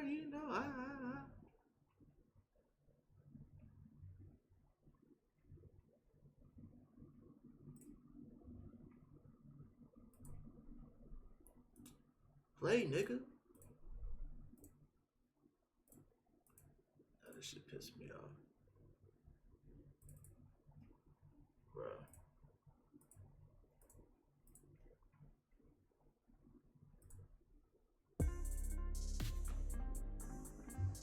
Now I feel like Unk out here. Alright, deuces. I love y'all, man.